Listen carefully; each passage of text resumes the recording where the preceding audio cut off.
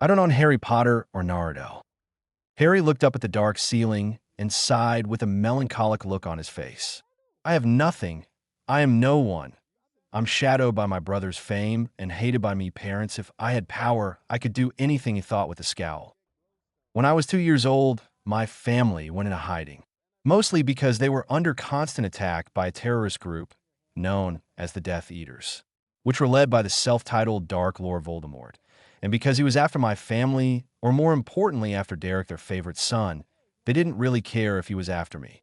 The boy recited in his mind. I love how they planned on having Derek, but they didn't plan on having me. In the beginning of their little war, they got all hot and bothered and created me in the process. During their war, I was born, I was a liability to them, causing some of their friends to die, and they resented me for it. But when my brother was born, their resentment shifted into disgust. They believed I was a bad omen, that I was the cause of all their problems. They were idiots, Harry thought with some amusement. Anyway, when Severus Snape overheard a prophecy predicting a child being born on the 7th month and having the power to kill the Dark Lord, Severus quickly went to his master to inform him of the prophecy. With my brother and the Longbottom son being born on the 7th month, Voldemort quickly assumed it was the Potters and Longbottoms. The boy mused with annoyance. But he was wrong. When he attacked my parents' home, he quickly defeated them. Why he didn't kill them, no one knows. Maybe to have them live without their children and live a long, agony-filled life. That's what I'd do anyway. Harry thought. Voldemort came into our room. This person, and I'm using that term loosely. When he came into our room, he laughed and started a rant on how a child was supposed to kill him, and that he was immortal, the usual cliché crap. The wizard thought with a scoff. But when he sent a killing curse my direction, I deflected it. I don't know how, and I don't really care how. But whatever I did turned my hair white, and my eyes grew darker. I also felt an extra weight in my psyche. I noticed my baby brother had a lightning-shaped scar on his head. That's how far I got. Unit, an old man with a fashion statement came in. He glanced at me, and then to Derek. He noticed the lightning bolt scare and looked like he won the lottery. What a dumbass. Harry mused. Years later, my parents' disgust turned into hate. They hated me, my hair and my eyes. I didn't look like their offspring, and I was proud of that. When I turned 7, I confronted the presence in my mind and found a weird-looking baby creature. I used my mind to absorb it. I learned a lot of things, to say the least, and I understood everything that went wrong in my life. Harry thought with a sigh. I kept my assimilation with Voldemort a secret, and the truth that he is still alive hidden. When Dumbledore announced that Derek was the boy who lived, all the good wizards were happy, but the Death Eaters knew the truth about who really defeated Voldemort. The boy mused. With Derek turning 5 and being as arrogant as possible, just like his parents, I was getting really annoyed with him, and my annoyance was noticed by Dumbledore. He assumed that I was jealous of Derek's fame. Dumbledore suggested to my parents that I should be sent away so I don't resent my brother, which I already did. My parents jumped at the opportunity to get rid of their so-called pain. Harry went over in his head. Now 8 years old, I was sent to my relative's house, where my aunt and uncle lived. They hated me, my magic, my lineage, and my so-called freakish hair. And I hated them back. I didn't hide it. I told it to their face. Hell, I even threatened them. But with no wand to perform magic, I really couldn't defend myself. The bot thought with a sigh. With one last sigh, Harry let his mind go into unconsciousness. Next day, I did the usually routine, do the Dursleys' chores, and they don't bitch at me constantly. Harry mused cynically. After he was done their chores, he quickly showered, then clothed himself in what could pass as rags. Before he went to school, I could probably pass for a prodigy if anyone cared about my intelligence, but with my white hair and raggy clothing, everyone thinks I'm a delinquent. It also doesn't help that my relatives spread those types of rumor, and while I'm at school, no one really tries to interact with me. But I like it that way. Harry thought. When school was out, Harry left casually, well as casually as he could, with the feeling that something of impending doom, causing him to quicken his pace. When Harry arrived at the house, he noticed the car parked in the driveway. So that means my family's home, Harry deduced. Harry opened the door to find his aunt and uncle glaring at him. Well, how I want to stab their eyes out. Get in here, you freak, Harry's uncle demanded. I do have a name, you ass, but I guess you don't have enough brain cells to remember it. The wizard thought cynically. Yes, uncle, but I'd appreciate it if you'd not use that word, Harry asked politely, but the face he made suggested anything but. He tilted my head to the side and gave an almost face-splitting insane smile to threaten them with. Look how pale they are. Wait a minute, weren't there two of them? Were the boys thought just before getting hit. Everything flashed black and white. Harry held his head in pain as he looked to his side to see his aunt holding something. Harry was hit twice more before everything started to get blurry. No, I will not allow my existence to end. I don't want to die. I have my dreams to fulfill, power to achieve. I will not die. Harry yelled internally, and his magic reacted, and he felt his entire being be pulled through a tube. And then everything went black. Naruto Universe. A boy opened his eyes to see everything blurry. Why is everything blurry? Where am I? Who am I? Were the questions of a child, with ash-white hair with blood matted in it, and some blood was running down the side of his face. He sat leaning against a tree and rested while trying to remember. All he could hear was the sound of himself breathing heavily. Minutes later, with his eyes still closed as the searing pain became unbearable, he heard something, people approaching. What should I do? I'll just wait for now, the boy thought as he gritted his teeth in pain. It wasn't like he could do anything at the moment. He felt someone kneel in front of him, but he still couldn't open his eyes through all the pain. I bet he's from that city where that recent battle was, the boy heard from ahead of him. There was a battle? Was I injured in it? He questioned internally. While we do, sis, he's bleeding from the head. He's going to die soon, he heard someone say. Are you going to take him? Urushi. His injuries are less severe than yours, where the boy heard a female voice this time. The pain is going away, what's happening? The boy asked himself. He opened his eyes to see a woman with light brown hair and light skin and glasses, while wearing some sort of outfit that looked familiar, but he just couldn't place it. Don't worry. I may not look it, but I know some medical ninjutsu, the woman said with a smile as she raised her hand. But what surprised the boy was that it was glowing green. Her hands are glowing a soft green and is making my head feel so much better. Is this what she means by medical ninjutsu? The boy thought to himself. Where are you parents? She asked, causing the boy to tilt his head downwards. I can't remember them, but why do I feel hurt when I think of them? Are they dead? Did they leave me? The boy questioned myself. What's your name? She asked another question. He looked further down, then to the side. What is my name? Do I have one? Who am I? The boy thought. Man, don't you understand anything? Asked some weird-looking kid. Urushi, lend him your shoulder, instructed the woman, before the newly named Urushi walked up to the boy. You're lucky, kid. Come on, grab my shoulder, Urushi said as he helped the boy up, before they were walked to the building that the boy later discovered was an orphanage. A few minutes after getting situated in the orphanage, Nono sat in front of the young boy as she finished applying the bandages to his head. The boy himself was lost in thought on who he was and how he had nothing, not even a name. Your wound seems to be healing nicely, Nono assessed. He again looked down in sadness. Urushi walked up while holding some sort of helmet. Hey, at least say thank you. Don't you have any manners? Hey, we don't want anything to happen to you again. So put this on, he said while slamming the helmet on the boy's head. Ow! The boy managed to sound out, as the helmet only hurt his head further. You don't have manners. You don't have parents. You don't even know your name. That's a first for me, Urushi exclaimed, causing the boy to look away in shame. The boy felt Nono's hand touch his cheek. You'll be living here with us now. In other words, I am your mother, starting now. You can always ask me for whatever you need, she told the ash-haired boy, with a genuine smile that he actually believed. The boy felt a hand on my head. It's inconvenient that he doesn't have a name, he heard Urushi comment. You're right, what would be a good name? She looked like thinking intently. She must really want to name him. How about Kabuto, like the helmet? Nono said, pointing the helmet Kabuto wore. Kabuto heard murmurs from around the orphanage complaining about it. saying it was too quick to come up with. It's best not to overthink things, Nono said with a smile. The boy didn't mind it, while the other kids complained. Kabuto actually smiled at his name. My name is Kabuto. I like it. The ash-haired boy thought that I do not own Naruto or Harry Potter. While the other orphans were sleeping, Kabuto laid awake staring at the object that gave Nono the idea of the name.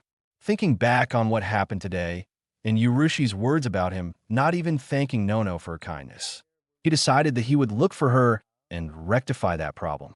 He got up and walked to a hallway to get away from the other sleeping orphans. Hearing a conversation behind a door, his curiosity got the better of him, and he decided to listen. What should I do? Kabuto heard a male voice ask from behind the door. We can't get by with just subsistence aid from the village or nation anymore. This he heard a female voice reply. We have to talk to them once more, exclaimed the male voice. Neither the village nor the nation will give us a cent more, the same female voice argued. But we're barely scraping by, the male said in a tired voice, and we just took in another one. Kabuto's eyes went wide. Am I burdening them? Making others work harder for my sake? He questioned himself as he looked down sadly. I understand. I'll do something about it.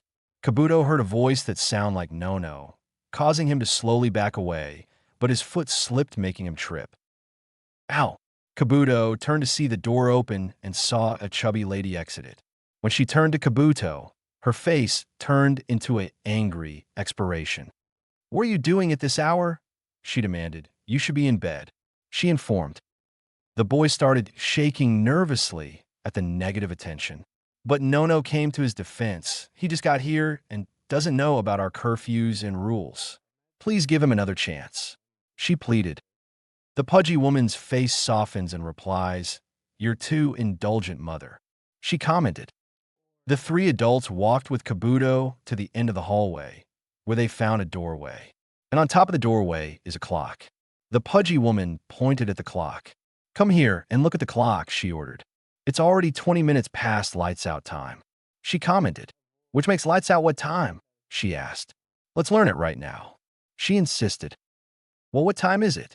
You must learn it yourself, the woman said impatiently. I can't see it, it's too blurry.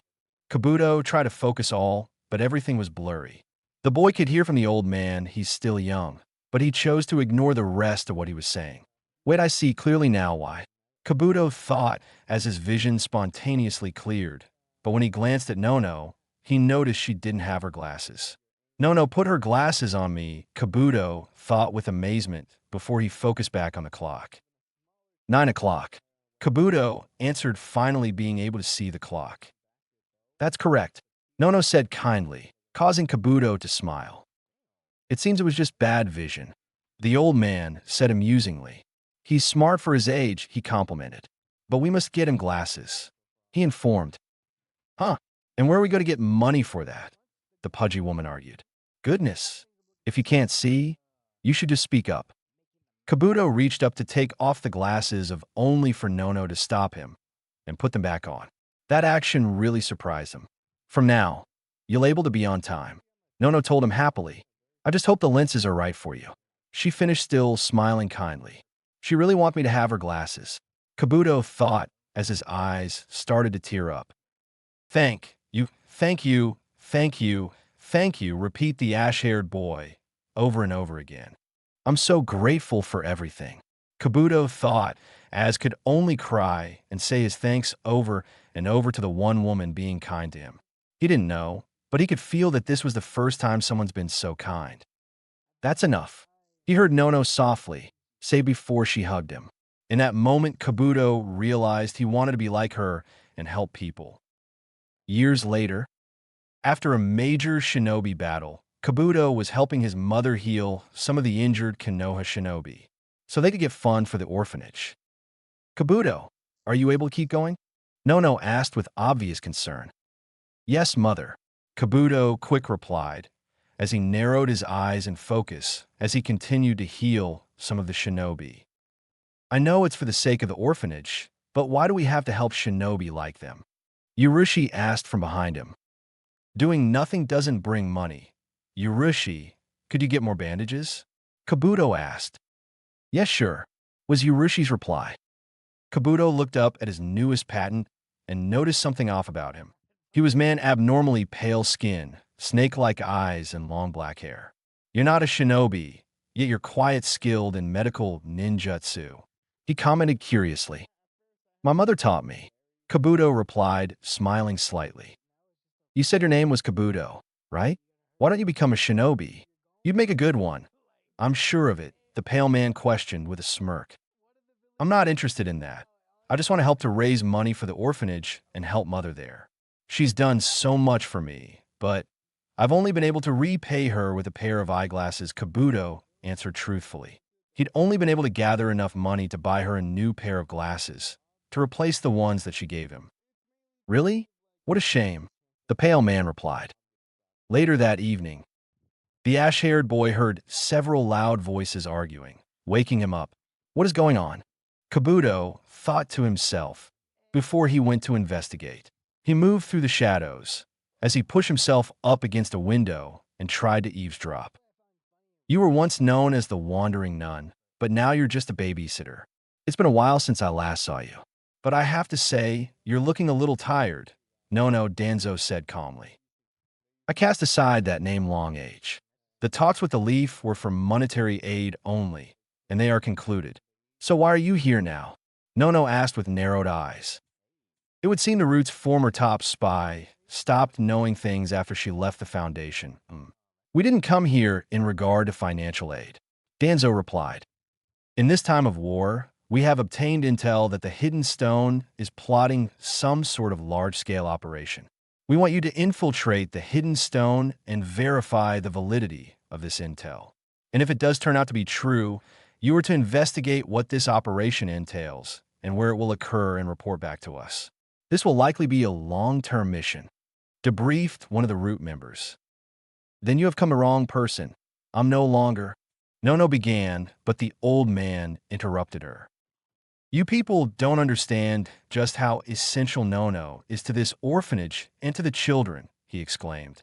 She has done her utmost to protect this orphanage, he informed.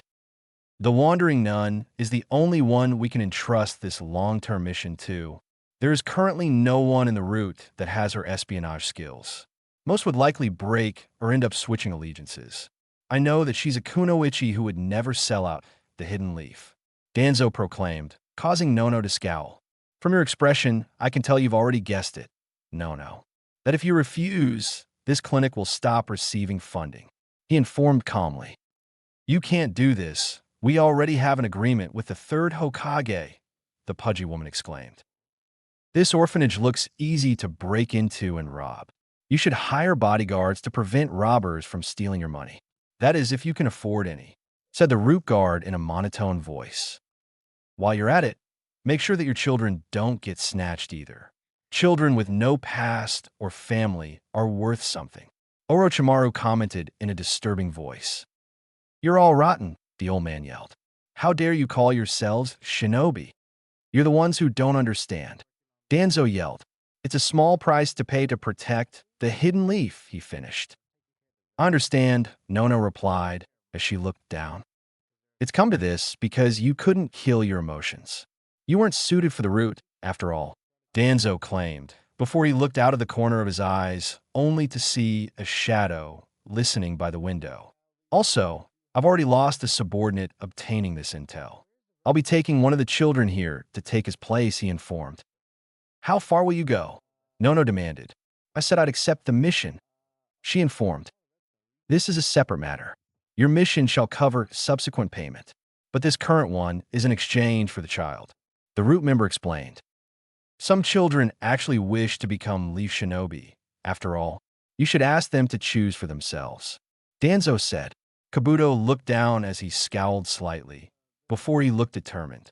There may just be one such child here, Danzo commented. Kabuto took a deep breath before he decided his fate. A few hours later, why Kabuto? Nono asked sadly, as she looked at the ash-haired teen. Kabuto turned to face her and replied, I think I'm suited to be a ninja. Besides, I want to hone my medical ninjutsu, he replied evenly, as he stood by Danzo and Orochimaru. Years later, for the next several years, Kabuto spent his days living as a spy, constantly moving from one village to another, from the hidden cloud to the hidden mist, then to the hidden sand and hidden rock, gathering as much intel as he could for the route, believing he was helping his family. A teen with ash-colored hair and black, circular-rimmed glasses hid in a rock crevasse. He looked up and watched several rockmen pass by. Kabuto scowled. He thought he was going to be spotted. He looked around the corner and saw several shadows moving around him. It's no use. I am surrounded, Kropka. Kabuto thought as he checked his watch. If I hadn't messed up, I'd be in bed by now. He muttered to himself before he put the watch back in his pocket. It's been 5 years since I left everyone. I wish I could have seen Mother one last time. Kabuto admitted to himself. The ash-haired T heard the air shift and looked up, only to see a shadow move before a canine knife flew towards him. Kabuto evaded the blade that would have killed him. He ran at the attacker as he formed a chakra scalpel. The teen ducked under another attack before he thrust his chakra scalpel into the assailant's stomach. The clouds moved and allowed the moon to illuminate his attacker. It was a woman with light brown hair, green eyes, and glasses, while wearing the Rock Nin's signature attire. But Kabuto recognized her. And Mother, he thought with wide eyes. What, this can't be. He horrified. Mother, no. Why are you here? Kabuto announced as he knelt down and started using the mystical palm on the wound he created. Don't tell me. You were still on that last mission?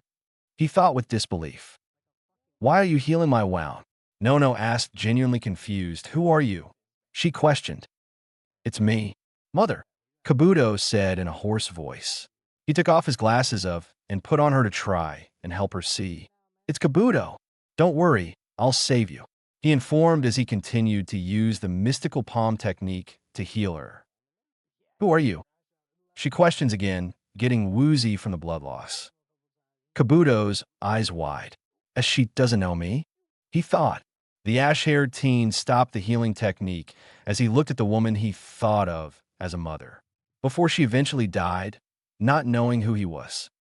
Kabuto quickly ran off until found a river to wash his hands. He rinsed off the remnants of her blood. He furious scrubbed over and over trying to get rid of the memory. The teen looked at his reflection. Mother didn't know me. Why? Why didn't she remember me? Why? If she doesn't remember me, then who was I all this time? Or all those things I received from Mother? My name that I got as one of Mother's children, even these glasses. Kabuto thought as he took off glasses and stared into the reflection. Who are you? This isn't me. This isn't the real me, he muttered, unsure about his existence.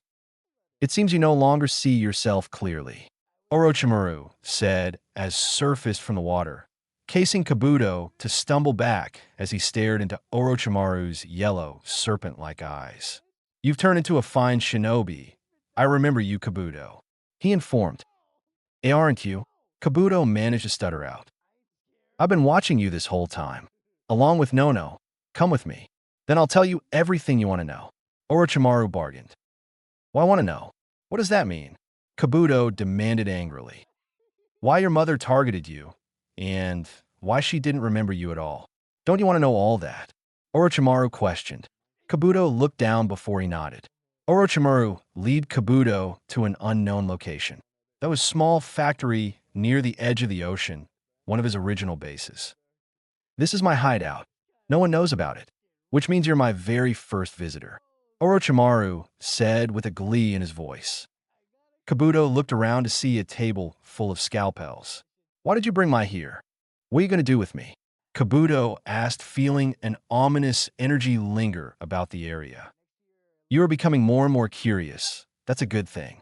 People can never escape their curiosity, which is why you follow me here, Orochimaru said all mysteriously. Then tell me quickly, Kabuto demanded, obviously pissed at the evasive answers he got from Orochimaru. You know what I want to know, don't you? He said with a glare. To be frank, the root had decided to dispose of both you and Mother, the pale snake-like man informed. What do you mean? Kabuto demanded. Orochimaru smirked. You both were brilliant as spies. You ended up knowing too much, he commented uncaring. What? Kabuto asked flabbergasted. The root just threw him away, just like that. We risked our lives for so long, gathering intel for the sake of the village, and this is what we get. Kabuto finished angrily. At times, intel becomes even more powerful than the mightiest jutsu or weapon. You were seen as a very dangerous person right now. Well, your fate had been decided from the very beginning. It was the scenario for you to kill each other in a mutual strike. Right after you left the orphanage, Danzo revealed to your mother the real reason why you had left. That you sacrificed your life and joined the Foundation for money for the orphanage. Your mother wished to liberate you from the Foundation. As a condition of accepting her wish, Danzo ordered the assassination of a certain person several years ago. The target of the assassination was you. Orochimaru explained. I thought it was the condition for my release. Why didn't Mother realize it was me? Kabuto argued, trying to wrap his head around the explanation. I told you. The root intended for the two of you to take each other out, and there was other trickery afoot. Orochimaru informed. Trickery? Kabuto asked. Orochimaru drew several different photographs of Kabuto, but some were slightly different. You and Mother were sent into separate enemy territories so that you two never meet, and Mother was kept informed of your well-being and progress through photos. The photos of you were skillfully replaces with those of another without her noticing it. Over time, Mother was made to think someone else was you. Gradual brainwashing, Orochimaru explained. A common practice used by the root. That's the other Kabuto. Kabuto looked at the look-alike, and so when Nono tried to kill you, never in her wildest dreams would she think that you were Kabuto. She thought you were a double agent who betrayed the village. Orochimaru continued. Kabuto scowled dangerously as he clenched his fists. He looked up to Orochimaru and glared at him. And the root dispatched you to deal with whoever was left. Is that it? He asked. For someone who knows nothing about himself, you're very perceptive, Orochimaru commented with a smirk. Kabuto went those several hand seals as he activated his chakra scalpel and jumped at Sannin. The ash-haired teen tacked Orochimaru down and held the scalp to his throat and cut it. I always wanted an explanation about who I was, and I thought I had finally found it. But thanks to you root bastards, I've lost myself again. Kabuto stabbed Orochimaru's body twice. These glasses were what linked me to Mother. Kabuto continued slashing and stabbing. The name she gave me was mine and mine alone. As he continued to mutilate the man, Mother was supposed to be the parent that didn't forget me no matter what. But everything's wrong. Then who in this world am I? Kabuto was breathing heavily, and his chakra scalpel wore down. He looked up to only to see Orochimaru's mouth open wide as other of him came out. You merely lack sufficient intel with which to define yourself. It's just that neither glasses, your name, nor the fact that you're her child were things that denote who you really are. And that's fine. If you're not satisfied with what you've had so far, just find other things and add them onto yourself. 1 by 1 inch, Orochimaru preached. If you plan on killing me, why are you telling me this? Kabuto asked as he took a step back from Sannin. I also want to know who or what I am, and I've been collecting all sorts of things. Orochimaru answered. Kabuto looked around to see blood in some jars. I repeatedly experiment on and inspect these many things. I've collected a little at a time and store the gained knowledge and abilities within myself. And then I undergo a rebirth, ever evolving toward a more perfect me. Afterward, I again obtain even newer items. This time it's you. There's no way you couldn't derive who you are or what you are, but by gathering all the intel and things in this world, you can. Orochimaru said. Why? Am I one of those things to you? Kabuto asked with a scowl. Because I recognize your talent more than anyone else in this world, it would be a waste to kill you. Besides, this medical research facility was prepared just for you. Orochimaru answered seriously. What are you plotting? Kabuto questioned. Instead of the root which erases individuality, I will create an organization that guides individuality. I will create a village. The village of the hidden sound, that does not belong to any nation. From this moment, you and I will desert the hidden leaf's root. Following this moment, I shall be your superior, your brother, and your parent. I will protect you. From this moment, this will be your new personal history. When you were very young, you were found and raised by the medical corps captain following the battle at Kikyo Pass. After returning to work under Danzo, Nono Yakushi kept her cover as captain of the medical unit, and you shall be reborn today as her son, Kabuto Yakushi. Orochimaru finished. I'm Orochimaru if you want to know who and what you are come be by my side. Orochimaru offered. Kabuto slowly stood up and slowly walked over and stood in front of him. I will find out who I am. He thought with determination that I don't know Naruto or Harry Potter. In a dimly lit medical room stood a man with long ash white hair tied into a ponytail and a pair of round wire-framed glasses with the lenses reflecting the light, giving him a menacing look. He was wearing purple-colored medic clothing. This was Kabuto. While he was cutting into and studying a corpse of an extremely pale man with snow-white hair and 2 red dots on his forehead. Kabuto hummed, while ideally studying the body of one of recently deceased Kagaya clan members. The medic was lost in his own musing as he continued to run an autopsy on the corpse. In the recent years of studying bloodlines with Orochimaru, I learned a great deal of incredible information. Take, for example, what I learned about the elemental-based bloodlines. From what I could gather, most of the elemental-based bloodlines allow the user to create a new element, or a sub-element to be specific. But the bloodline only helps allowing them to subconsciously the chakra natures together. While Orochimaru wants the Sharingan to make it easier to learn everything in the world and to achieve his ambition of immorality. But since the Uchiha massacre, the Sharingan bloodline is close to being extinct, while the Sharingan is attempting bloodline to study. There are only 2 Uchiha alive. With Itachi Uchiha being a S-rank missing mean that Orochimaru has trouble fighting. And with Orochimaru already claiming Itachi's younger brother for one of his future vessels. I don't have that much research material. I'm busy studying processes elemental bloodline limit and trying recreate said bloodline limits. The bloodline limits that have caught my interest were the infamous the Deadbone Pulse, the Swift Release, and the Crystal Release bloodlines. Kabuto thought with a smirk. While Orochimaru recruited Kimimaro Kagaya a few years ago, Kimimaro has shown to be a prodigy in his bloodline by creating ingenious ways to us his Shikatsumiyaku, but that is also his downfall. He hasn't learned any ninjutsu, jinjutsu, or fuinjutsu in his repertoire, assuming that his bloodline is all he needs to serve Orochimaru. Such an arrogant notion, always using the same weapons and techniques over and over, allows you to become predictable. So when his enemies eventually counter his Shikatsumiyaku, he will be killed. But upside is that Orochimaru stated if he does die, I'll be allowed to study his body.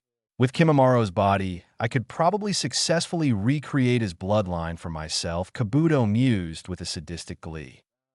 But what I'm studying, with the body of one the Kagayas that activated the Deadbone Pulse, unfortunately, or fortunately from whoever's point of view, died shortly after activating due to the stress on his chakra coils.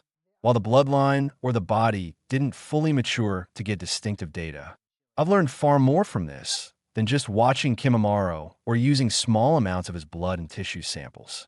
In my studies of the Deadbone Pulse, I learned some very interesting stuff, like the elements they use to actually manipulate their bones as weapons. While everyone knows the 5 main elements such as wind, fire, water, earth, and lightning. But what others may not know of a 6th element, the yin-yang release, or the creation of all things. Not much is known to of the element, but that the sage of the 6 paths was said to have mastered the element along with the original 5. The Dark Medic thought. What the Shikatsumiyaku, Deadbone Pulse, users do is subconsciously use yin/yang release to create and replace lost bones from their chakra, using a diluted form of the creation of all things. So while the Shikatsumiyaku users can replace or control the skeletal system, it has flaws to it as well. Some may assume that since they can regrow their bones that they have a healing factor. That is a misconception. They can only use the yin/yang to regrow and replace their bones. So if I were to sever one of their arms, they can only regrow the bones of said arm, not their muscles, tendons, veins, or skin. Kabuto recited. But I'm on my way to recreating the Shikatsumiyaku. While there are mostly failures, I feel that I'm getting close. I was able to master the yin part of the element. In doing so, I increased my healing factor tenfold. While I heal faster than the normal shinobi, which I don't know why. Maybe I'm related to an Uzumaki or something. Anyway, with the mastery on the yin out of the way, all I have to do is master the yang chakra. While difficult, it will all be worth it. I might eventually be the second person since the Sage of the Six Paths to master the yin/yang release. Kabuto thought with excitement. Kabuto glanced up at the clock. 9 p.m. I've been working for several hours, huh? Kabuto thought as he looked down to his hands to see them covered in blood. Walking over to the faucet, he started washing the blood off his hands. While 9 p.m. might not be that late into the night, it's just out of habit, traveling through the dimly lit hideout hallways. If I were younger or less experienced with Orochimaru's theatrics, I probably would have been scared or nervous of this dark place, like several of the new recruits to the sound. But I have grown used to his place hideouts, he mused with amusement. Kabuto finally arrived to his room's door. While all the hallways and all the doors look identical to each other, making the hideout look like a maze. He knew where his room usually was. It's usually closest to his medical lab. While entering his room, Kabuto idly noticed the walls were bare with a small twin-sized bed in the corner with a desk in the opposite corner. He casually sauntered towards his desk. Kabuto noticed his notes on several of his achievements, with fully recreating the two other subelemental bloodline limits, i.e. Swift Release and the Crystal Release. He relaxed into his bed and looked over his notes and started to think back to help him fall asleep. While my initial elemental releases were originally Earth and Water, I had to work myself to the bone to master them. But they were far more easy to master than the elements I'm not allied with. Since wind wasn't my natural element, it naturally took longer to master it. I had to tech myself how to manipulate wind chakra by making it as sharp and thin as possible, but I did find several scrolls from Orochimaru's library, and that improved my mastery in leaps and bounds. After months of grueling training, I was able to use the wind to cut a water fall half as it instructed in an Orochimaru's scrolls. Though I had to keep a secret, I wouldn't want Orochimaru to know I used his scrolls without his permission, but I'm positive he knows. With the mastery of the wind chakra, I improvise with the idea to augment to my wind chakra to my chakra scalpel, making it far more precise and far more deadly. He mused with a shrug. Lightning was by far my worst element. With a master water and wind chakra, it made the lightning highly unstable to control was frustrating, but to find out that Orochimaru had little to no lightning-based techniques really pissed me off, so I had to search for some. I used my newly created body recreation technique using my DNA. I was able to create a partial clone of myself to take my place, so I could infiltrate the hidden cloud village. While playing the persona of an average genin to draw no attention, I learned from the shinobi libraries where there were step-by-step instructions on how to master lightning chakra. But there wasn't any jutsu, though, that does make sense. Wouldn't want a fresh genin killing themselves. It took only several months to get my control over lightning to an acceptable condition. Kabuto thought. It took about 2 weeks to successfully combine wind, lightning, and yin releases to actually use the swift release. While using the swift release, I become incredibly fast. So fast I left after images of myself. The downside to incredible speed is my body started to tearing itself apart, though my healing factor took care of it. He thought with a smirk. Thinking back on the time he was able to master his swift release, caused him to remember how he learned, or more specifically the catalyst on how he learned the crystal release. Flashback. Kabuto walked on a path road, leaving the hidden cloud. He decided to take a route through one of the outskirt towns to lessen the risk of getting recognized by any of the cloud nin. The medic continued to walk before he stopped at a strange sight. It was a small girl, maybe 13 or 14, with bluish purple hair that was fanned out in the back and with bangs framing her face. She was pale-skinned, though not as much as Kimimaro. She was by herself, sitting against a tree, holding her knees to her chest, looking upset, while most of children and adults around her seemed to look at her like she was some sort of freak. Kabuto narrowed his eyes at that. He didn't know why that struck a chord with him. He knew he wasn't the picture-perfect saint, but he knew what it was like to ban an outcast, what it was like to feel alone. Kabuto closed his eyes and sighed before he decided to investigate. As he moved closer towards her, some of the adults looked at the girl in fear and him in worry. These people fear such a cute girl, what dumbass. Kabuto thought dryly before he knelt down in front of the sad girl. Hello there, are you all right?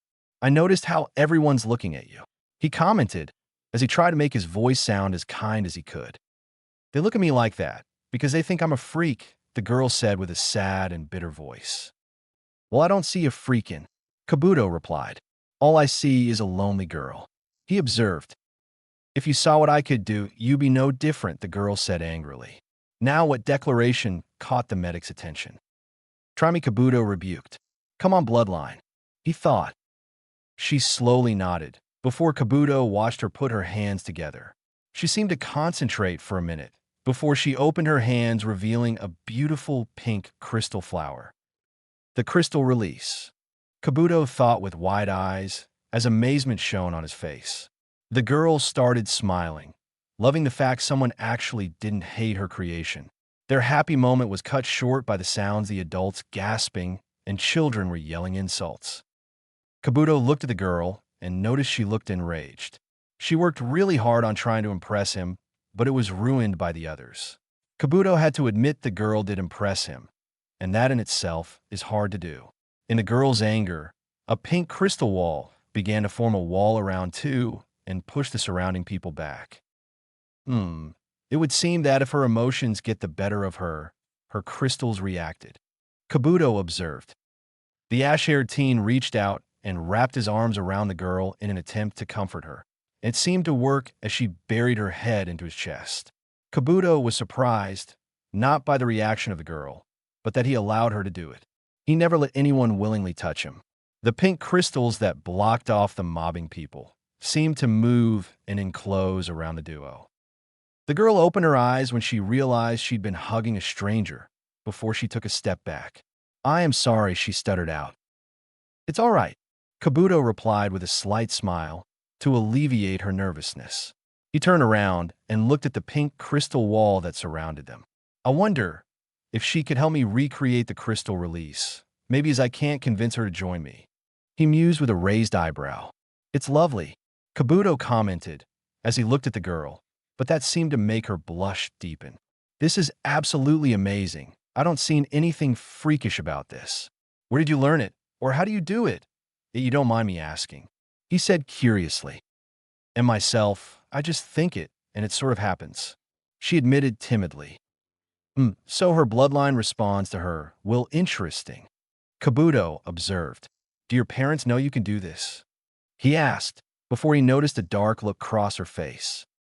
Yes, my parents know. They kicked me out of their house, said I was too dangerous and might destroy their normal life, she said with no small amount of venom as she clenched her fists. She has a lot of potential. Is this how Orochimaru felt when found me? Kabuto thought with a smirk as he pushed up his glasses. Is there anyone here that cares about you? He questioned. No, she said, voice full of hate. Kabuto knelt down until they were face to face. Do you want to stay here?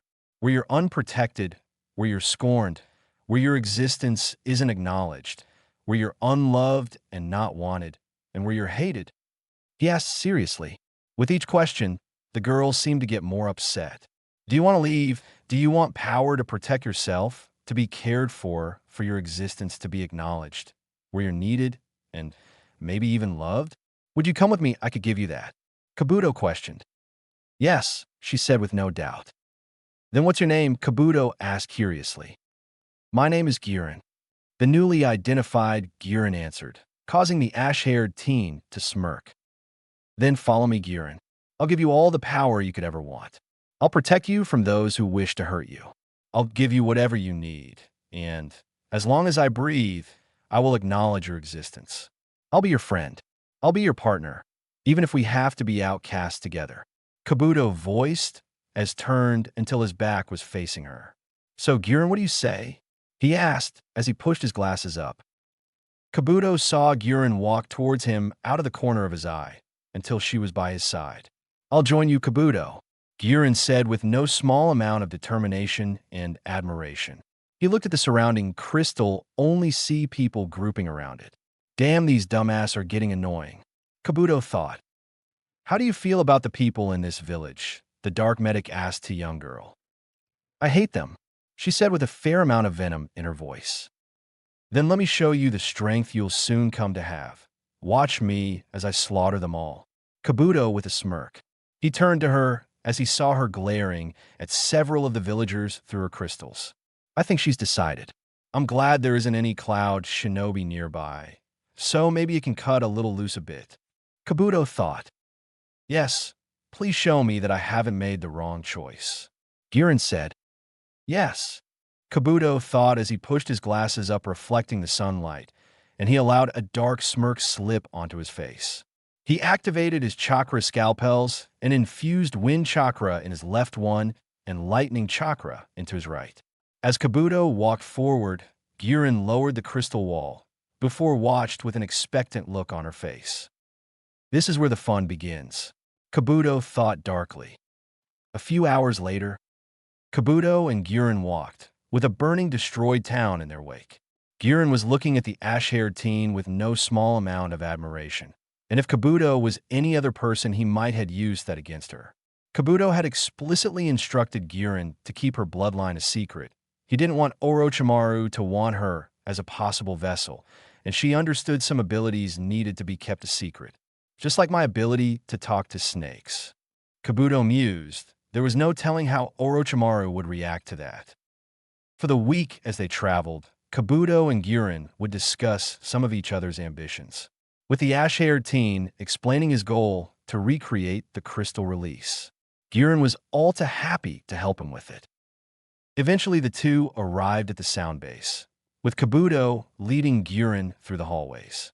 Some of the passing sound Nin would looked at the medic in fear, or looked at Girin in pity.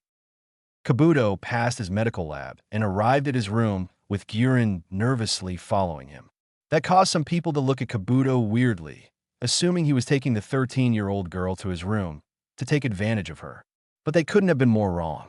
Kabuto entered his room, only to see his clone sitting on his bed, meditating. Most likely to seal the useless memories so his brain wouldn't overload from information. After the clone was done, Kabuto dismissed the jutsu only to learn from its memories that Orochimaru had been gone for a couple of days. Orochimaru had gone to the Land of Iron to finish up his experimentation on some different curse seals and would return in a few hours. Sometimes Kabuto worried about Orochimaru's unseated obsession with injecting bloodlines into any random person he finds. Kabuto enjoyed cutting up and studying a corpse himself, but he did it out of necessity. But Orochimaru seemed to do it for shits and giggles. The ash-haired teen looked at Girin to see she was sitting on his bed looking at him with admiration. I think this will be a good time for us to come up with a backstory for you, he said, causing the young girl to nod happily. Flashback end.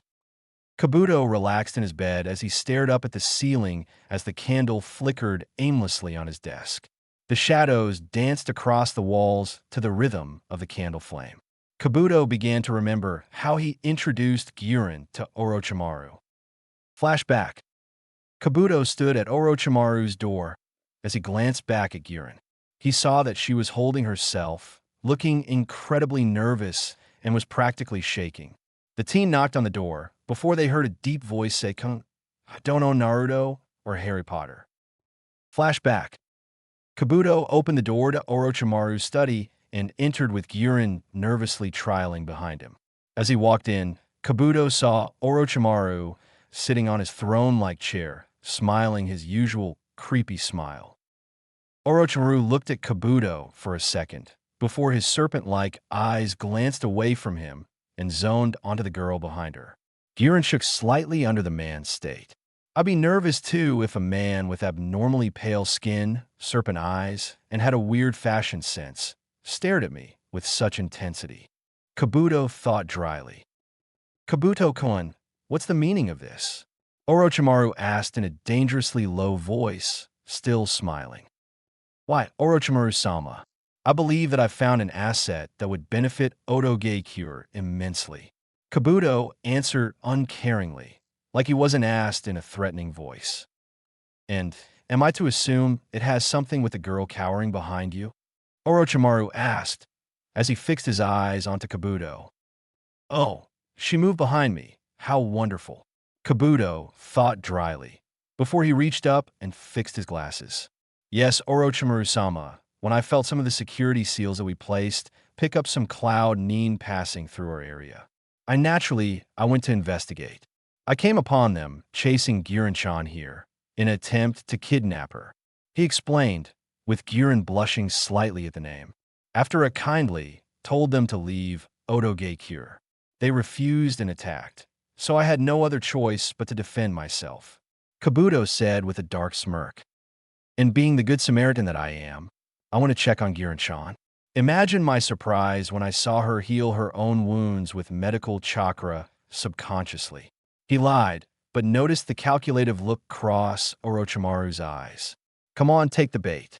Kabuto thought. Then not only was I surprised at what I just witnessed, I was almost floored with her chakra levels, which easily overshadowed some of our own chunin. I'm sure you feel it too. And then to find out from Giran-chan that she had no prior shinobi training, excluding unlocking her chakra, of course. He informed with a fake disappointment. Kabuto noticed Orochimaru's calculative look shift into a gleeful predatory smirk. That's it, Kabuto thought. I can only imagine if she had the right training. He trailed off. I'd say she could be the next Tsunade. He commented. You were right, Kabuto-kun. You did right by bringing her me. Orochimaru said gleefully, before his eyes focused on Giran, as Kabuto slowly pushed her forward. But he kept his hand on her shoulder to give her silent support. My, Giran-chan, tell me, what do you desire most in this world? He asked with a sinister undertone. Giran clenched her fists as she glared down. I want power, so I'll never be hurt again, Orochimaru-sama. She managed to force out. Orochimaru smiled evilly, as Kabuto's plan seemed to work. Ichem. Good, then you've made the right choice in joining my village. Orochimaru said with a smirk, before he looked at the ash-haired teen. Kabuto-kun, lead Giran-chan to an empty room, and get her some new clothing. Also, since you gave her such a high praise, you'll be her teacher. He said smugly, as if such a request would upset Kabuto. Kabuto forced an annoyed look to form on his face as he grudgingly led Giran and himself out of Orochimaru's study. Prefect, everything went as expected. I'm so convincing, Kabuto thought, as S sly smirk formed on his face. But only Giran could see it, since they were already walking through the hallway. Flashback end. In the following months after Giran admission into Otoge-cure, I started her training. I used chakra paper to find out what her initial elements were. I found out she only had earth-aligned chakra, which makes sense. Crystal is an earth-based mineral, so I did my best in helping her master it. I also taught her a lot about the human anatomy and other medical techniques. She questioned why I was teaching her how to heal people. I told her it's far more difficult to save a life than to end one, and that with 100 ways to save your allies, you can turn that into 1,000 ways kill your enemies. She seemed to stop asking after that. I also help her in creating new techniques that incorporated her crystal release. Kabuto thought with a sigh. After a few months my training, she could give a few Haichunin a run for their money, and with a year of training, she will be able to handle a few Jonin. She, in return for the training, helped me try and recreate her crystal release bloodline limit. She allowed me to take samples of her chakra and some of her blood for study happily. The ash-haired teen remembered. What I found out in her chakra was the alignment. While earth-based, it was laced with concentrated amounts of Yin chakra, which is why the chakra paper only picked up her earth element. Chakra paper can only pick up and distinguish between fire, wind, lightning, water, and earth chakra, nothing more. With more study, I was able to discover the crystal bloodline limits mechanics. The crystal release was the combination of earth chakra and yin chakra. While earth chakra creates the earth, the yin chakra transforms the shape and properties of said earth, specifically crystallizing its molecules. While testing the properties of Guerin's crystal release structure, I was able to discover that her crystals weren't weak to lightning like its earth counterpart. Though the weakness I have discovered is that her crystals cannot crystallize raw energy or someone else's chakra. What I mean is that if Guerin's crystals were to come in contact with earth or water, the crystals would convert their molecules to match it and crystallize them. It would in turn use them to spread and continue the process. While fire, wind, lightning, and shurika-based attacks like the gentle fist would just be deflected or redirected, unless it overpowers the crystals, but that's really difficult to accomplish. The other weakness that I discovered is that a certain sound frequency that bats use for echolocation seems to destabilize the crystal's molecules.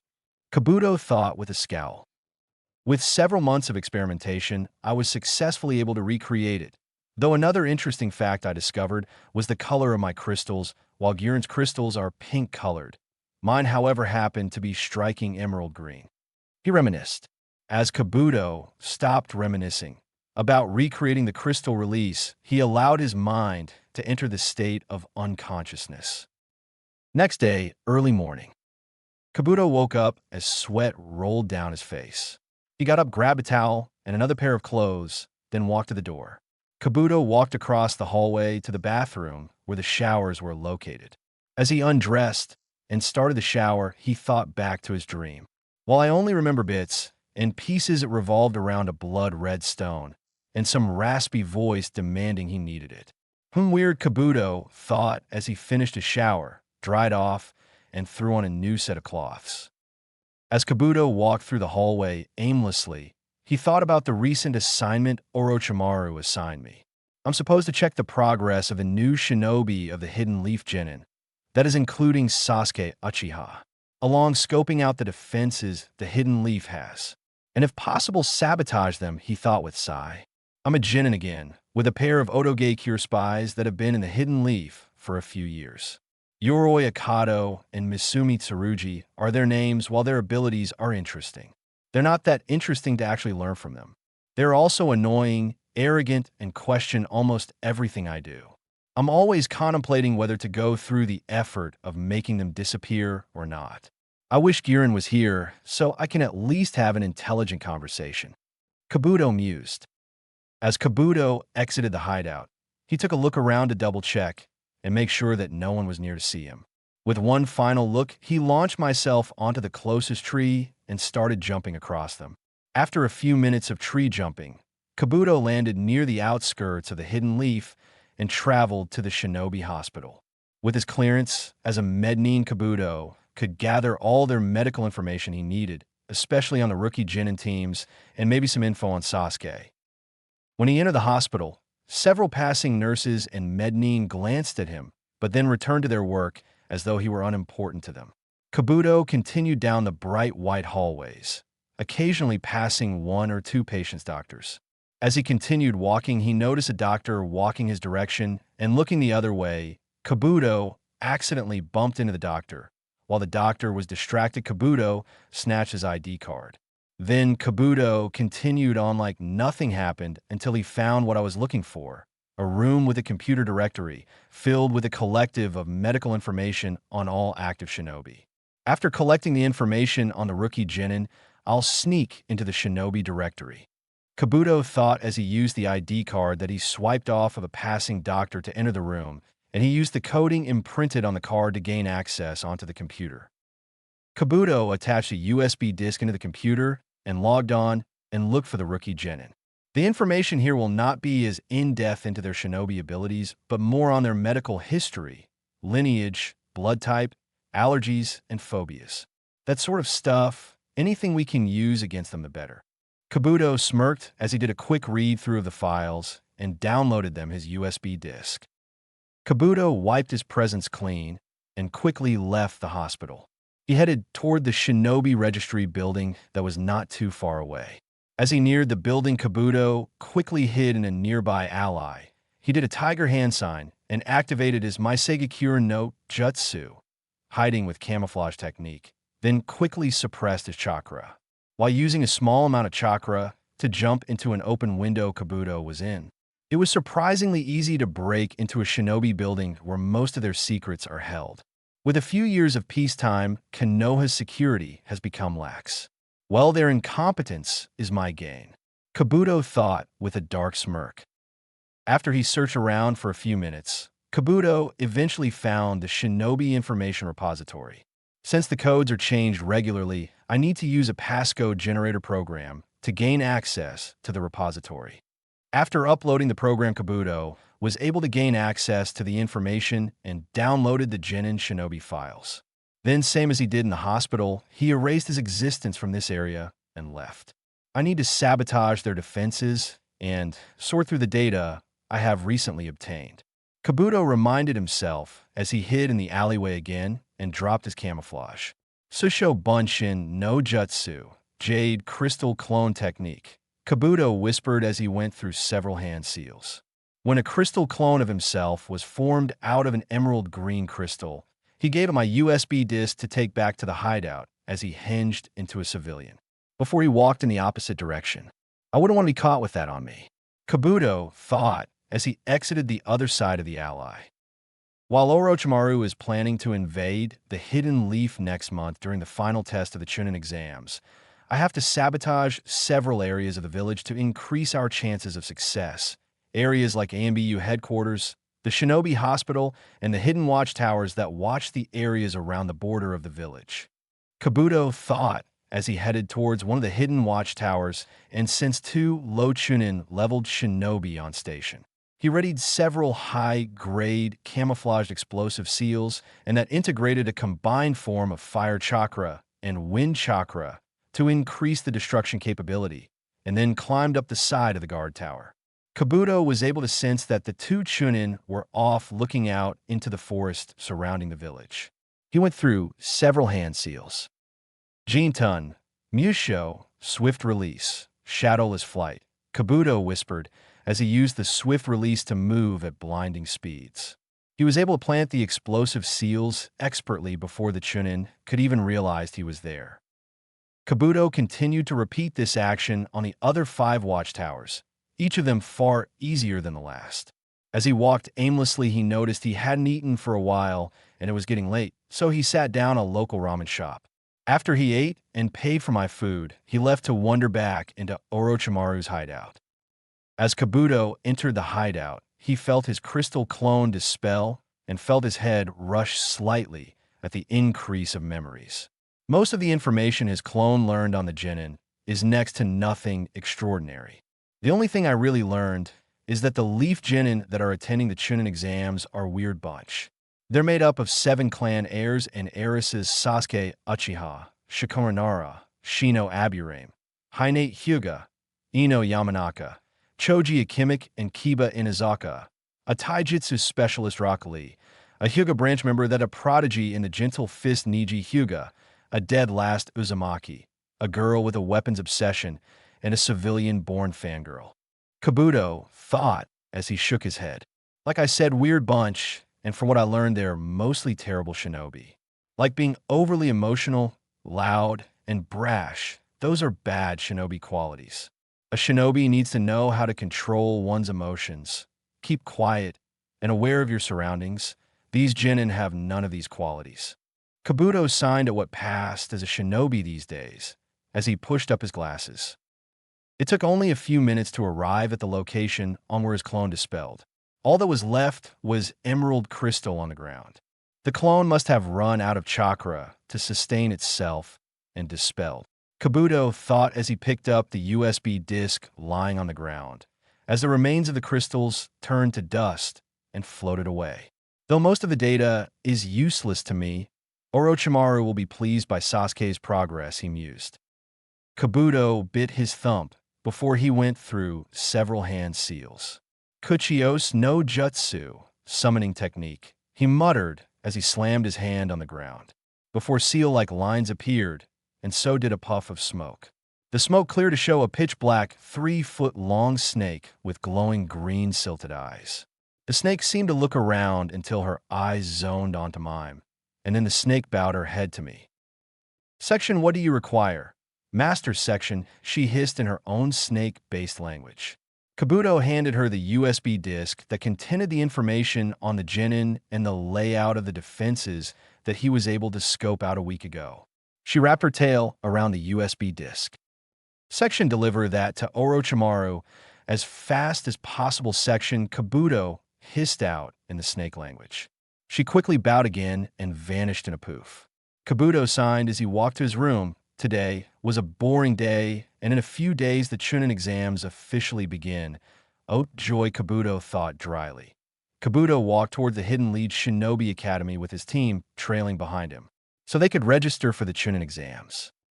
After I delivered the information to Orochimaru, he informed me that he thought Sasuke was impressive, but held no candle to his older brother in the Prodigy department.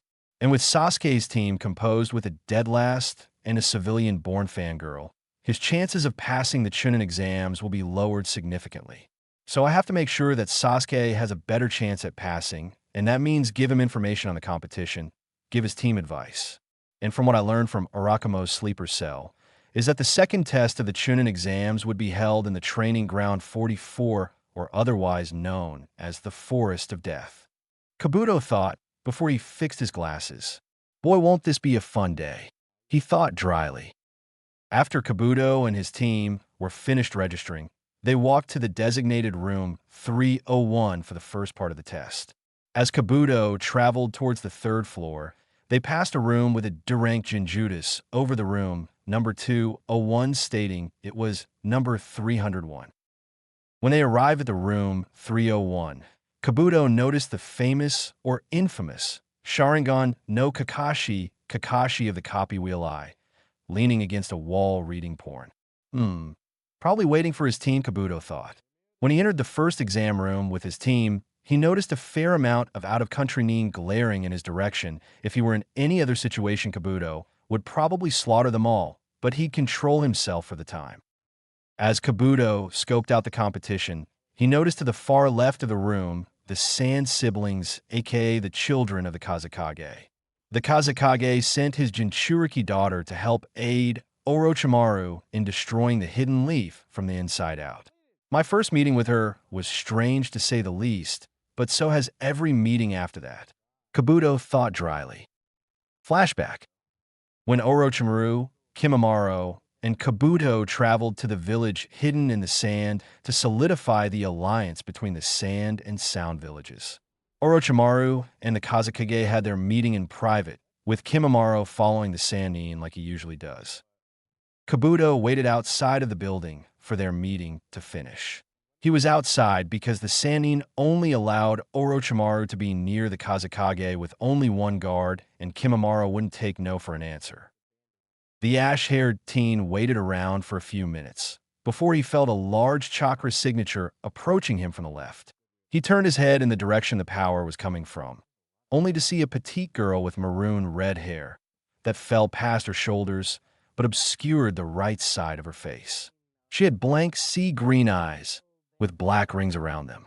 She wore a black and red battle skirt. Over her shirt, she wore a light gray armor that covered her chest, but stopped above her midriff. She also had red boots instead of the standard shinobi sandals, with a large gourd strapped on her back. The maroon-haired girl walked towards Kabuto and stopped when she was about 15 feet from him. Kabuto raised an eyebrow as he turned to completely face her. From what my intel suggests, she's the Kazekage's youngest daughter, but also she's Suna's Jinchuriki. I'll have to be careful, Kabuto thought with a scowl. The two stared down for a few minutes before a steady tension began to rise. Kabuto quickly did a hand seal. Jin-tun, Musho, swift release, shadowless flight, he muttered before he flickered out of existence, just as a wave of sane tried to kill him. Kabuto appeared a few feet away from the attack before he reached down and pulled several sunbon out of his ninja pouch. He threw the needles at the Jinchuriki's nerves clusters to temporarily paralyze her. Kabuto smirked when the girl didn't react to the danger, only for it to fall when he saw her sand rise to protect her. So her sand protects her automatically. Oh, isn't this such a treat? He thought dryly, before he was forced to dodge more sand. Kabuto vanished in a flicker, still using the swift release, before he appeared behind the maroon-haired girl. His fingers lit up in a purple flames before he jabbed the petite girl in the back of the neck. But to his surprise, he felt sand. That won't work, my Suna no Yoroi. Armor of sand is impenetrable. My mother tells me you'll prove my existence. I will have your blood, the unstable Jinchuriki declared. Well, fuck berries. Now, she's gonna start rampaging, Kabuto thought dryly. With his swift release still active, he started to mold his crystal chakra around his left hand, causing the Kesho no Yoroi crystal armor to enclose his fist. Kabuto flickered out existence again before he appeared in front of the petite girl. In a quick succession, he slammed his crystal-encased fist into her abdomen. With the enhanced speed and strength he was granted from the swift release, along with his fist being encased with crystallized armor, he was able to shatter her sand armor. In the few seconds Kabuto had, his right hand and subsequently his fingers were engulfed in a purple fire. Before he lifted the girl's shirt slightly and applied the 5-element seal on her exposed stomach. With her chakra destabilized, her sand fell. Kabuto deactivated his swift release and canceled the crystal armor. The maroon-haired girl collapsed on her hands and knees and then started panting hard. When I used the 5-element seal on her, I blocked off her use of the Ichibi's chakra, so she can't control her sand subconsciously. And with her chakra disrupted, she's wasting too much chakra trying to force her sand to move. Kabuto mused before she looked up at him and looked absolutely terrified. Kabuto sighed as he glanced around, only to see the area was clear of any civilians and Sannin. Seems they fled as soon as they saw her approaching. Kabuto mused as he looked down to her. Curse my weakness for girls in distress, he thought, as touched her shoulder and did a half ram hand sign. Shunshin no Jutsu, body flicker technique, Kabuto muttered before they body flickered to a nearby building roof. As soon as they arrived on the roof, the girl pushed herself away from Kabuto as she put her back against a wall. Stay away from me. I won't allow my existence to end. I don't want to be forgotten, she announced, as she began to curl herself into a ball and held herself. Kabuto closed his eyes. She reminds me of myself a little. We're both just trying to figure out who we are in this bid world, he thought with a sigh, before he knelt down and gently rubbed the girl's back. But the girl only flinched at the touch. It's all right. I'm not going to hurt you, Kabuto said in the kindest voice he could muster. The maroon-haired girl slowly looked up at the teen with tear and pain-filled eyes. Kabuto smiled slightly, trying to reassure the distraught girl. It's okay. I won't end your existence, he said quietly. It's all right to let it all out, he said. In an instant, the petite girl latched onto Kabuto and buried her face into his chest and started crying. The ash-haired teen rubbed her back as he tried to give her reassuring words. She's emotionally starved and would attach to anyone who'd give her a sliver of kindness. Orochimaru would probably take advantage of this, but I won't, Kabuto thought. After a few minutes, the girl calmed down before she composed herself. The petite girl looked up and stared intently at Kabuto. After a few minutes, Kabuto got a bit weirded out by the girl staring, so he decided to break the silence. Are you all right? Kabuto asked. The maroon-haired girl stared at him for a few seconds. Why didn't you kill me? I tried to kill you. Shouldn't you want revenge? The girl asked melancholy. Because, Kabuto began, before he looked around to make sure no one was near to hear him. Because you remind me of myself when I had absolutely nothing, he informed. What did you do to change? The maroon-haired girl asked hopefully. Will it be able to help me? She questioned. Orochimaru was one who helped me validated my existence, Kabuto admitted as he looked up and signed. I sure hope this won't bite me in the ass later, he thought before he looked down at her. And if you need it, I will help validate yours. I won't think of you as the monster that everyone fears you as, and I'll like you even when everyone fears you," he declared to her. She stared at Kabuto for a minute, until she started to stand up and slowly walk towards him until she was a foot in front of him. Before Kabuto could react, the girl wrapped her arms around him and hugged him. Kabuto raised his hands above his head instinctively. He looked down to see she was resting her head on his chest with her eyes closed. Kabuto looked around to make sure no one was around, before he slowly brought his hands down and awkwardly hugged her back. After a few minutes, Kabuto felt that hug had gone on long enough. "Well, I think we should return before anyone realizes we're missing," he suggested. The petite girl's response was to hug Kabuto tighter. It took a few minutes to actually convince the girl to release him. Kabuto grabbed onto her shoulder before the both vanished in a swirling wind to where they fought. Kabuto glanced around before he turned to face the maroon-haired girl. "Is it all right if you can lift your shirt up so I can unseal your chakra?" he asked seriously. The petite girl nodded, but she had a small blush on her face before she lifted her shirt high enough to fully show the seal. "Prepare yourself. This might be unpleasant," Kabuto said with concern as he reared his hand back before his fingers were engulfed in blue flames. "Gojio Kaien, 5 elements unseal," he muttered as he slammed his hands onto the seal on her stomach. The petite girl gritted her teeth in pain, but when her chakra was unsealed, her sand came to her defense, and it pushed Kabuto back. Kabuto pushed himself back up and noticed the girl was molding her sand into a gourd onto her back. She quickly walked up to Kabuto. "Em sorry," she said, hoping she didn't hurt her new and only friend. It's all right." Kabuto waved off before he realized it didn't introduce himself. "Now where are my manners? I totally forgot to introduce myself. My name's Kabuto Yakushi." "So that's the name of my new friend?" the ash-haired teen asked curiously. "Gaia no Sabaku," she answered quietly. The earth goddess of the sand waterfall. Interesting, it fits," he complimented while giving her a smile. She blushed at the comment. "I think we should head back to the Kazakage Tower." Kabuto suggested. Gaia nodded, though she seemed annoyed with the idea. As Kabuto started walking, he felt something grab onto his hand. He looked down, only to see Gaia holding onto his hand tightly. He looked at her face, only to see she was looking at him blankly as if daring him to take his hand away. And Kabuto eventually relented, but he looked out of the corner of his only to see she was smirking. When the two arrived at the tower, Kabuto noticed 2 figures near the entrance.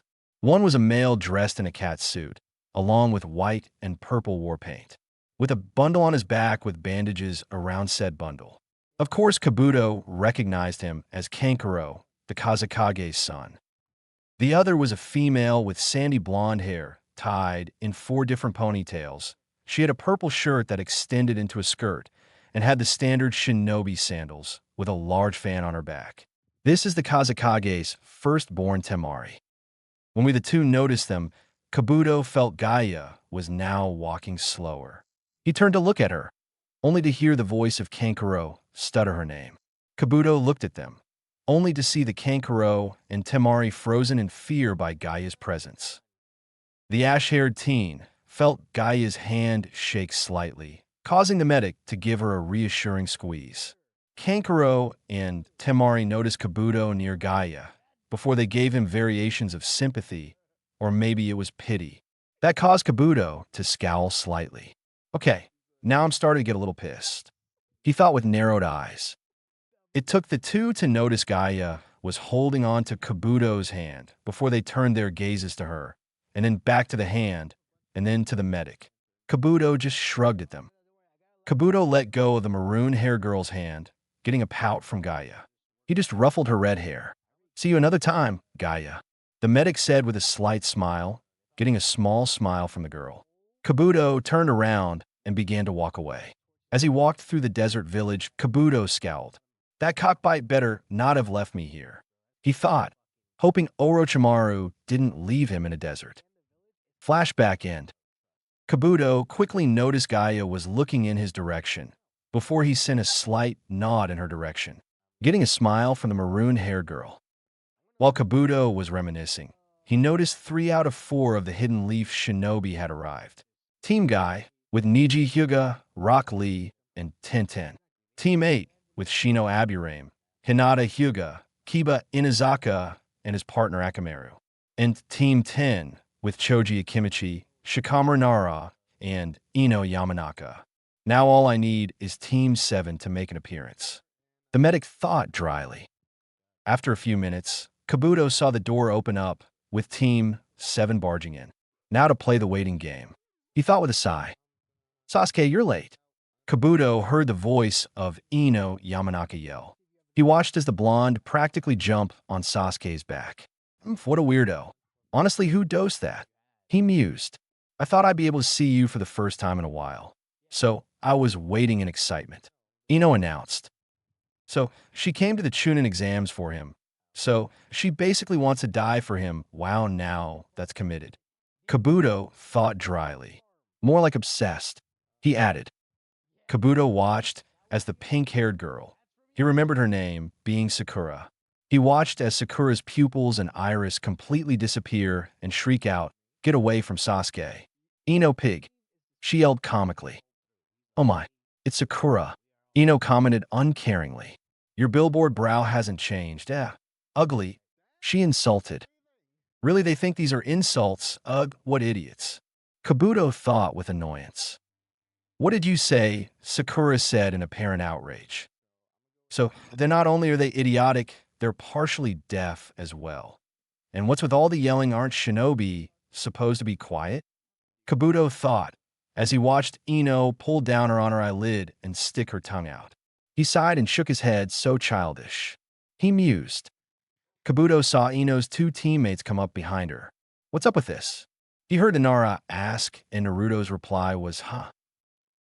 Whoa, fucking genius. Kabuto thought sarcastically before he sighed. I'm really regretting this mission.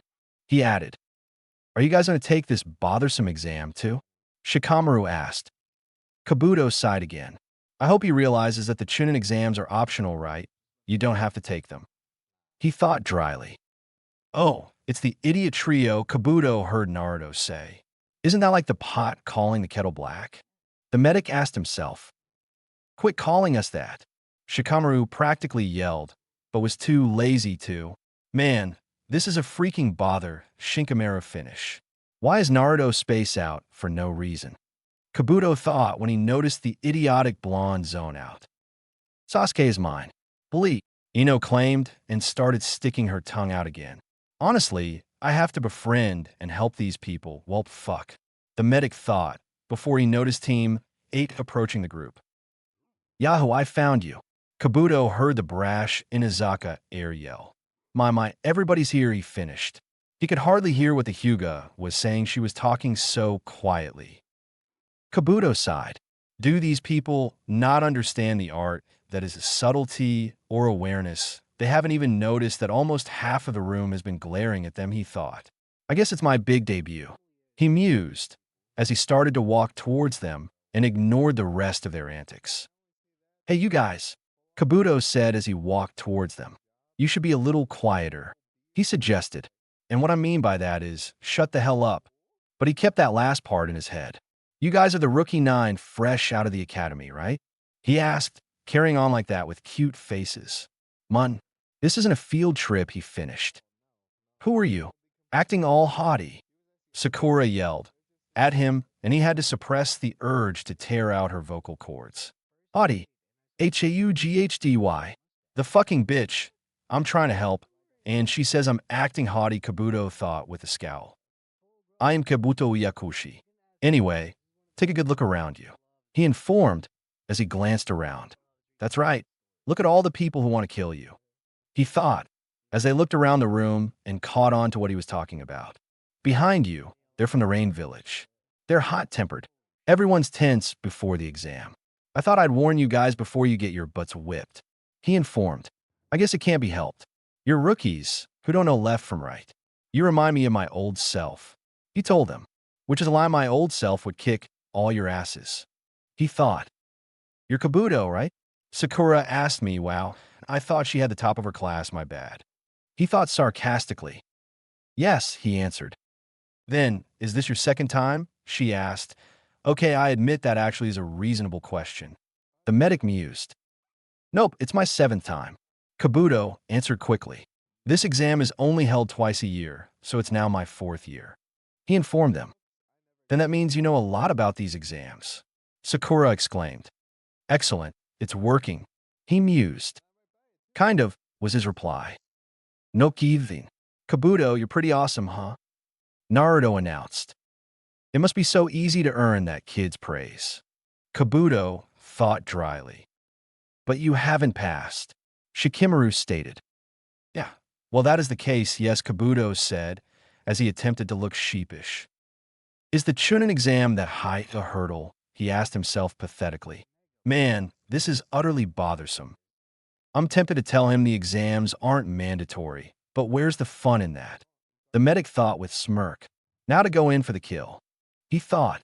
Then, maybe I'll give a bit of information to my cute juniors.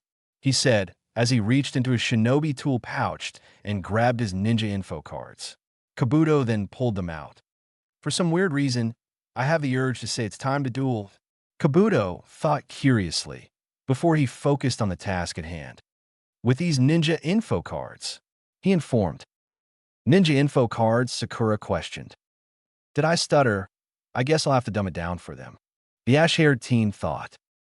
To put it simply, they're cards that have information burned into them and coated with chakra. Kabuto told them, as he knelt down on the ground. I spent 4 whole years gathering information for this exam. There are close to 200 of these cards. They are pure white to the eye. To open the data on these cards, he said, as he stared to spin one of the cards on his finger and poured chakra into the card. What are you doing? Sakura asked. The way it works is that no one can see the info without using my chakra, for example. Like this, Kabuto informed. The card was engulfed in a poof of smoke, only to disperse, showing a map of the elemental countries. Whoa, awesome. What information is this? Sakura questioned. The number of test takers in participating nations and the number of applicants from each respective village is individually displayed. Why do you think that the Chunin exam is jointly conducted in the first place? Kabuto asked, and waited, and apparently no answer. He thought with fake surprise. It said it's done to deepen friendship among the nations first and to boost the shinobi levels second. He explained. It said, Sasuke asked. That's right. The real aim is in the checking of the shinobi levels of the neighboring nations and equalizing the balance of power. Kabuto informed. Power, equal? Naruto asked stupidly. Why such bothersome things? Shinkimaru asked quietly. If that's not done, the weak nations will be invaded by strong nations in no time at all and may end up being controlled unilaterally. There's no point to mutual supervision, probably. Kabuto told them, with a shrug. Sasuke walked forward. Of those cards, are there ones with detailed, individual information? He asked. Yes, there are. Are the ones you're concerned about? Kabuto asked him. Yes, there are. Sasuke exclaimed, all seriously. The information for the applicants this time around is not perfect, but is burned in and saved. You guys included. About the ones you're concerned about. Anything's fine. Tell me their information and I'll retrieve it for you. Kabuto told him. Gaia of the Sand Village and Rock Lee of the Leaf Village. Sasuke requested. So you attracted Gaia's attention.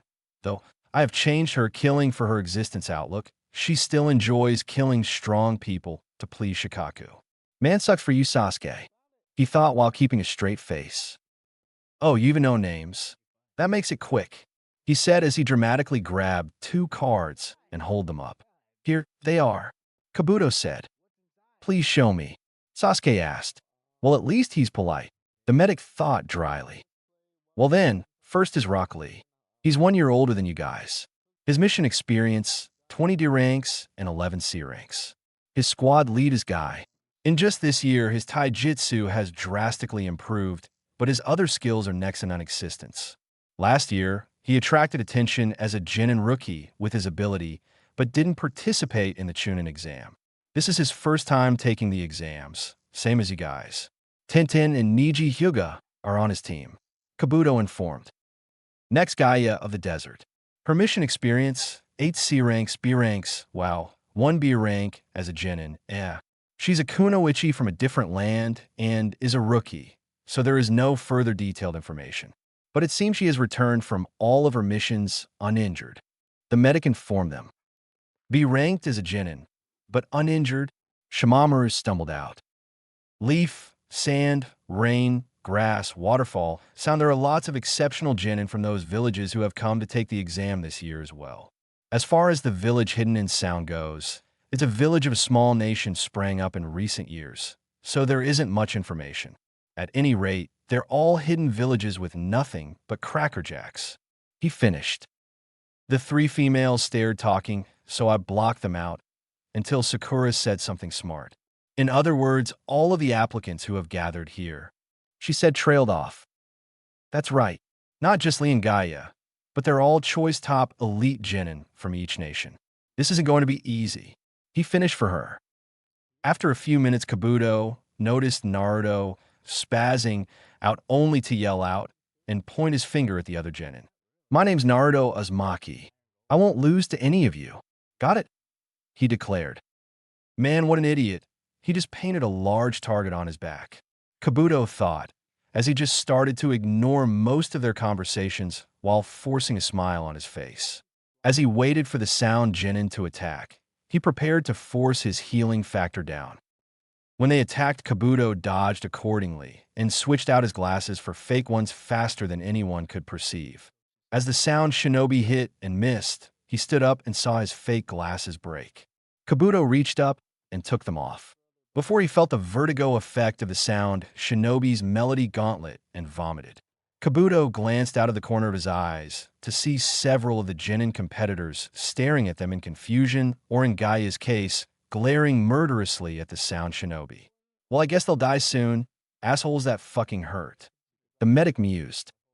Kabuto felt Naruto and Sakura at his side, asking if he was alright. Yeah, I'm okay, he stated as Kabuto let his medical chakra fix the problem. Write this on your card. Doubtless Chunin. The sound shinobi started only for the proctor entered dramatically. Sorry for keeping you waiting. I'm Ibiki Marino, proctor for the first test of the Chunin exam. Ibiki announced. Kabuto sighed at the hidden leaf shinobi need for dramatics. Speech. Thought. Speech in memory. Ibiki handed out random numbers to the genin. I quickly placed my real glasses on before anyone could even notice. When the numbers were all passed out, the genin were told to sit with the corresponding numbers on the desks. I sat in the far back. I looked to my left only to see Gaia sighting next to me. I noticed a small smile form on her face, and I smiled back to her. I glanced to my right to see a different red-headed girl sitting there. She had an asymmetric hairstyle on her right. Her hair was disheveled, and then on her left her hair was smoothed out. She had brown glasses and peculiar magenta-colored eyes. She wore a tan jacket and shorts with a mesh shirt under it. I also noticed a grass symbol on her forehead protector. I turned to face her and gave her a smile, and then she blushed. I'm Kabuto. What's your name? I asked her. K. Karen, she stuttered out, before she quickly turned away with a blush still noticeable on her cheeks and started fiddling with her glasses. While Ibiki explained the rules for the test, and I quickly deduced that we were supposed to cheat. Before any of the Chunin or Jonin proctors noticed, I passed a note telling the real reason for the test to Gaia. I saw her read it and nodded to me. So many ways I can cheat, or I could just answer the questions. I looked down at the test and read the questions. They're all pretty easy, I thought. I finished the test and noticed a small amount of sand floating around my test, and formed an eye. So Gaia is cheating off of me. Good guy Kabuto gives away the answer, then gets cheated off of. After Gaia finished cheating, I flipped my paper over and rested my head down, and I slept. Minus 50 minutes and an uncomfortable nap later. I jumped a little when I felt someone shake me awake. I looked to my left to see Gaia had shaken me up and looked slightly amused by my reaction. I woke up in time to hear Ibiki's speech about information gathering. Just as Abiki finished up his speech, a dark blur crashed through the window, while simultaneously launching several kunai pinning a banner. A female figure landed in front of it. She had black hair with a blue tint to it, which is styled in a short, spiky, and fanned in a ponytail. She had brown, pupil-less eyes. She wears a tan overcoat, a fitted mesh bodysuit that starts from her neck down to her thighs, and she also wore an orange miniskirt. Heads up, boys and girls. This is no time to be celebrating. I'll be your next proctor. Anko Mitarashi. You ready for the second test? Good. Then let's go, follow me. Anko exclaimed. Before leaving, she sent me a wink. I sighed again. While being one of Orochimaru's best students, she is also one of his craziest. With Anko being abandoned by Orochimaru on one of the Land of the Seas islands, only to be found with amnesia after she convinced the Hokage that she hated Orochimaru, she was given a pardon and was allowed to join the Leaf Shinobi Force. Now she's a Tokubetsu Jonin with high-level clearance, higher than any other of Orochimaru's spies in the Hidden Leaf. When got up, I was quickly joined by my team. As I walked toward the second test, I noticed the Sand siblings were to my left, while her siblings were fearfully following her. While we walked, I asked Gaia generic questions to pass the time, which she answers almost happily. I think I'm the only person she actually enjoys conversing with. I thought idly. When my team and the Sand siblings arrived, we were able to see a giant forest with barbed wire fences surrounding it. So this is the infamous Forest of Death. This will be interesting, and I think you'll like this test, Gaia-chan. I said while glancing at her. Oh, and what would these weak tests do interest me? She asked with her arms crossed and small pout. We're allowed to actually kill the other competitors and giant mutated animals in this very forest, I told her casually, and with a maniacal grin on her face, she seemed to really like that bit. Is it weird to find her evil smile hot? I noticed that several of the Genin squads missing or haven't showed up yet. So I walked silently over to a shaded tree too and sat, with the Sand siblings following me and with my team off doing whatever the hell they usually do. And I had to repress the sigh and turn to Gaia's siblings. You guys do know that following me around in broad daylight will attract the wrong attention. I told them simply. They got the hint though. I sure helped that Gaia glared at them. Gaia and I conversed for a bit to pass the time. We came to the topic of her dependence on her sand. I offered that after the second test, I could help train her. Though she was stubborn, I was able to convince her that she needs to expand her abilities to become stronger. I noticed most of the Genin are here, and I could sense Orochimaru disguised as some grass neen, but I couldn't see the proctor anywhere. I heard several leaves rustle above me. I looked up to see 3 snakes launch themselves and wrap around me. I didn't really react. I knew most snakes don't actively try to harm me, so I shook my head at Gaia to tell her not to attack. I looked down and noticed the snakes had larger chakra capacity than normal snakes. I also noticed that the snakes were hissing apologizes to me. So someone ordered them to attack me. So their summons, I repressed a sigh. The only people that can summon snakes are Orochimaru, Anko, and myself. With Orochimaru disguised about a few hundred feet from my location, it can't be him. So that only leaves Anko. I felt a weight in my lap. I looked down to see Anko's face dangerously close to my face, and I looked further down to see her straddling me. Oh, Agent Cohen, did you miss me? Because I defiantly missed you, she purred. Anko-san, I don't think 3 days is really enough time us to miss someone. I told her, and she pouted cutely. Weird considering she's older than me. Now, Kabuto-kun, what did I tell you about adding san honorific? You can only use Chan or Sama, she told me in all seriousness, but still had a Cheshire grin on her face. How has anyone not noticed this, I thought. My apologizes, Anko-san. Is there a reason why am I tied up? And why are you straddling me? I asked casually, her ignoring her pout. Kabuto-kun, she whined, which I ignored. I learned a long time ago to never give her an inch. It took Anko a few seconds to notice Gaia aiming a glare at her, which she grinned at. Kabuto-kun, are you cheating on me? And with a younger girl at that, she said with fake anger. Or are you starting your own little harem? She suggested with a full-blown grin. I had to control the small blush that stared to form while I actually thought about the girls that appeal my interest. There was Guren, that had a sadistic princess look and personality to her. Gaia has the demonic, emotionless Lolita thing going for her, along with a personality to match it.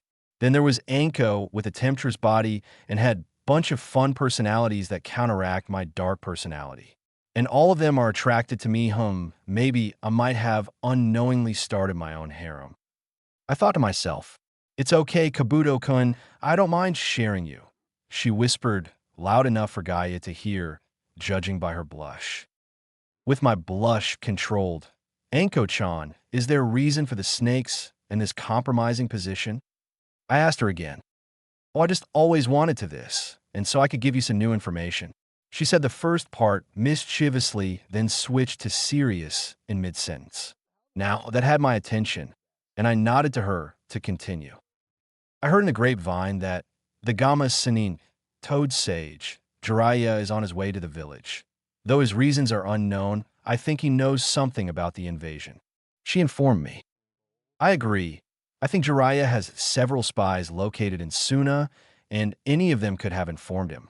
But he won't arrive in time to warn the Hokage before Orochimaru marks Sasuke.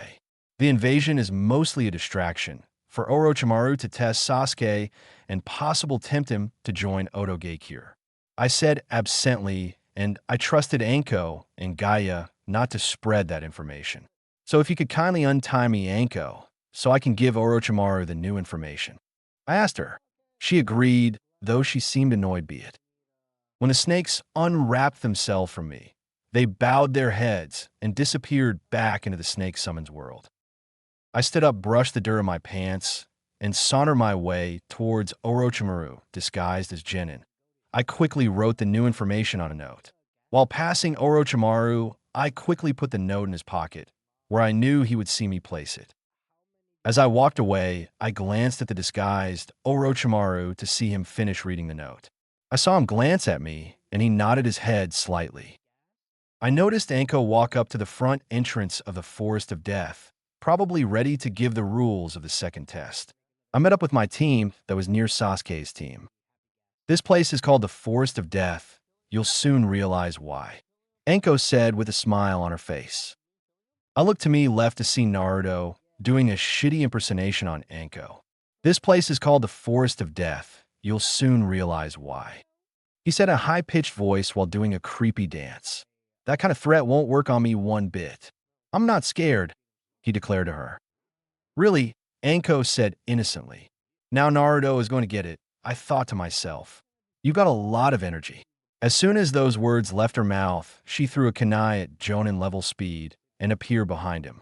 A kid like you dies at the very beginning, she said as she grabbed his face and brought it closer to her. Dappled with red blood, I like. She was about to taste his blood when Orochimaru appeared behind her.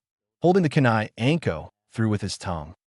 I'm returning your kunai knife, the disguised Orochimaru told her. Thank you for taking the trouble, Anko said, though she seems annoyed. But don't stand behind me when I'm thirsty for blood, if you don't want a quick death, Anko said as she collected her kunai.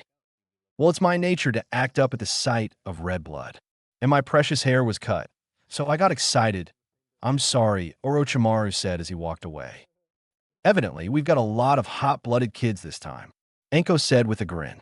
This will be fun, she said as she walked back to the front. Well, before we start the second test, I have to pass this out to you, Anko stated as she pulled a stack of papers. I wonder Anko kept them because she obviously didn't have them when she straddled me. Weird, it's a consent form. Before you can take part in the test, you have to sign this, she continued. If someone asks a stupid question about the forms or test, I'll be slightly pissed, I thought to myself. What? Naruto asked, and I sighed. Well, I guess I'm slightly pissed now. It's not like anyone has any more stupid questions, am I right? From here on out, there will be corpses. I have to get your consent to that, or it'll be my responsibility, Anko answered with a laugh. Gaia seemed pleased with the idea if the grin was anything to go by. Well, I'm going to start the explanation for the second test. In a word, the limits of your survival will be challenged. First, I'll give you step-by-step instructions on the terrain of this training field. Training field number 44 is surrounded by 44 locked entrance gates. There are rivers and a forest and a tower in the middle. It's about 10 kilometers from the towers to the gate. In a confined area, you will go through a certain survival program, the contents of which is an anything goes scroll battle. Anko explained as she pulled the scrolls out, one marked with a haven and the other with an earth. Okay, honestly, where is she keeping those? Is there anything else she's hiding? I want you to fight for the two scrolls, the heaven scroll and the earth scroll. Altogether, 26 teams got through the first test. Half of them, 13 teams, get the heaven scroll. The other half get the earth scroll. I'll hand over one scroll to each team. To put it simply, that's what you're vying for. Anko continued to explain seriously. Man, Anko is never serious this long. I bet she's going to do something crazy to compensate for it. Most likely to me. I thought depressingly. And the conditions to pass? Sasuke asked. 3 of you bring both heaven and earth scrolls to the central tower. Anko answered. That means of the 13 teams, half of them will definitely fail. Sakura stated. Furthermore, it has to be in time. For this second test, the time limit is 120 hours. Due in exactly 5 days. Anko told the consistents. Most people started freaking out. I wasn't, but that was because I already knew that. What do we do about food? Choji asked hysterically. Well, another stupid question. I guess I was wrong. Be self-sufficient. It's a treasure trove in the wilderness. There's more than enough food, she answered irritably. She's probably as annoyed, if not more so than I am, at these stupid questions I contemplated. Time to fuck with people. However, it's teeming with fierce man-eating animals, poison bugs, poisonous weeds, and much more. I informed them, still smiling. I love messing with people. I watch some genin argue or reason to themselves with some satisfaction. And besides those injured during attempts to capture scrolls, there will definitely be people who are unable to endure the rigors, of course. Anko informed the genin. So you can quit in the middle of it? Shikamaru asked. According to the rules, you cannot give up in the middle of it. I want you to spend 5 days in the forest. Anko said with a bloodthirsty smile. Man, what is with me being turned on by chicks with evil smiles, first Gaia, and now Anko. Moving on, conditions of disqualification. Number 1, if all 3 members of the team can't make it to the tower with the heaven and earth scrolls within the time limit. Number 2, if a team loses a member or if a member becomes incapacitated. Those 2, and this is a supplement, do not look at the contents of the scrolls until you have reached the tower. Anko said with all seriousness. What happens if we look at it halfway through? Naruto asked. When you look at it, you'll find out. Anko said with a sweet smile. But with my experiences, those smiles are anything but. There are times when a chunin must deal with super secret missives. This is to test your reliability. She answered. Honestly, if you can't follow a test where they give you the answer, then you're a fucking idiot. I thought, that's it for the instructions. Anko declared. Exchange your 3 consent forms for the scrolls in that hut there. After that, pick your entrance, and all the gates will open simultaneously. Anko instructed, and then took a deep breath. Finally, just a word of advice, don't die, was the last thing she said before walking off. I sighed and quickly signed the consent form. Along with my team, after I signed the consent form, and I sat down to blend into the crowd. After a few minutes, a leaf chunin announced it was time for the scroll exchange. Most of the genin hopefuls stood up, myself included. For a few minutes, Anko watched as several of the genin trade their consent forms. But when I approached the booth to trade the consent form, she appeared behind the booth with a giant grin. Oh, fancy meeting you here, Kabuto-kun, Anko said playfully. I suppressed the upcoming sign. I guess I'll just play along. Yes, Anko-chan, out of all places we could have possibly met, we meet here. It must destiny for us to be together, I replied jokingly. I know, she agreed, totally missing my joking tone, or ignored it. Anko-chan, can I have one of the scrolls? I try to keep my voice polite as possible. I want something in return. Anko bartered. I signed, fine Anko, I'll bite, what do you want? I relented. Just one little kiss, Anko said innocently. I looked around to see if anyone was around. I was alone with Anko. I sighed again. Well, might as well enjoy it. All right. As soon as I finished that word, Anko's mouth claimed mine and forced her tongue into my mouth. I put my hands on her back, and Anko wrapped her arms around the back of my neck to deepen the kiss. After about half a minute, we ended our little makeout session. I quickly caught my breath. I felt a weight in my hand. I looked down to see Earth's scroll and an envelope attached to it. I looked up to see Anko had left. I inspected the envelope to see a message written on the top. Thank for the kiss. Kabuto coin here is a little gift for it. The sexy and awesome Anko Mitarashi.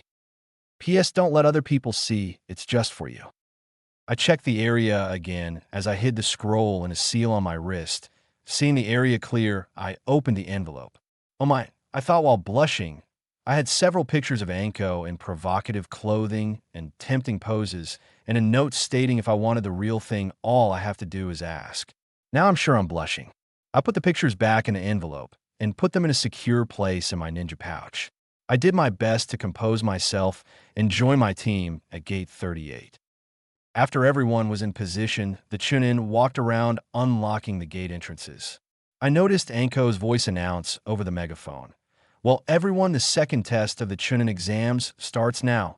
As soon as she said those words, the gates opened, and every Jin and myself included raced into the deadly forest. I don't know Naruto or Harry Potter. Speech. Kabuto's thoughts. Speech in memory. My team and I raced through the forest of death. As we jumped through the trees, I heard screams of some genin, but I ignored them and continued on. We continued to jump for a few hours.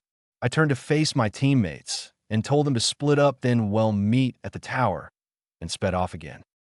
Horse Ram, Susho Bunshin, no Jutsu, Jade Crystal Clone Technique, I whispered. As a hexagonal mirror formed in front of me, a clone of me stepped out of it. I instructed my clone to head out and eliminate the stronger, unimportant genin, and leave the weaker genin for the rookies, so they could pass. My clone nodded and speed off. I quickly picked up Team 7's energy signatures and headed towards it.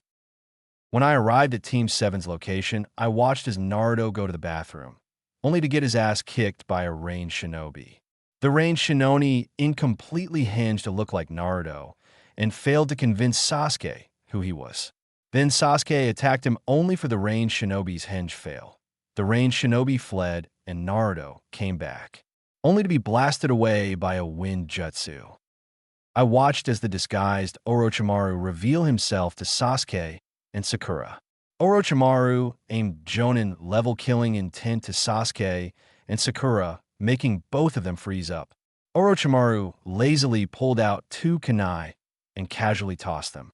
Sasuke used pain to gain lucidity, and he quickly grabbed Sakura and then jumped off into the forest. Orochimaru and Sasuke bartered for a while, till Orochimaru swallowed the scroll. No matter how many times I see that, it still creeps me out a bit, I thought with a shiver.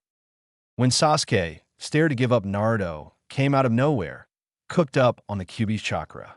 Orochimaru looked bored, so he summoned a large snake and ordered it to attack Sasuke and Naruto. Naruto, still using the Kyuubi's power, had the strength to hold it back and started to attack Orochimaru. Orochimaru caught Naruto and applied the Gogyo Fuin 5-element seal over Naruto's Hack no Fuin Shiki 8-trigram sealing style, cutting Naruto off from the Kyuubi's chakra. The fight was relatively one-sided, with Sasuke barely keeping up with Orochimaru. Sasuke was able to trap one of Orochimaru's clones in ninja wire and finished him off with a fire jutsu. There was a few minutes of silence, then Orochimaru came out of the trees and bit Sasuke in the neck, applying the Orochimaru no Junjutsu, Orochimaru's curse seal technique of heaven. Sasuke blacked out because of the pain, and Sakura dragged him and an unconscious Naruto to a clearing and then stared to patch them up. I got extremely bored and created another clone to prevent any genin other than the sound genin to attack Sasuke, then went to sleep. Few hours later, I woke up to Team 7 and Team 10 fighting the sound nin, and to say the fight was pitiful would be an understatement. The fight was awfully slow and so many sappy moments. It was so painful to watch, so I left. As I traveled through the forest, I heard a loud roar near me. I went to investigate it. What I saw was a giant bear attacking Karen, the girl that sat next to me in the first test. So should I save her or should I let her die? From what I remember in the first part of the test, she completed her written test almost as fast as I did, so that might suggest higher than normal intelligence. She also has red hair and high chakra reserves. Is it possible she's part of the Uzumaki clan? If that's the case, then I really shouldn't let her die. I sighed. With that last thought, I stepped into action. I appeared behind the bear and used my chakra scalpel to sever its spine from its brain, killing it quickly. I jumped off of the bear's corpse. I looked at Karen to see her sitting up and putting her glasses on. I walked over to her to help her up, and she blushed. Are you all right, I asked her warmly. Why, yes, she stuttered while fidgeting with her glasses. Why are you out here alone? I asked Karen. My team left me here, she informed me. Then she fidgeted around like she wanted to say something else. I also need you to do something for me. Karen asked. Okay, what do you need for me? I questioned. She handed me a sealing scroll, and I sent her a questioning look. I need you to get this information to Orochimaru Soma for me, she told me. So she's a spy for Orochimaru.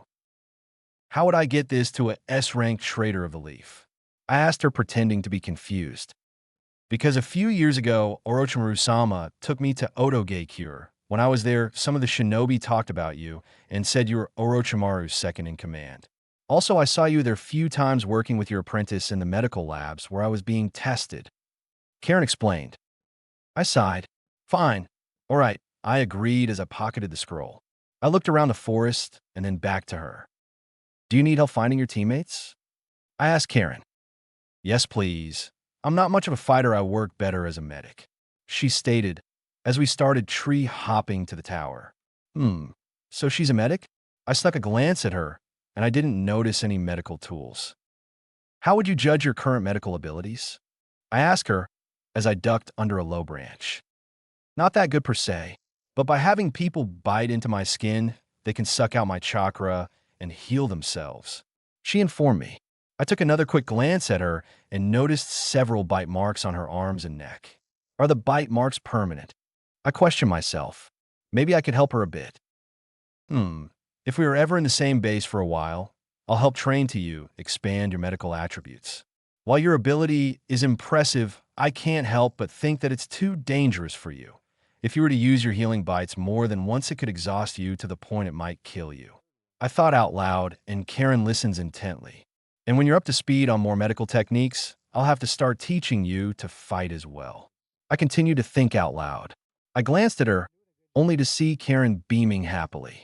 After a few minutes of traveling, I felt 2 chakra signatures. I glanced towards Karen to see her looking in the direction where the 2 chakra signatures originated from. Is she a censor? Karen, do you happen to be a censor as well? I asked her kindly. She nodded shyly. You just keep fascinating me more and more. Who do you sense? I questioned her. She sighed in annoyance. My team, she answered in contempt. You don't like your team? I inquired. No, they're arrogant, annoying, assholes, a bunch of bitcha little girls, and they make fun of my hair. Karen explained while running a hand through her hair. I don't know about them, but I think your hair makes you look exotic. I complimented, earning a blush from the aspiring Mednine. We started walking towards her teammates. I stopped, earning a stare from Karen. I reached into my ninja tool bag and pulled out a seal tag, and then I handed it to her. She looked at it and looked back at me questioningly. If your team abandoned you before, they're most likely going to do it again, I told her. This seal is a combination of alerting seals and a reverse summoning seal.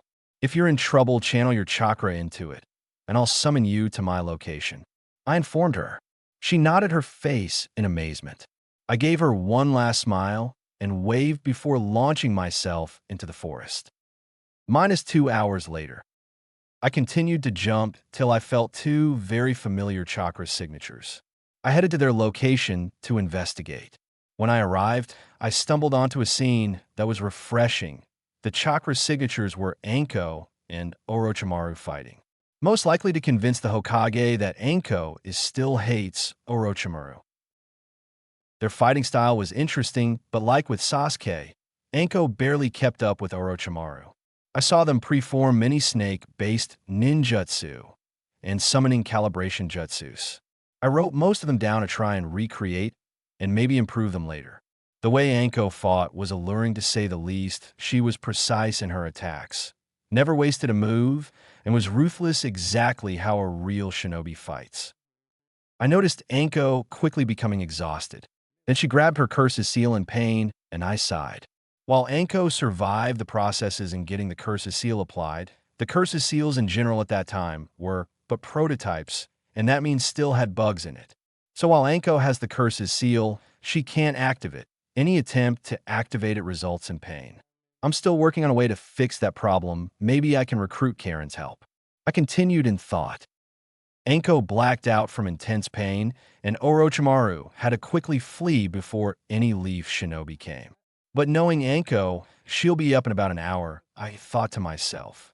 Boar dog bird monkey ram, Kuchios no jutsu, summoning technique.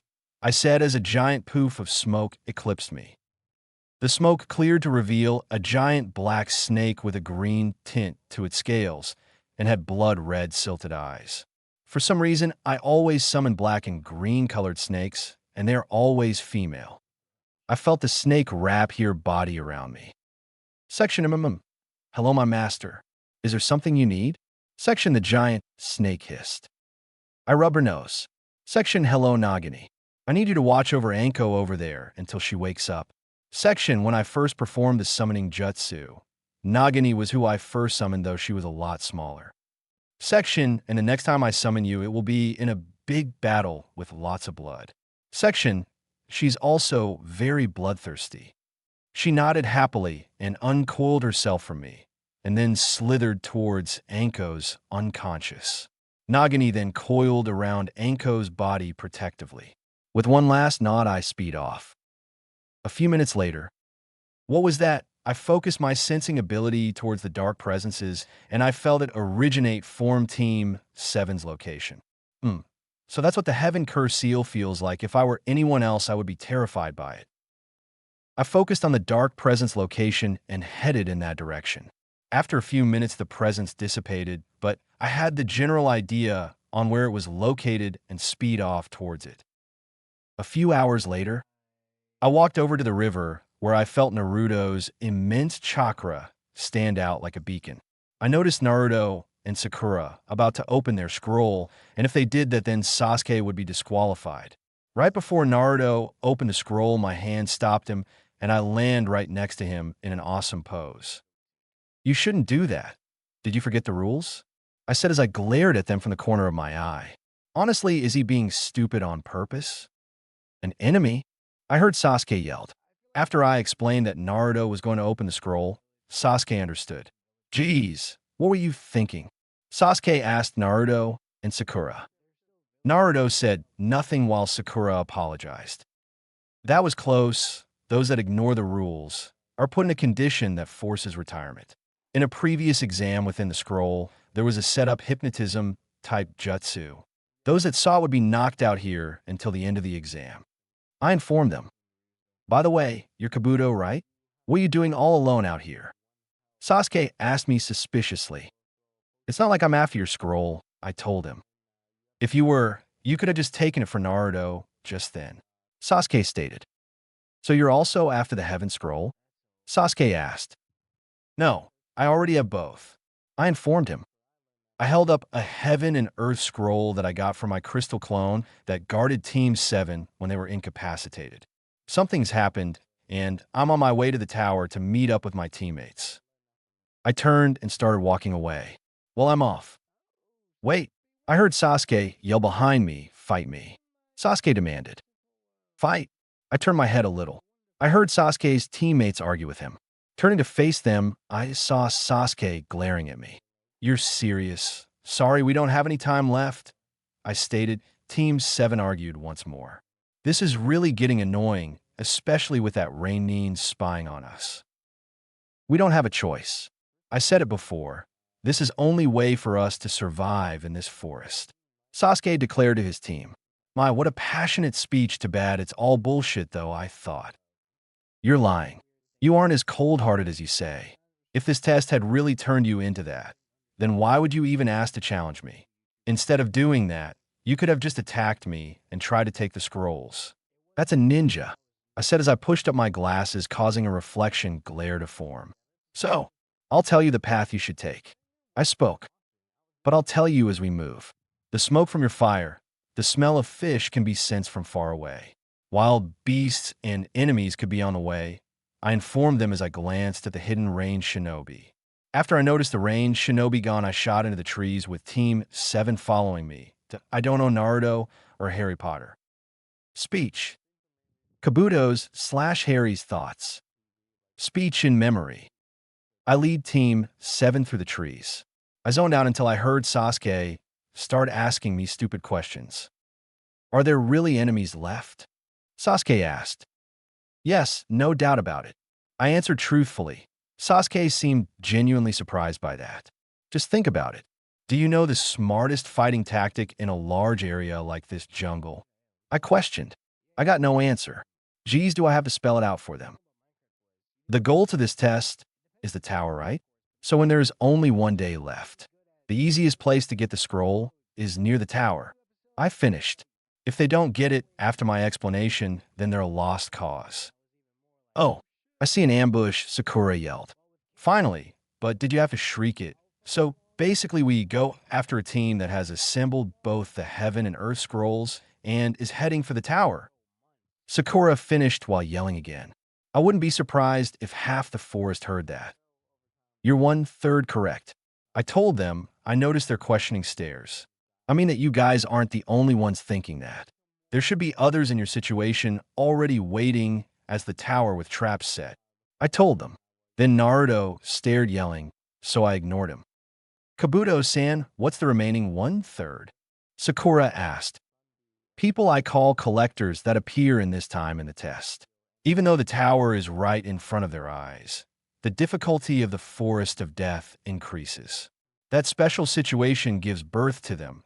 Basically, those who collect extra scrolls in case they run into a strong enemy and need a gift to ensure their escape.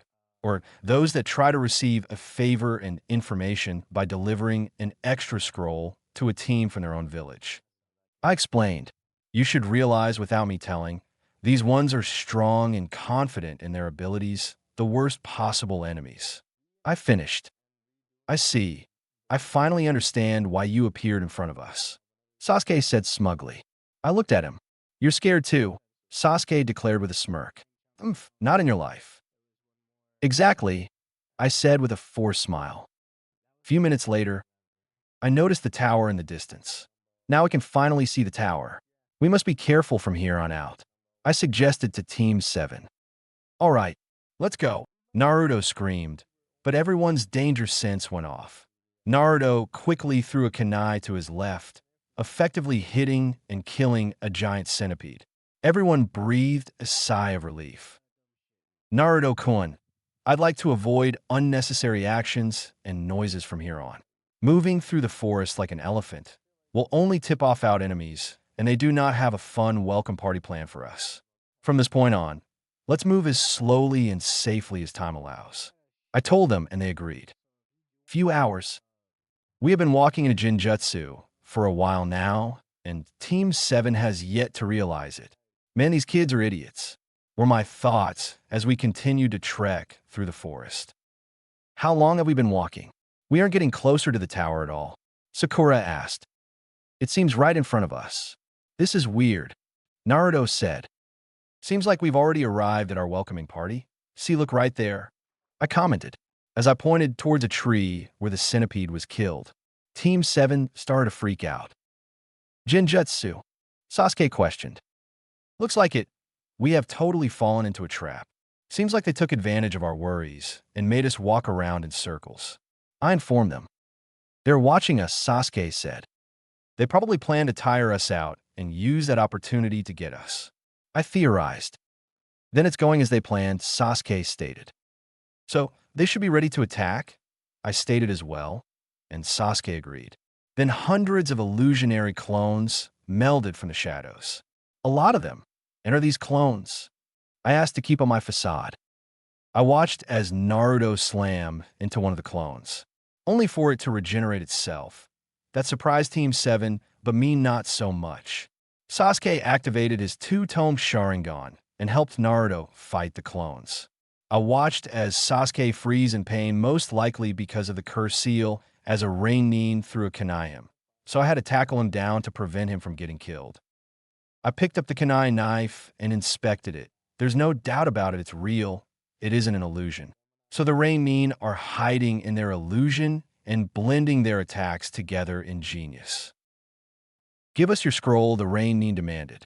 Team 7 started arguing on whether the clones were illusions or real.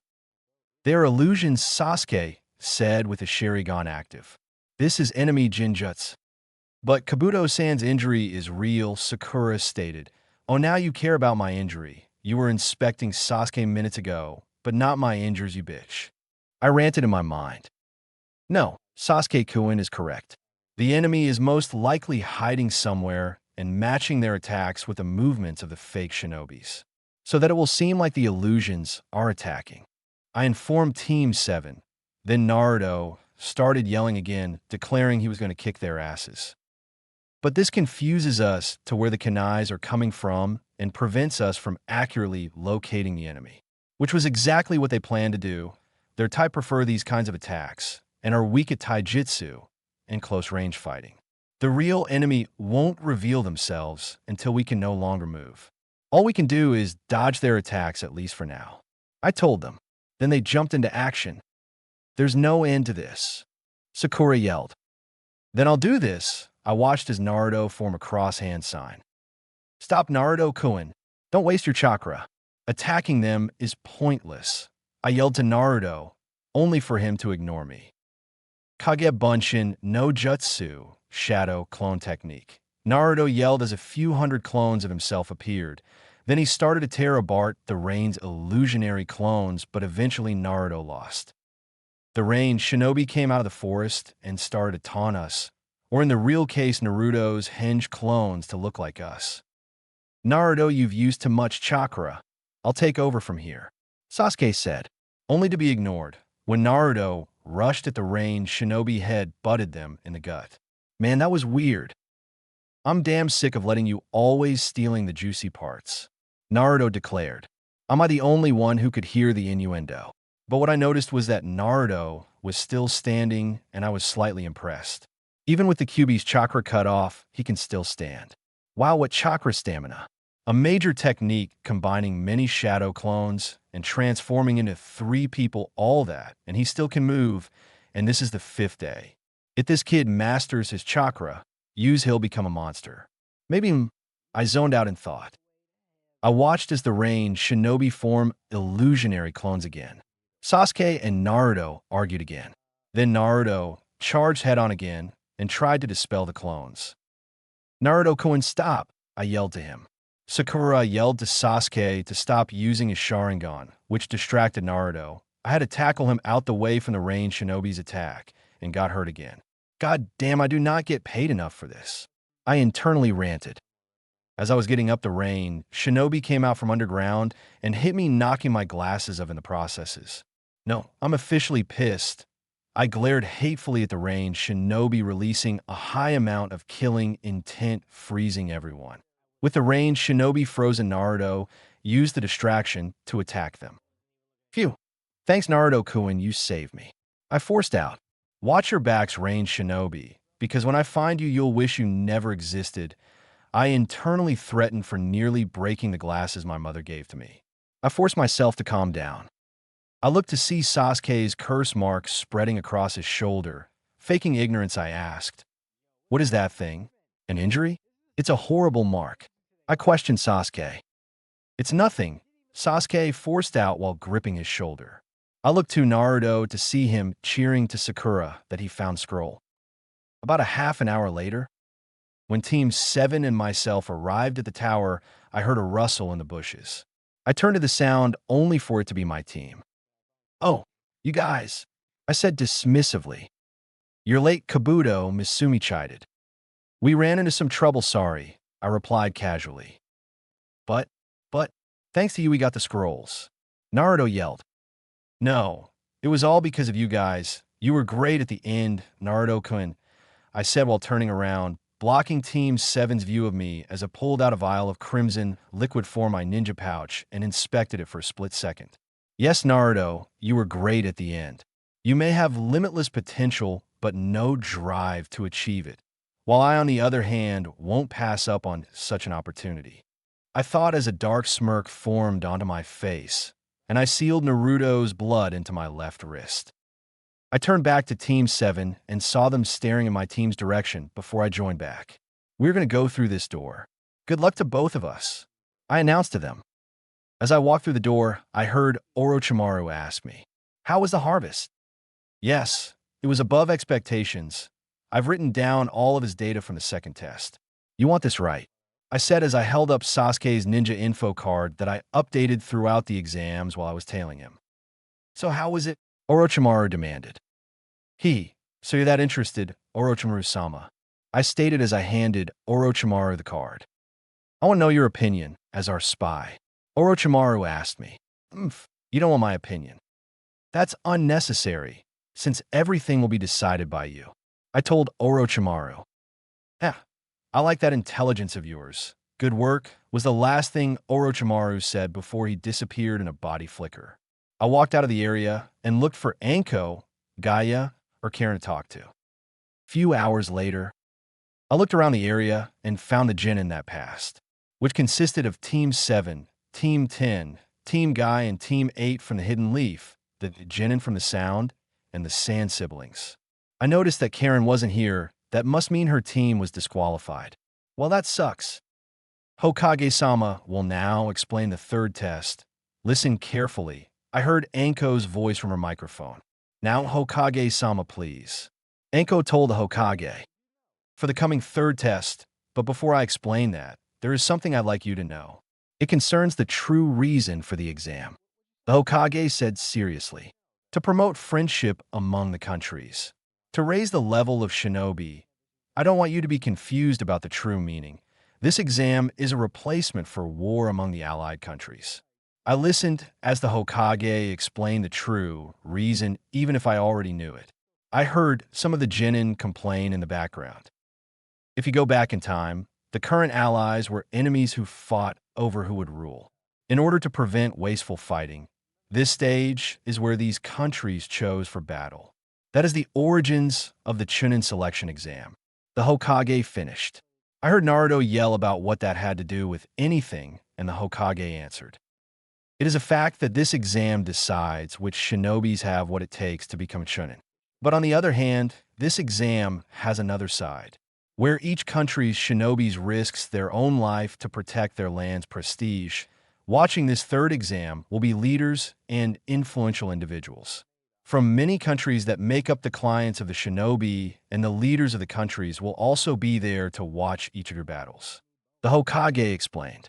If the strength of a country is clear, that country will receive more clients, and conversely, is seen as weak, they will lose clients.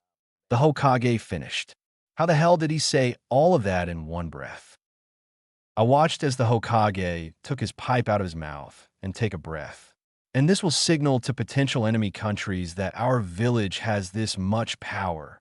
So it will send a political message to the outsiders. The Hokage said, Yeah, but why? Why do we have to risk our lives in battle? I heard Kiba yell. The strength of the country is the strength of the village. The strength of the village is the strength of the shinobi. And a shinobi's true strength is born only through life-risking battle. The Hokage replied, How long is this going to take? This exam is a place to see each county's strength and to show off your own strength. It only has meaning because lives are at risk. And that's why those that have come before you have fought in the Chunin exam for this dream that is meaningful. The Hokage continued. Honestly, I started to get a little pissed at how long this speech is. But then why do you say stuff about it being for friendship? Tenten asked. I said it in the beginning.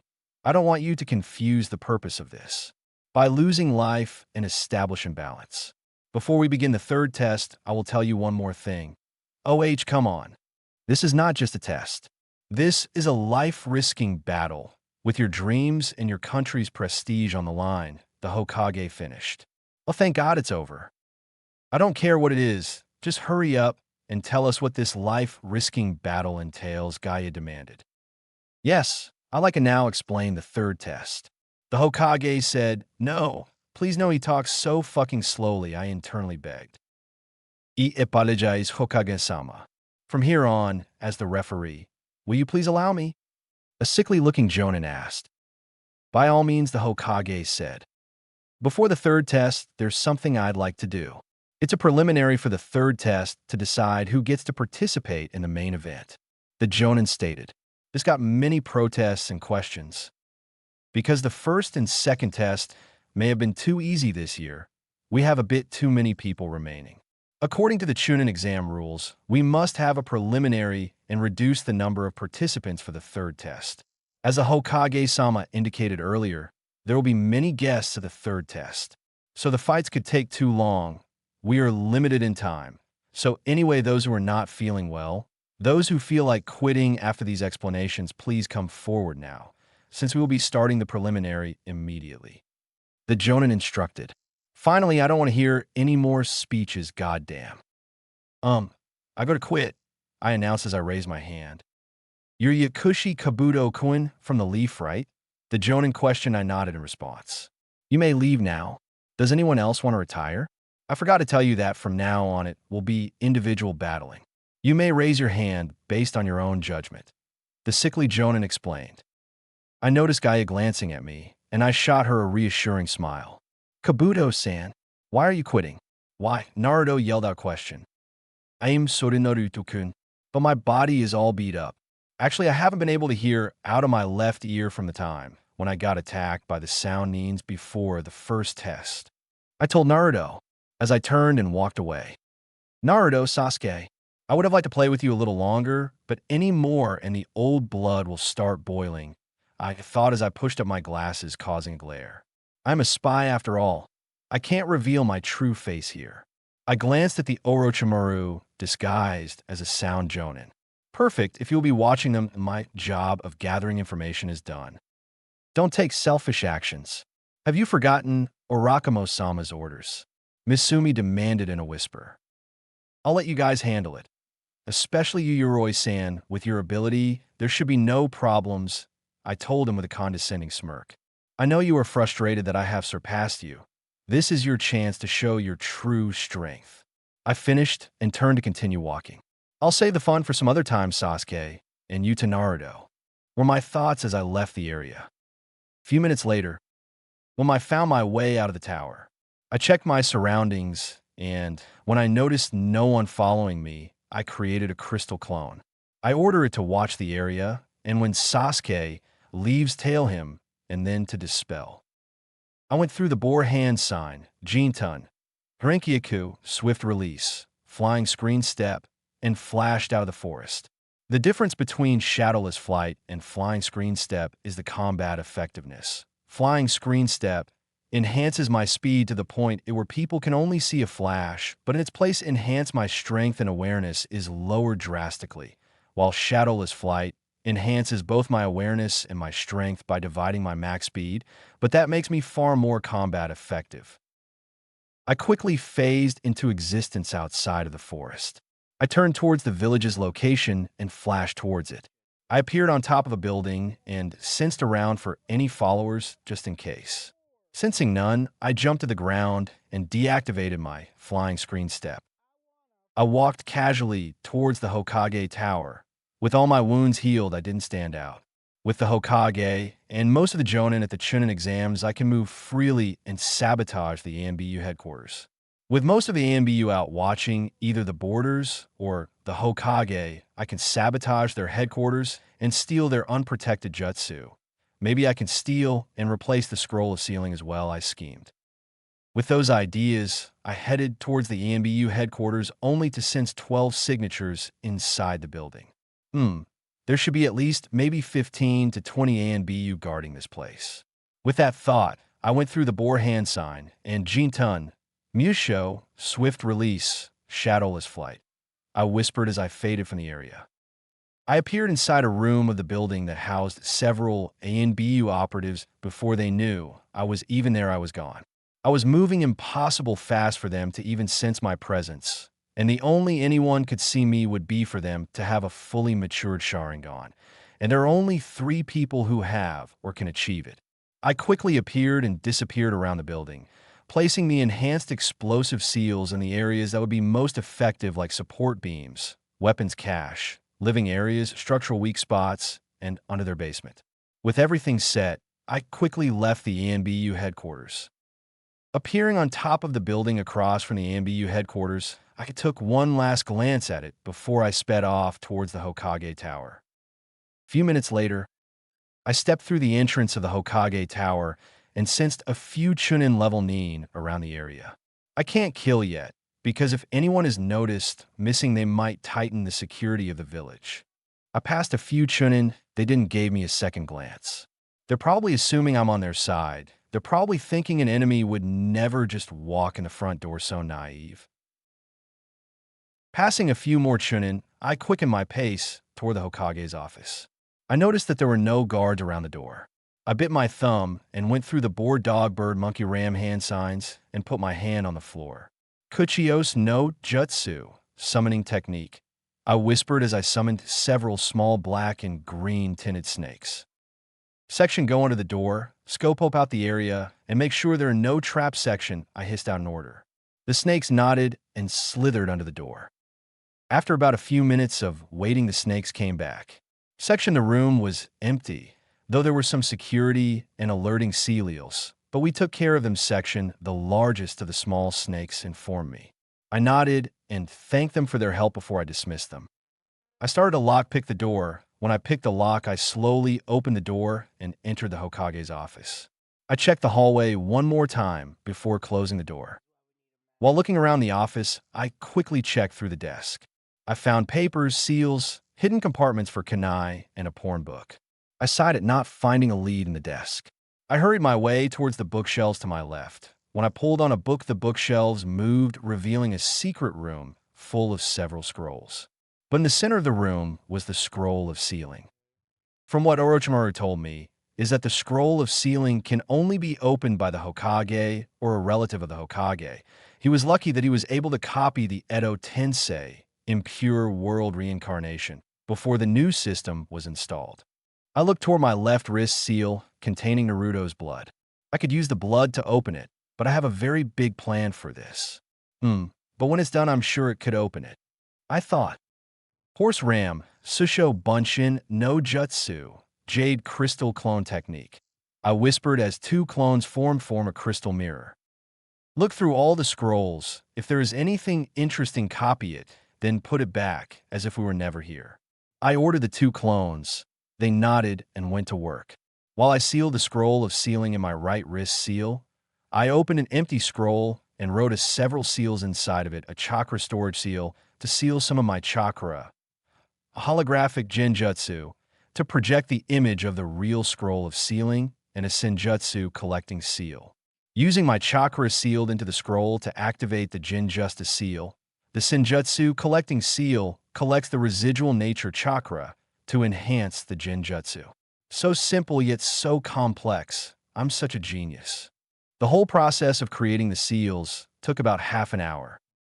I checked on my clones only to see that they haven't written down any jutsus. How come there aren't any jutsus written copied? I asked my clone. They're all fire-based jutsus, and that is our worst element, my clone answered. It is called Fire Country for a reason. Most Shinoni born within Fire Country usually have fire affinity. I thought to myself, fine then, we're leaving Dispel. I ordered. I already have what I need. I did a quick tiger hand sign, my Segakure no Jutsu, hiding with camouflage technique. I whispered as I became transparent. When I was fully invisible, I jumped out of the Hokage's window. I landed on a nearby building, causing a small crater to form under my feet. I jumped into a nearby ally and dropped the camouflage. An hour later, I felt the clone that was supposed to tail Sasuke Dispel. I felt the influx of memories rush my mind. So Kakashi used the Fujihoin evil sealing method on Sasuke, rendering him unconscious and sent him to the hospital. I thought as I sorted through the memories. And he's being guarded by a few A&B, problem. I thought as I headed towards the hospital. A half an hour later, I walked towards Sasuke's comatose body with several ANBU dead around me. It was surprisingly easy to kill them, were my thoughts as I approached an unconscious Sasuke. I looked at Sasuke and I sighed. There's such a thing as being too outstanding. We stood out too much. We were both unfortunate to catch the eye of Oda Kimaru-sama. I said as I thought back to when he found me. To think that even at this young age, he has a demon living in his heart, and for it to be used against him. Eventually, with that Juinjutsu, this child will kill you, Sasuke. Maybe my thoughts were interrupted by Kakashi's arrival, who I quickly threw a scalpel at. You're no ordinary genin, are you? Kakashi demanded, noticing my presence and immediately attacking with your weapon. You're quite the guy. No, not really, was my reply. What did you want with Sasuke? Depending on what you intend. I'll have to capture you and have you interrogated, Kakashi threatened. Can that be done? By the likes of you. I taunted. You want to try me? Kakashi challenged dangerously. I didn't reply. Who the hell are you? Kakashi demanded. You weren't the son of a leaf ninja doctor. Wasn't your name Kabuto, a bottom-feeding, no-good ninja? I ignored his attempt at questioning me. Next time, you better prepare at least 10. I said sadistically, referring to the now dead Yanbiyu that were supposed to guard Sasuke. Just shut up and answer the questions, Kakashi demanded again. How in the hell am I supposed to answer questions if you told me to shut up, idiot? What if I say no? Was my reply. I'm the one doing the questioning, so just answer the question. Kakashi chided. Are you connected to Orochimaru? Kakashi asked. Is he stupid? I smirked. If you capture me here, you might not be able to prove my connections with Orochimaru. I won't talk no matter what sort of torture or illusions you try on me, and I don't really like to fight. If you let me swim away, it's something you'll eventually find out. So won't you let me go this time? I asked, still smirking. You're a very spoiled brat, aren't you? Kakashi asked me in a disappointed voice. He quickly pulled out a kunai knife at the same time as me. Hey, don't mess with an adult. I guess you're not going to just let me go then, I said as I adjusted my kunai, bringing it near Sasuke's neck. You know the laws of the village, don't you? What happens to spies? Kakashi taunted. Please stop acting so superior. I'm at the advantage right now, I said as I held the kunai closer to Sasuke's throat. But before I could reach Sasuke, Kakashi tackled me down and stabbed me, disconnecting the Shuriken no Jutsu, Dead Soul technique, I had with one of the dead ANBU. I quit playing dead as one of the ANBU. I noticed 2 Kakashis. Kage Bunshin, I whispered. Before I jumped out the window, I took off the ANBU mask, revealing my face to Kakashi before I disappeared into the tree's bellow.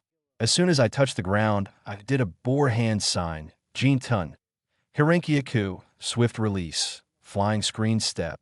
I muttered and I phased out of existence. A few hours later, after hours of evasion, I felt Gaia's chakra signature alone, so I went to see her. When I found her, she was sitting in the middle of a park by herself. Sensing no other chakra signatures, I strolled towards Gaia and sat next to her. So did you pass? I asked her. She glared at me slightly at the audacity of my suggesting that she might have lost. I held up my hands in surrender. Now that you passed the second test, I'll help you train, I told Gaia. She nodded slowly. In a few days after you get your strength back, I start your training, okay? I asked her. She nodded and rested her head against my shoulder. I gave her a pill, and she took it without hesitance. After she swallowed the pull, she rested her head on my shoulder again and fell asleep. While Gaia can't sleep in fear of Shikaku devouring her soul while she's dreaming, I created a drug that gives her a dreamless sleep, but allows her to get her full REM cycle sleep, improving her health in several places. While she was asleep, I went over a few of my notes and ideas to pass the time. After 2 hours in her REM sleep, she woke up. While I created the drug, it still only lasts a few hours. I still have to fix that, I thought as I pulled my notes away. How was your rest? I asked her. It was good, she answered, smiling slightly. Thanks for making it so I could sleep, she said with genuine happiness. No problem. I will always help my friends, I answered truthfully, though my only true friends are Gaia, Gurin, and Anko. My friendship and trust is still taken very highly, probably as high as my respect for Orochimaru. How were the preliminaries? Were they to your tastes? I asked Gaia. No, they were unbelievably slow, and I didn't get enough blood to satisfy Mother. Gaia said, though she sounded a bit miffed about that. Did you fight anyone worthwhile? I questioned. I watched as she looked down slightly. Maybe she's embarrassed. Guess I'll drop it for now.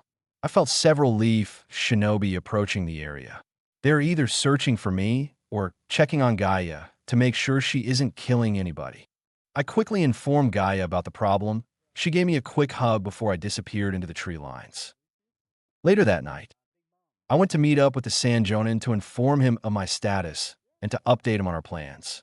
This should be fun. When I met up with him, I noticed him stare off into the distance. What is he looking at?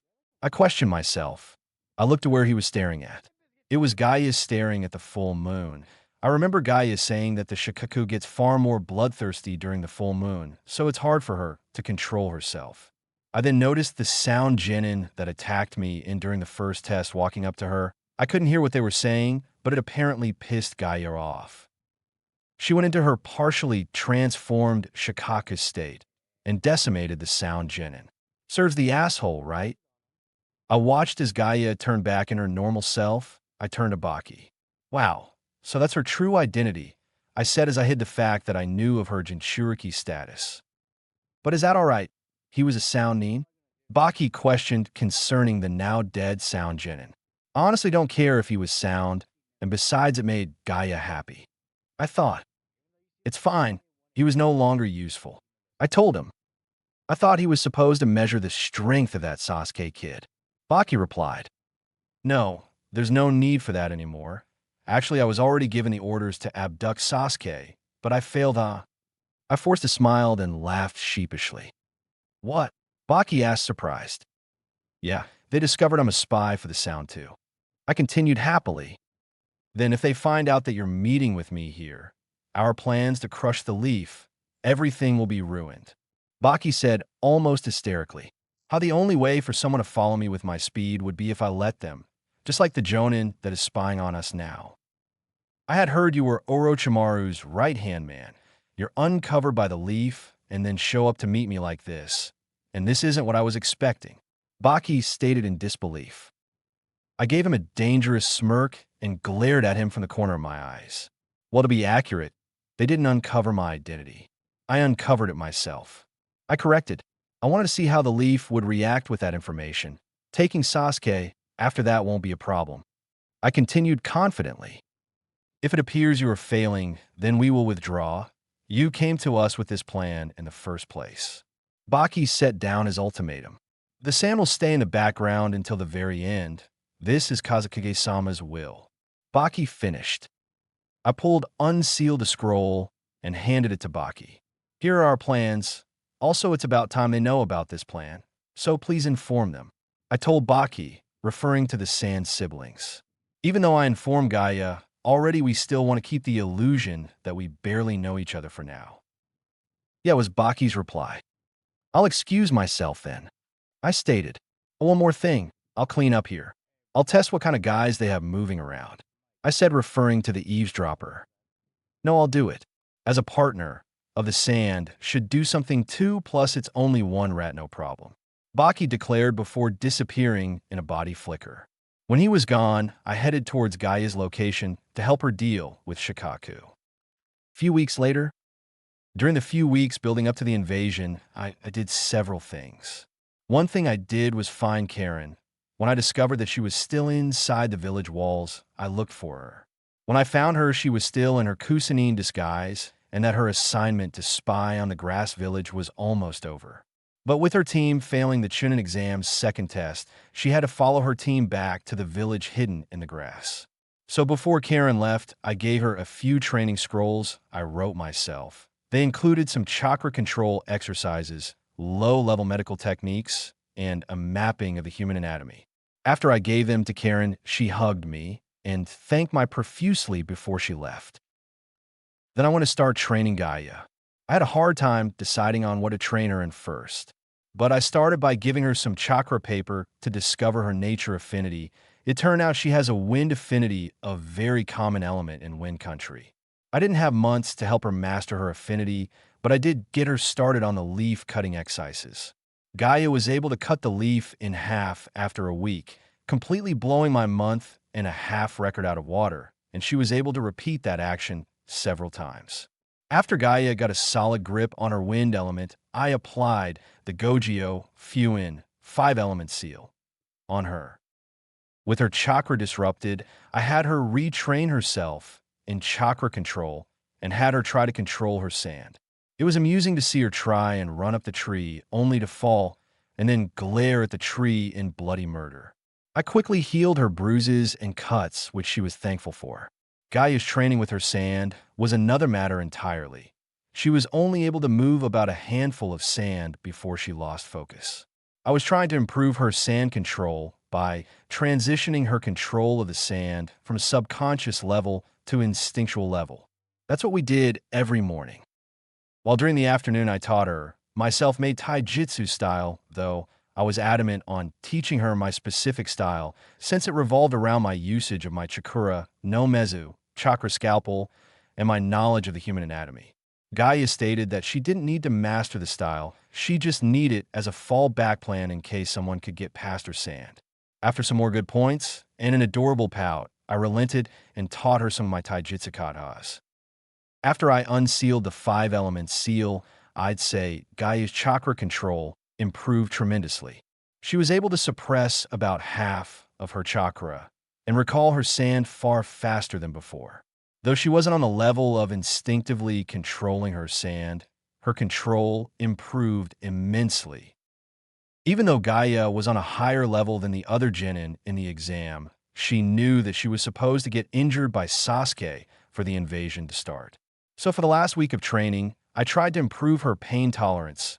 Knowing that Gaia's sand protected her most of her life, she has rarely experienced pain. So we sparred. I landed heave hits on her, though not hard enough to leave her permanently injured, but still hurt me when I hurt Gaia. After 3 weeks worth of training, I allowed Gaia to have a week free to rest before the exam started. During Gaia's break, I met up with Anko. She did her usual routine of flirting and innuendos. Though she did inform me that Kakashi informed the Hokage of my spy status. Luckily, I kept the ENBU uniform I stole off of the dead ANBU, so I'll be able to activate the Nien Shoja no Jutsu, Temple of Nirvana Technique, Jinjutsu inside the Chunin exam stadium for the invasion. Day before final test. I'm currently preparing the Jinjutsu inside the stadium the day before the final test. So all I have to do is wait for Orochimaru to give me the signal to start the invasion. I'll activate the Jinjutsu, trigger the bombs, and monitor Gaia, because if I'm right, Orochimaru will most likely lose against the Hokage since Kimimaro is out of commission and will probably abandon the Sand Village, leaving them to the Leaf's mercy. I already have a plan just in case that happens. Since Sasuke will be the one fighting Gaia, he will be the one to injure her, thus starting the invasion. When Gaia retreats, due to her injury, Sasuke's pride won't allow him to leave the fight unfinished and will probably follow her. Seeing Sasuke leave, Kakashi will most likely send some genin to follow Sasuke. When they get far enough from the village, I'll knock out the genin and implant false memories of them defeating Gaia in her Shikaka state. Then give the impression that Gaia has turned a new leaf, thus allowing her and her siblings to leave. Ingenious, really using their nativity against them. I schemed with a dark smirk.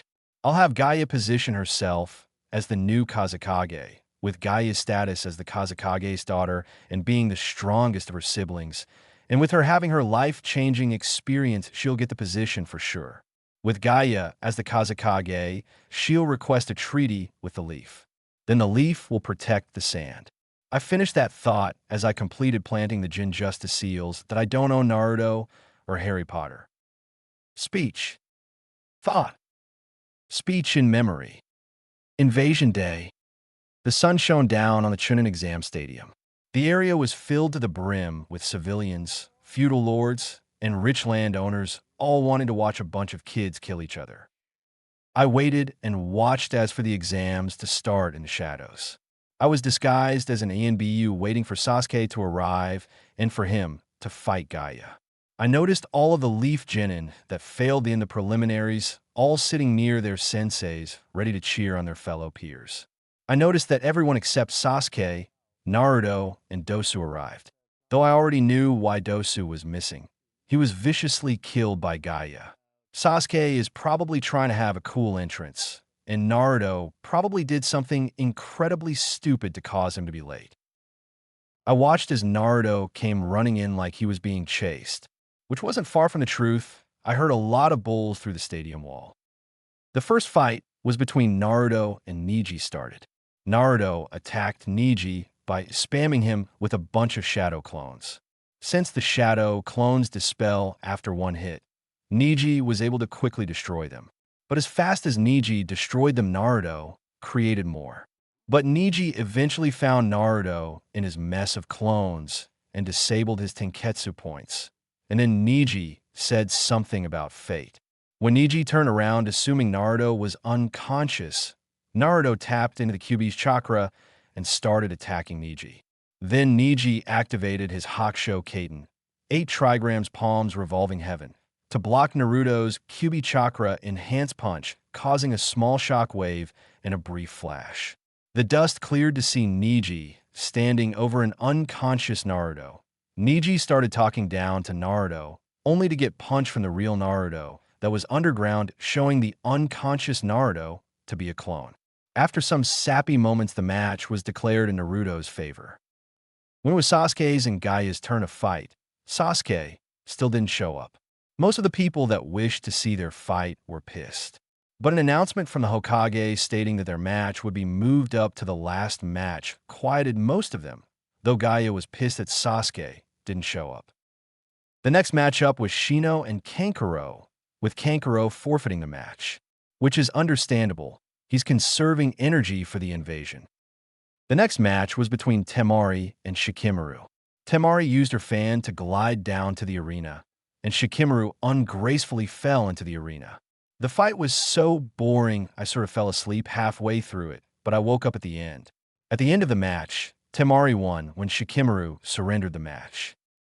Now, it was the last match. Gaia arrived in the arena again, waiting for Sasuke to show up. After almost 5 minutes of waiting, the proctor was going to call the match, only for Sasuke and Kakashi to appear in a body flicker. "Sorry we're late," I heard Kakashi say. "Your name?" the proctor say. "Sasuke Uchiha," Sasuke said arrogantly. Sasuke and Gaia entered a glaring contest. I heard the audience cheering for Sasuke. I looked to the Kazekage to see him staring intently at Sasuke. I glanced at the Sand siblings to see them eyeing their sister in worry. While in their glaring match, Gaia started to slightly laugh insane. This action caused several people to freak out. "Begin," the proctor yelled before clearing the area. Gaia pulled the cork out of her gourd, allowing sand to flow freely, and shot her sand towards Sasuke. But Gaia grabbed her head in pain. "Don't get so angry," I heard Gaia mutter to Shikaku. I guess most of the Biju resent the Uchiha and Senju clans because they were captured by them and traded off to the other villages like weapons.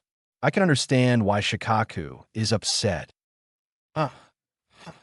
Mother, I fed you some nasty blood earlier, but this time, IT will be deficious," Gaia said, taking the role of her less than sane act seriously. Come," Gaia ordered. "Here I come," I heard Sasuke say as he grabbed a couple of shuriken and threw them at Gaia. Gaia's sand came up to protect her, forming into a clone of Gaia. Sasuke ran at Gaia and jumped into the air to throw more shuriken, but when he threw them, the clone of Gaia used the shuriken that it caught to intercept the incoming projectiles. Sasuke then used taijutsu against the clone, but the clone caught all of his hits. Sasuke was able to break through the clone, only to be intercepted by a wall of sand. Sasuke changed his fighting style and surprised Gaia enough to hit her. "So that's the armor of sand?" Sasuke questioned arrogantly. Before appearing behind Gaia, She launched sand at him only for him to escape, that process repeated over and over again. Before Sasuke delivered a kick to Gaia's shin, launching her into the air, Sasuke then grabbed her by her chest armor, then threw her into the ground, cracking her sand armor in several places. Gaia surrounded herself in a dome of sand. Sasuke tried to punch the dome only for spikes to jut out barley, missing his eye. Sasuke readied himself for something as an eye formed itself out of the sand. Sasuke attacked random areas of the sand dome only for spikes to come out every time. I watched as Sasuke climb up the side of the stadium wall and go through an assortment of hand signs which I couldn't see from my distance. I saw blue lightning encase his entire fist, and sound of 1,000 birds chirping echoed. So Kakashi taught Sasuke the Chidori. I hope Gaia can survive this. Sasuke dragged his lightning-encased fist down his waist as he charged towards Gaia. I chose to activate the bombs in the watchtowers, though that didn't stop Sasuke from still stabbing Gaia. You're lucky, Sasuke. If you weren't chosen by Orochimaru-sama, I would have hunted you down and killed you for that, I thought darkly. What? Blood my blood, Gaia screamed, and I cringed. I didn't really have a heart to make Gaia bleed when I trained her. I watched as Sasuke tried to pull his arm out of the dome only for it to get stuck. He tried to pull it again, out only for a sand claw to push him out. The sand dome collapsed only to show Gaia holding her wounded shoulder. With her visible, I quickly activated Nien Shoja no Jutsu, Temple of Nirvana technique, knocking out all the civilians. At that time, several giant snakes were summoned, and my bombs in the across the village went off, signaling the start of the invasion. I watched half-heartedly as Orochimaru, still disguised as the Kazekage, take the Hokage hostage and take him to the highest point in the Chunin exam stadium. Then the Sound Four activated their Shishinjin, 4 violet flames formation, to prevent any reinforcements from helping the Hokage. I watched as Gaia held her head in pain while trying to contain the Shikaku. I also watched as Temari and Kankuro grab Gaia and head off with her. I heard the proctor order Sasuke to stop the Sand siblings, and he followed after them. Then I gazed at Kakashi as summoned a tracking Nin dog to lead Naruto, Sakura, and Shikamaru to help Sasuke. They are so predictable, I thought, and my plan comes together. I went through a boar hand sign Jinten, Harinkyaku, swift release, flying screen step. I whispered before I faded out of existence. I followed the Genin's tracks and quickly passed them before they could even comprehend I was there. A few hundred feet in front of them, I appeared. I faced Gaia's direction and disappeared just as quickly. I came across a trapped Temari and sighed. I phased into existence next to her, and she saw my, and fear entered her eyes. Oh, I'm still wearing the ANBU armor. I took off my mask, showing Temari my face, and she blushed in embarrassment, or at least I hope it was. I used a kunai to cut the ninja wire holding her. What location did Kankuro and Gaia head off in? I asked Temari. She looked hesitant to answer. I only want to help Gaia, I reassured Temari. She nodded and pointed in a direction. I sensed the Leaf Genin heading our way. I quickly grabbed Temari, and we phased out of existence. Temari and I almost passed Kankuro, who was fighting Shino. I glanced at Temari. Do you want to help him? I asked her. She shook her head in a negative. No, this is his fight, Temari replied.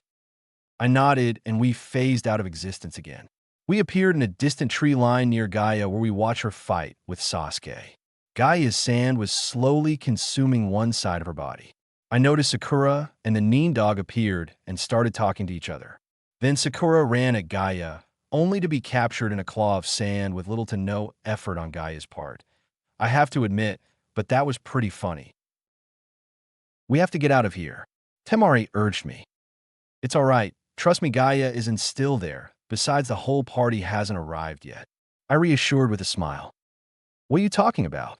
Temari demanded, and I sighed. I guess I'll have to take a chance, or else this plan might fall apart. Okay, listen, have you noticed anything strange about the Kazekage earlier? I asked Temari. She thought for a second before nodding. That's because he wasn't the Kazakage, I informed her. Orochimaru assassinated him and took his place, leading the sand to attack the hidden leaf. I told her. I saw a shocked look form onto her face, but quickly changed into a look of suspicion. If you work for him, then why help me, or any of us for that matter? Temari questioned. Well, because Gaia is one of my only friends, and since you were her sister, I decided to save you. Why do you have a problem with that? I asked her seriously. She shook her head negatively. I'll only go against Orochimaru's orders if it involves Gyurin, Gaia, or Anko. Anyone else is fair game. Though you really should try and talk to Gaia. She isn't that bad if you get past the psychopathic murdering quality she has. I have even devised a way for her to get sleep without the Shikaka getting out, improving her personality immensely. Even without it, you are her older sister. You should always be there for her no matter what she is or how she acts. I told Temari and she looked guilty. Do you think Gaia will ever forgive me for the way I treated her? Temari asked, visibly upset, and I sighed. I nodded toward Temari and gave her a kind smile. Don't worry, I'll talk to her later. I'm sure she'll forgive you, I promise. I told Temari, trying to sound as sincere as I could. She nodded and smiled. I turned back to Gaia's fight where Naruto and Sasuke were getting their ass kicked by a partially transformed Gaia. I quickly threw 3 Senbon needles into Sakuru's exposed neck, knocking her out in the process, and then appeared in between Sasuke and Naruto, then quickly knocked them out with a hit to the back of their necks. I turned to Gaia, whose transformation started to fall apart. I walked over to Gaia, who was sitting now on a branch, clutching her wounded shoulder. I quickly checked on her wound and activated my Shozen Jutsu, mystical palm technique. With my hand, glowing a soft green, I touched her wounded shoulder. As soon as I did that, her wound started to heal. I'm sorry, you had to go through that, Gaia. I told her softly. I really do care for them, even if I barely care about anyone else. Temari landed next to me and started to check on her sister. Then Temari hugged Gaia. Gaia had the look of pure shock on her face. I've been so stupid, Gaia. I'm so sorry. I wasn't there for you. Could you find it to forgive me? Temari begged Gaia. Gaia looked to me for assurance. I gave her a small smile and a head nod. I forgive you, Temari, and I'm sorry for the way I acted as well. Gaia replied. Good, now that the family problem is fixed, we really need to work fast. I said quickly. I've come up with a plan so you guys can escape this relatively unharmed. Gaia, you and Temari have to destroy this forest area. Create as much sand as you can. Temari, I need you to destroy the trees. We have to make it look like Shikaku actually fought in this area. I glanced at the unconscious genin. I'm going to implant a memory into the genin showing them fighting Gaia and Shikaku. The memory is going to depict them defeating you and you guys turning over a new leaf, so to speak, and they allowed you to escape. I turned to Gaia. Now the difficult part, Gaia, I need you to do is go back to Sunagakure and try to take over your father's position as Kazekage. With you as the Kazekage, you can use the excuse that Orochimaru-sama disguised himself as the Kazekage and force your village into helping him or something relatively close to it. The leaf being as naive as they will most likely accept it without much thought. Your village will be far better off with the leaf as your allies than your enemies. I explained my plan. Both Gaia and Temari looked at me wide-eyed and open-mouthed at my plan. It was a funny sight, actually. I bet to anyone else heard the plan, they would think it sounded ridiculous. You want me to be the Kazekage? Gaia asked me, still in obvious shock. I nodded with a smirk on my face while pushing on my glasses. Of course, they would have to most likely pick you. With you being the strongest of your siblings, no offense, Temari, if not the strongest shinobi in your entire village. You're also the related to a Kage from said village. You also change your ways from a psychotic killer to a protector of the village. If they don't pick you, then they're probably complete idiots.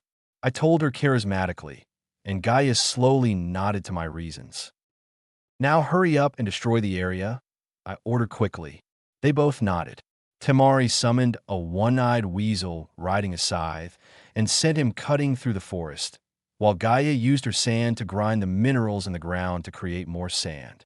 I went to the genin's unconscious bodies and forced a genjutsu to play in their minds, overwriting the original fight memory. After I overwrote their memories, I quickly joined with Temari and Gaia. I went through the hand signs horse ram, Susho Bunshin no Jutsu, Jade crystal clone technique. I whispered as a clone of myself formed from a crystal mirror. You guys find your brother. This clone will last long enough for you to make it to Wind Country. Oh, and before you go here, have this. I handed Gaia and Temari 2 seal tags that I took from my ninja pouch. If you're in any trouble, send your chakra into this seal tag.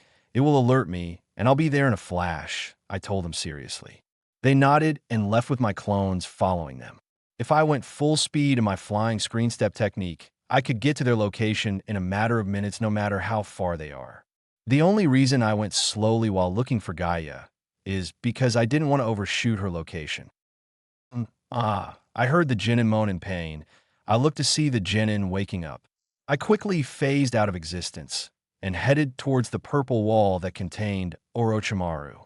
Still disguised as an ANBU, I applied my mask before joining the group of ANBU that was watching the wall. I noticed Orochimaru losing. I quickly went to the other side of the wall and disposed of my disguise. As soon as I did that, the wall collapsed, showing the sound for carrying a wounded Orochimaru. I motioned them to follow me, and they did. Yanbiyu tried to follow us only to get caught in Kidamaru's Kimoninto, spider-sticking spit. I lead the sound 4 towards Odo Geikure without injury. Well, except for Orochimaru. When we arrived at one of Orochimaru's bases, I ordered the sound 4 to release Orochimaru and leave. With the sound 4 gone, I walked a drowsy and moaning Orochimaru towards his room. I looked at his arms and grimaced. They were almost an unhealthy shade of black compared to his almost equally unhealthy pale skin. We arrived at his room, where I laid him down in his bed and tried to use my Inyu Shometsu, In healing wound destruction, on his arms to try and save his life. A few weeks later, I walked towards Orochimaru's room, where I heard Orochimaru's yells in agony. "They are my arms," I had Orochimaru yell. "Orochimaru-sama, the medicine quickly," I heard a medic Nin say before I heard a slicing sound, and then I sighed as I walked into the room. "Please take the medicine immediately," I said. It's like talking to a child sometimes. I have to clean the room the moment I get back," I asked as I noticed the poor medic Nin's blood all around the room. "That kind on crappy medicine, I don't need it," Orochimaru said defiantly. Just like a child, I mixed the medicine myself. "It should make you feel at least a little better," I stated while adjusting my glasses. The burning pain in the arm, never expected it to be this much, Orochimaru complained. "Sir Toby, the third Hokage-sama, the wound comes from his final curse, no wonder it's painful," I stated. No need for further explanations.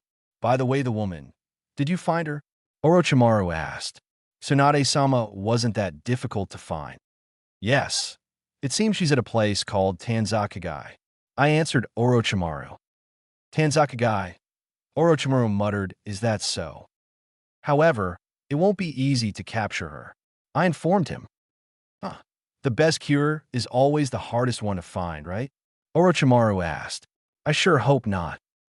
Usually the best cure is always the most bitter," I said to myself somberly. Few days later, "This time my arms will be healed," Orochimaru said out loud as we entered Tanzakagai. "Even though it's a good cure, that person will not let you have it easily, you know," I stated to Orochimaru, which he ignored, and I signed. A few minutes later, "I know a bit about Tsunade-sama too. You see, I was in the medics before." I trailed off. It's now become standard procedure to include a medical specialist in a group of 4 ninjas prior to this. It was difficult for a group of shinobi to battle without any medical attention. You can't know what might happen on the battlefield, which is blindingly obvious. I ranted on. That might be a good system even for veteran fighters. But such a system would only increase the casualties of war. It's human nature that people won't realize the true value of something unless they lose it. And whoever told the story of the medical specialist, who's from the group of 3 legendary ninjas? Orochimaru said. As I walked with Orochimaru, we noticed Tsunade and her apprentice not too far. Then Orochimaru got the brilliant idea to blow something up to get their attention. So I helped him summon a giant snake to destroy the building that Tsunade was near. I sighed. Orochimaru and his theatrics, we stood on top of a giant snake towering over Tsunade and her apprentice. When the snake desummoned itself, Orochimaru and Tsunade started to converse. It's been quite a while, Orochimaru, Tsunade asked rhetorically. I've looked for you all over, Orochimaru said. Excuse me, I think that was me. What do you want with me now? Better not my trying to waste my time talking about the old days, Tsunade asked. I have a little favor to ask from you, Orochimaru stated. I noticed Tsunade's annoyed face shift into an analytical one and started to study Orochimaru's wounded hands. Tsunade-sama, I assume you've already figured out. I pointed out to Tsunade. Hey, you could go find someone else. I already quit being a doctor, Tsunade said dismissively. We can't do that. You see this wound. No one else can cure it. But you, Tsunade-sama, one of the legendary 3 shinobi and a medical specialist, you alone can cure it, I stated, trying to appeal to her ego. That wound on your arm is not an ordinary wound. What have you done to it? Tsunade asked seriously. It's just a little memento from when I killed the 3rd Hokage, Orochimaru stated, shocking both Tsunade and her apprentice. Why did you have to say that? You really are, Tsunade trailed off, making a face. Don't make a scary face like that, Orochimaru taunted.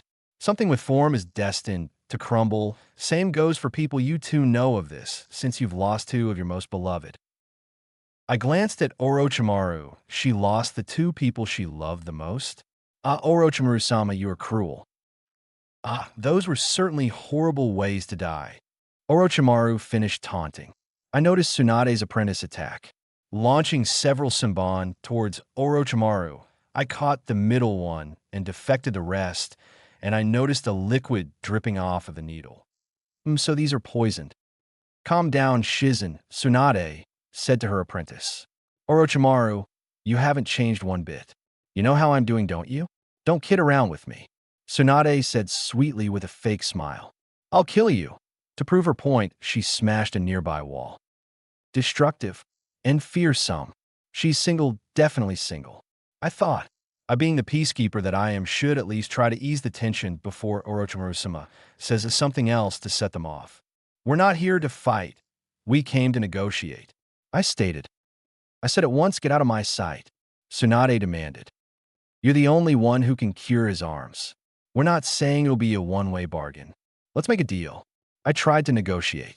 This is why I like to talk to Guren or Gaia. They don't try and kill you when you ask them for a favor. I'll count to 5, get out then, or else, Tsunade threatened. Please calm down. It won't be a bad bargain.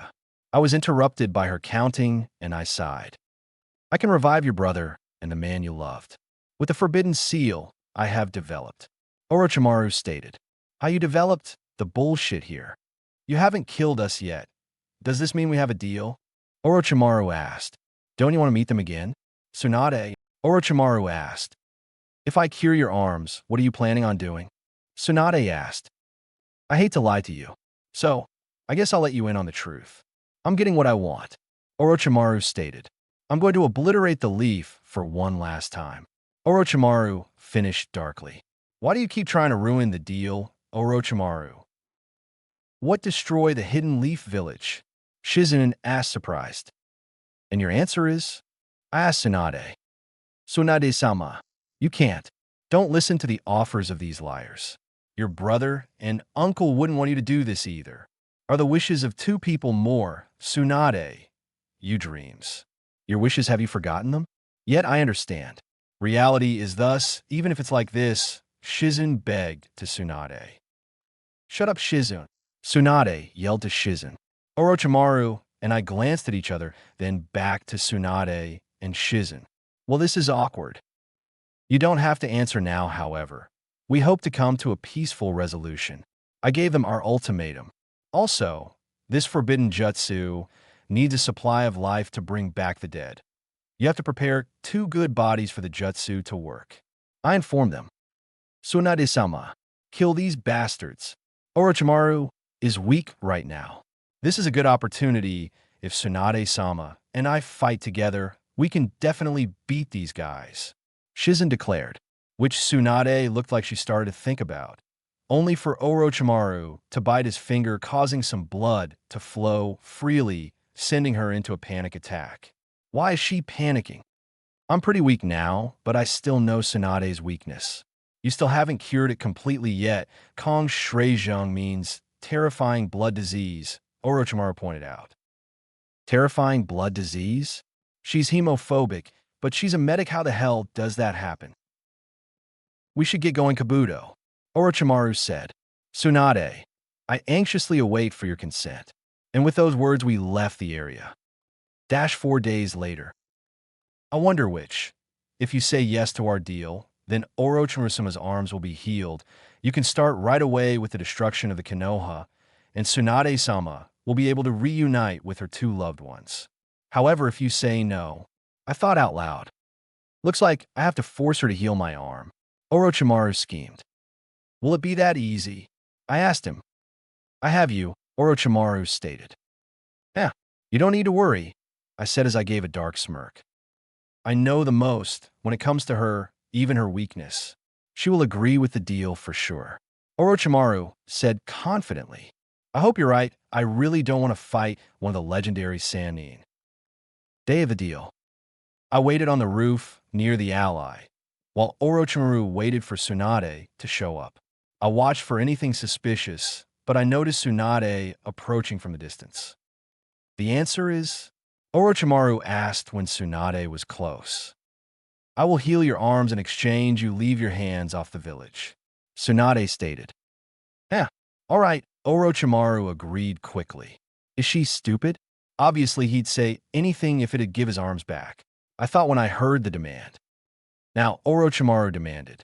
As he held up his hands, Tsunade's hand started to glow a different shade than it was supposed to, until I noticed the intent of her chakra. Wait, it's meant to kill. I quickly threw a kunai in between them, splitting them apart. What is this to come this far and to betray me? Tsunade. Orochimaru sounded pissed. Hell, I would be too. How could you come to an answer like this, Tsunade-heim? Orochimaru asked to try to kill me. But I trust you, Kabuto, from the bottom of my heart, your loyalty and ability to see Tsunade's attack. Yes, we both were from the medical field, so I could tell her chakra was full of the intent to kill. I reveled. Tsunade, I really intended to revive those 2, Orochimaru said genuinely. And I even promised not to destroy the leaf. I heard the lie in that one. Orochimaru, I know that you not touching the leaf was a lie. I knew that, but I wanted to be with those 2 people even for just one more time. Even for just one more time, I wanted to see them. But the moment I felt that I would achieve that I'll really be able to see Nawaki and Dan again, I realized to myself that I'm a total fool. Tsunade spoke. After that, I sort of blanked out. It was way too sappy to try and remember. So the deal is off. Then I have no choice. We'll have to force you to do it. Orochimaru threatened. Let's do it, Kabuto, Orochimaru said.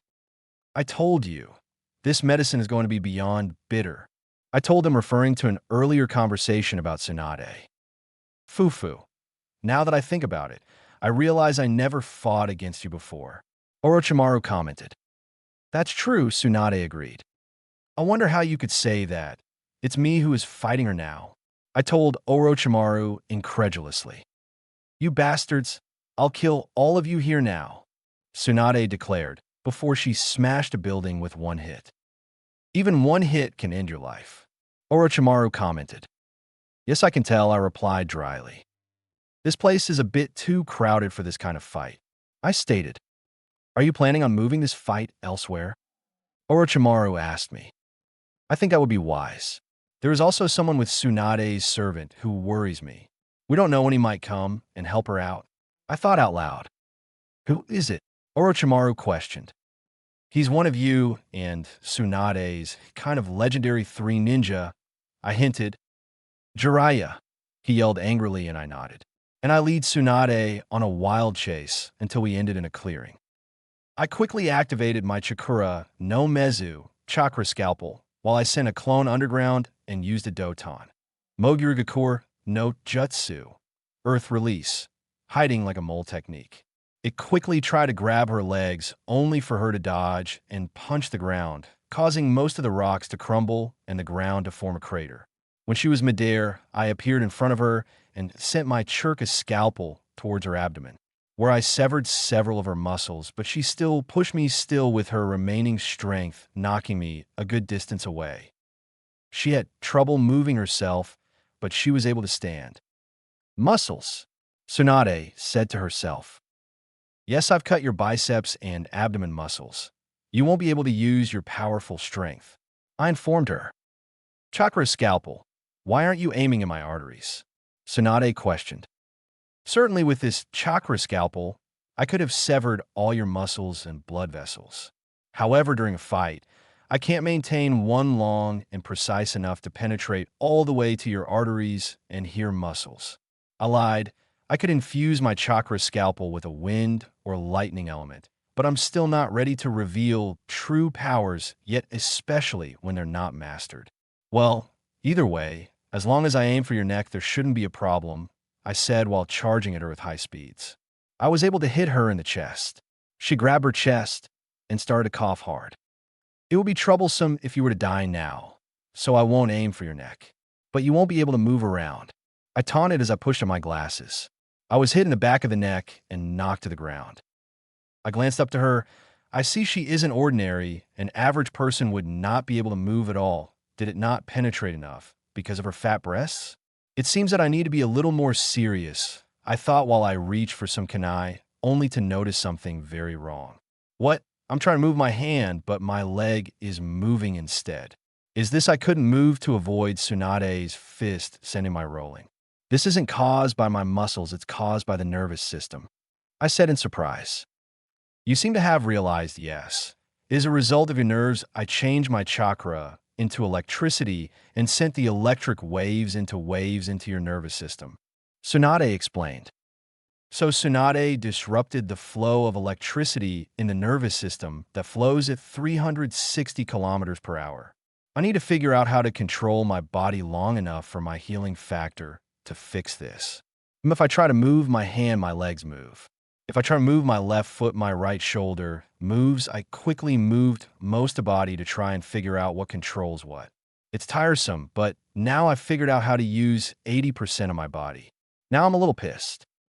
Don't think with that level of technique will you be able to defeat me, I told her defiantly. I pulled out one of my kunai. You're afraid of blood, right? I'll show you some now. I'll scatter just enough blood until you are at the brink of death, I declared while I ran at her, only for Jiraiya, Shizune, and Naruto to appear in front of me. Long time no see, Jiraiya, Orochimaru said. You haven't changed at all, Jiraiya stated. Move, Tsunade yelled while shoving Jiraiya out of the way to charge at me. But I quickly cut my wrist and I nonchalantly threw my blood on her, making her freeze up. My body has finally started to move.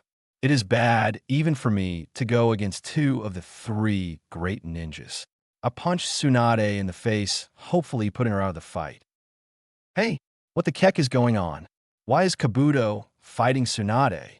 Naruto yelled. You are so thick, Naruto-kun. That's why you can't compare to Sasuke-kun, I taunted. Oh, psychological warfare, one of my favorite, was to fight. I thought whimsically. Look at his headband carefully. He is Orochimaru's subordinate, Jiraiya pointed out. That's right, I'm a Sound Village spy.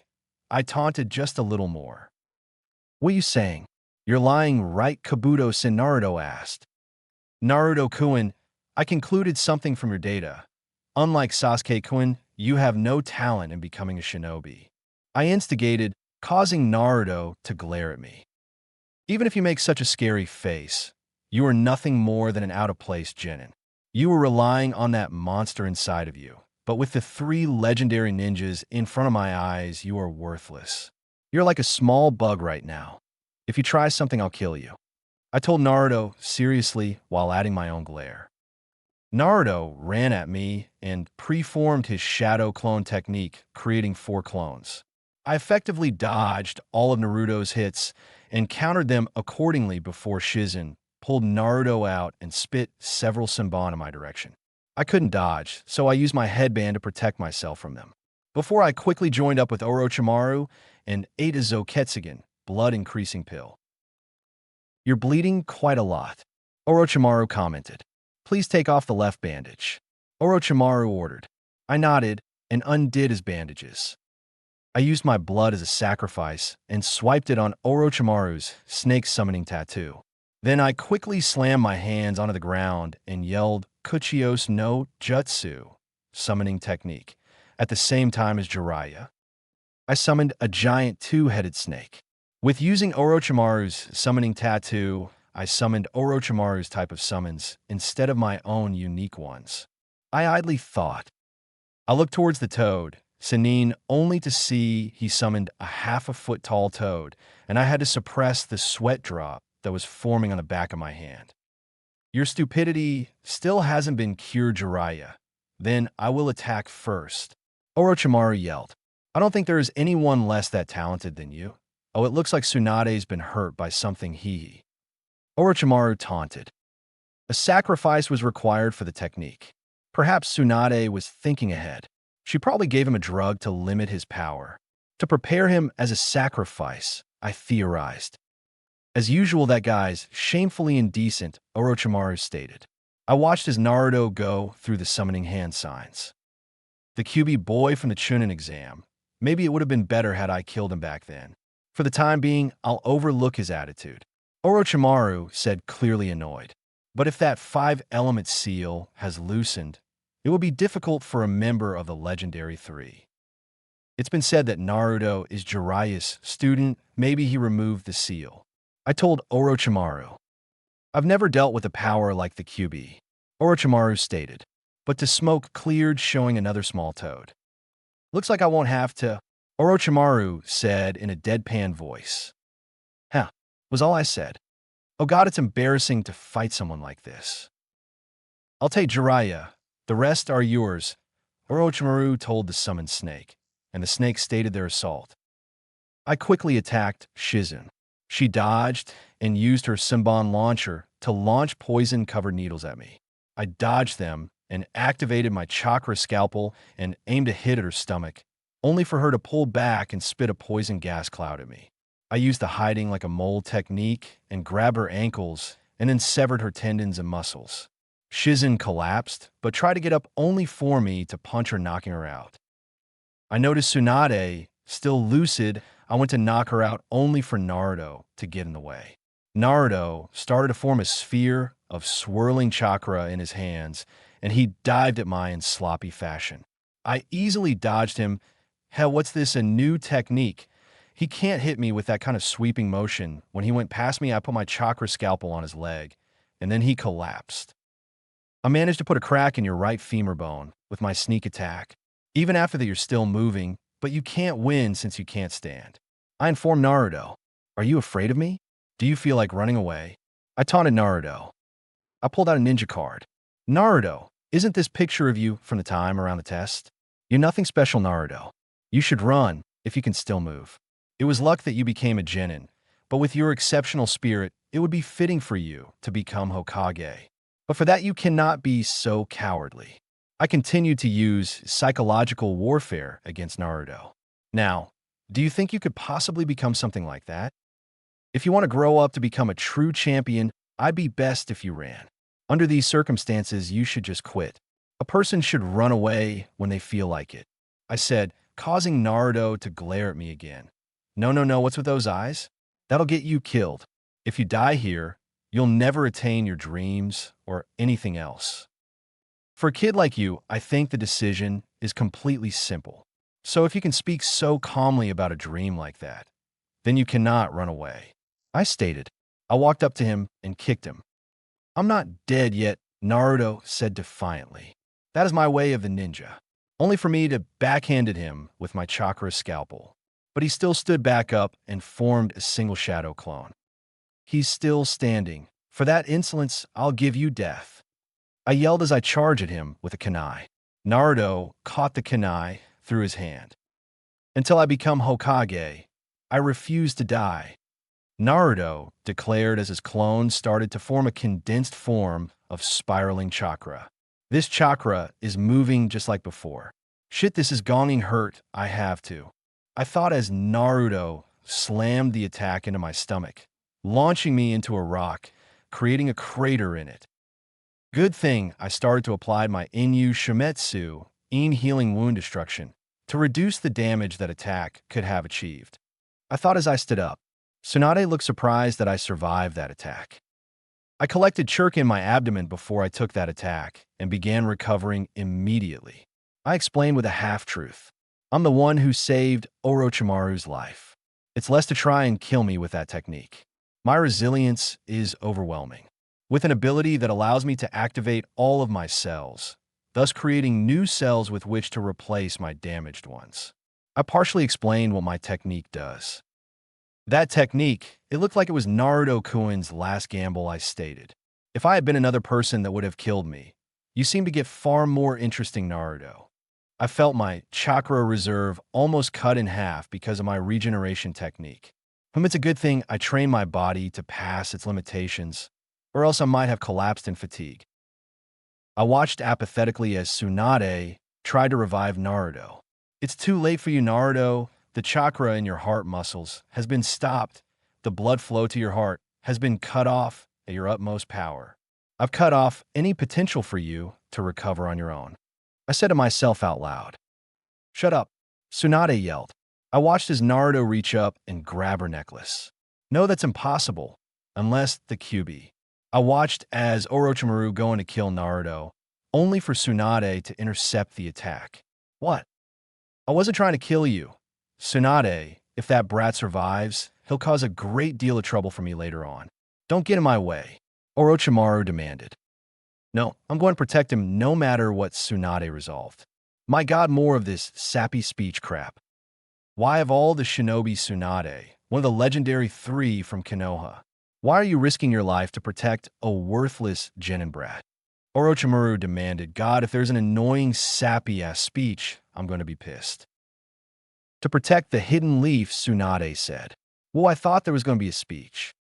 To protect the hidden leaf, Orochimaru echoed as though it didn't make any sense. You want to know why? Tsunade asked. No, I don't. This is the future Hokage of Konoha. She finished pointing to Naruto. Orochimaru laughed. What are you babbling about? Hokage is worthless, only fools would want it. Orochimaru taunted. Didn't you want that position? Tsunade replied to Orochimaru, but I ignored it. Orochimaru apparently didn't like what she said, because slashed at her with his Kusanagi. Now as for you, Naruto-kun. He turned towards Naruto and swung his Kusanagi to kill Naruto, only for Tsunade to intercept it. Didn't I tell you? I'd bet my life on him, Tsunade said. That apparently pissed Orochimaru off. You worthless trash. But Tsunade delivered a devastating punch at Orochimaru. Why am I doing this? Because now I'm the 5th Hokage of the Hidden Leaf. Tsunade declared. I noticed the rhombus on her forehead spread out, creating a new symbol. Seal release. Tsunade yelled as her wounds stated to heal. Her healing is similar to my own. Seems like I'm not the only one developing a new jutsu. Care to tell me what it is? Orochimaru asked, amused. I've been gathering my chakra to the seal on my forehead for quite some time. I used that chakra to stimulate production of various enzymes that accelerated my cell duplication rate for rapid reformation. I can reconstruct any damaged parts and organs of my body. In other words, I'll never die in battle ever. Tsunade bragged and explained. That is incredible dangerous. Rapid cell regeneration will shorten her lifespan. There are only so many cells your body can regenerate before it reaches its limit. My regeneration uses my Yin chakra to create new cells out of my chakra and replace them for my damaged cells. But her idea for a seal that absorbs small amounts of chakra over a period of time, I could use that for my Yin chakra. It could prevent exhaustion in battle. I noticed Tsunade going through summoning hand seals. Orochimaru-sama, we need to summon Manda. I yelled to Orochimaru. Here, hurry, Orochimaru said as he showed me his summoning tattoo. I quickly put my blood on it and slammed my hand on the ground when Jiraiya, Tsunade, and myself yelled. Kuchios no Jutsu, summoning technique. A giant cloud of smoke appeared and disappeared showing a Tsunade on a giant slug. Jiraiya was on a giant toad wearing cloths, and Orochimaru and myself were on a giant snake.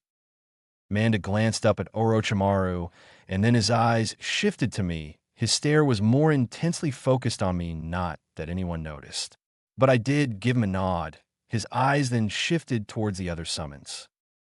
Manda and Orochimaru, Katsu and Tsunade, long time no see. What, planning some special reunion, Jiraiya?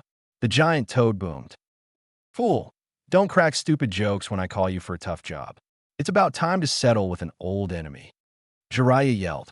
We're going to defeat Orochimaru now. Hey Orochimaru, what are you smoking? Summoning me here in this lame excuse for land. You want me to eat your sorry ass? Manda threatened. Please, Manda-sama. We'll thank you generously later on.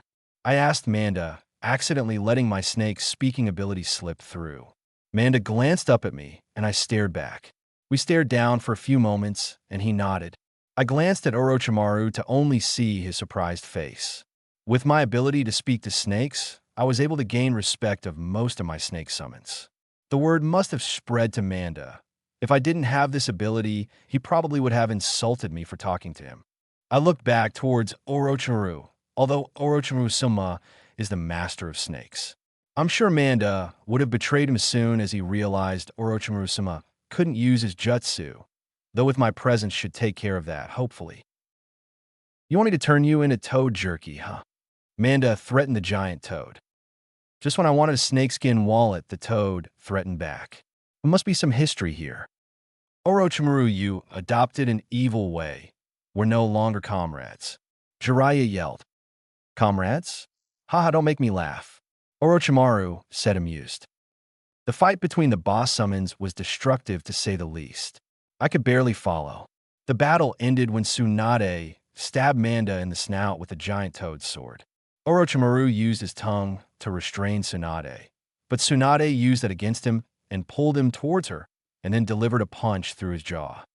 With Manda wounded, he de-summoned himself, which blew everyone away.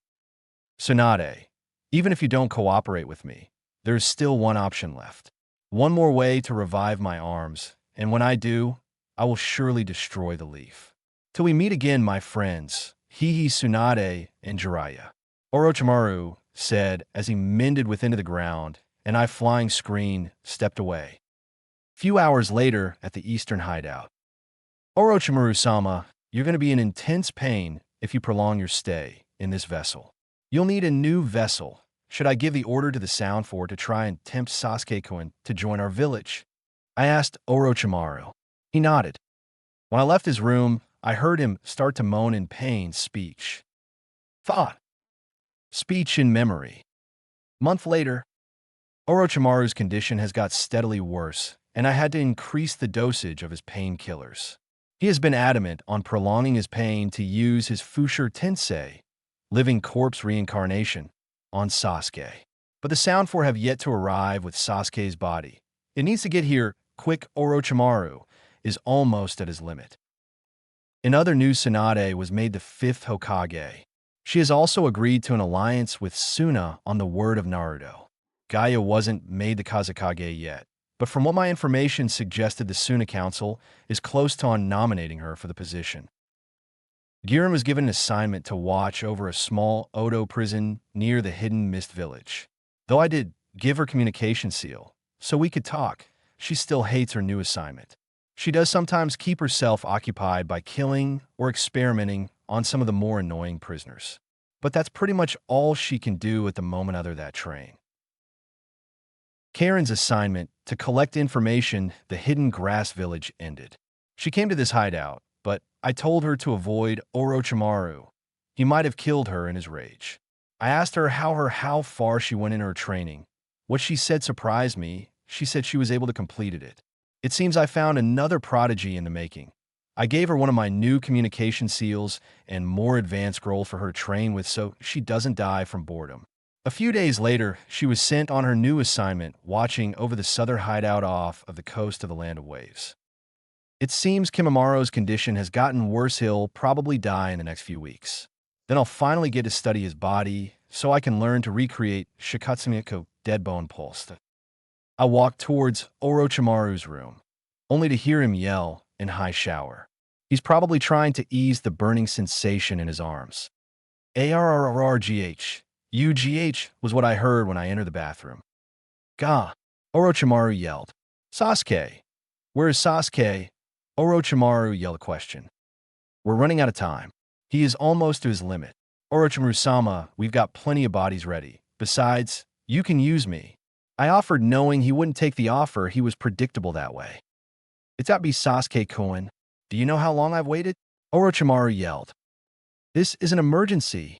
The third's curse was stronger than expected. If you don't transfer now, you might lose everything. I snapped out to him. Already the best of the best. Leave everything to me, I declared before leaving. I'll also deal with the salvage of Sasuke-kun. With those words, I was out the door. Should I use Kimimaro? I walked towards the dungeon cell balcony and released all of the prisoners to the center. Everyone listen closely. I want you all to kill each other until there's only one left standing. I'll release the last one from this prison, I stated with a smile before heading to one of the medical labs to see a young male hooked up to various machines. I was not called. Again, Kabuto-sensei, I am. Kimimaro said only for me to interrupt him. Your job is to take care of your body. The duties are already over, Kimimaro. You are no longer one of the Sounds Five. I told him. Kimimaro started only for me to interrupt him again. We have already found your successor. Also, he possesses a seal with equal power your Earth seal. That is the Heaven seal. Not only that, he's got a bloodline limit. I informed him. I wonder who is stronger, you or him. I wondered out loud. I noticed Kimimaro twitch and started to get out of his bed and try and remove the medical equipment. What's wrong? Don't excite yourself too much. I warned him. How long do I have? Kimimaro asked. You shouldn't talk anymore, I suggested. I've realized recently that everyone is given life for a reason. Everyone has something important to accomplish. The quest to discover what that is the only freedom God has given to us humans, Kimimaro philosophized. I understand what you want to say. Orochimaru-sama is certainly in great pain, and it is a critical situation like never before. However, I must say this firmly. What can you do as of now? You've lost your purpose as a container. Right now, we have a new container on his way to the village. Well, that in itself is late as well, I said, as I started to manipulate Kimimaro. I watched as the last prisoner survived the free for all, then demanded to be set free, which I did, but in more of a metaphysical sense. I watched as Orochimaru approached the new vessel. I saw Orochimaru take over the prisoner's soul and body. Now, he will have to stay in a body that won't permit transfer for another few years, but we have next time. I must agree, I no longer have the capacity for the metempsychosis. In fact, it's quite difficult to discover my purpose now that I've lost everything. However, I finally understand. Although he may not be me, I will bring the new container here, even if it costs my very life.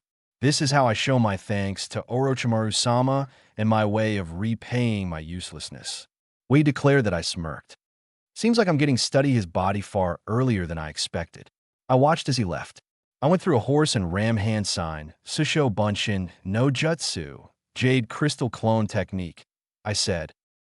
I had the clone take my place, and I went to tail Kimimaro, so I could seal his dead body when he succumbed to his illness.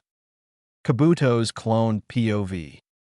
I'm quite surprised he was able to move with his body, Kabuto. I don't know what you told him, but that was a little cruel, Orochimaru said. Oh, no. There wasn't any order. I prefer not to force things upon others. He moved on his own, for you, whom he worships, I said, giving a dark smirk. Kabuto, you certainly have a twisted personality, Orochimaru stated. Orochimaru-sama, Kimimaro was a perfect existence for you. His ideals were soaked in darkness like yours, and he looked on you as a deity and pursued you like a zealot. I said incredulously. In addition to that, he was an heir to a ninja clan that possessed the most perfect and most powerful bodies of all and inherited all their abilities. Well, at least he was. I finished. Yes, it still makes the hair on my back stand up thinking how we lost him. I still believe that he was the body I desired for the most. Orochimaru said. Also, if he wasn't tainted by illness, then the assassination of the Hokage would have gone smoothly and we didn't have to go through all of this suffering.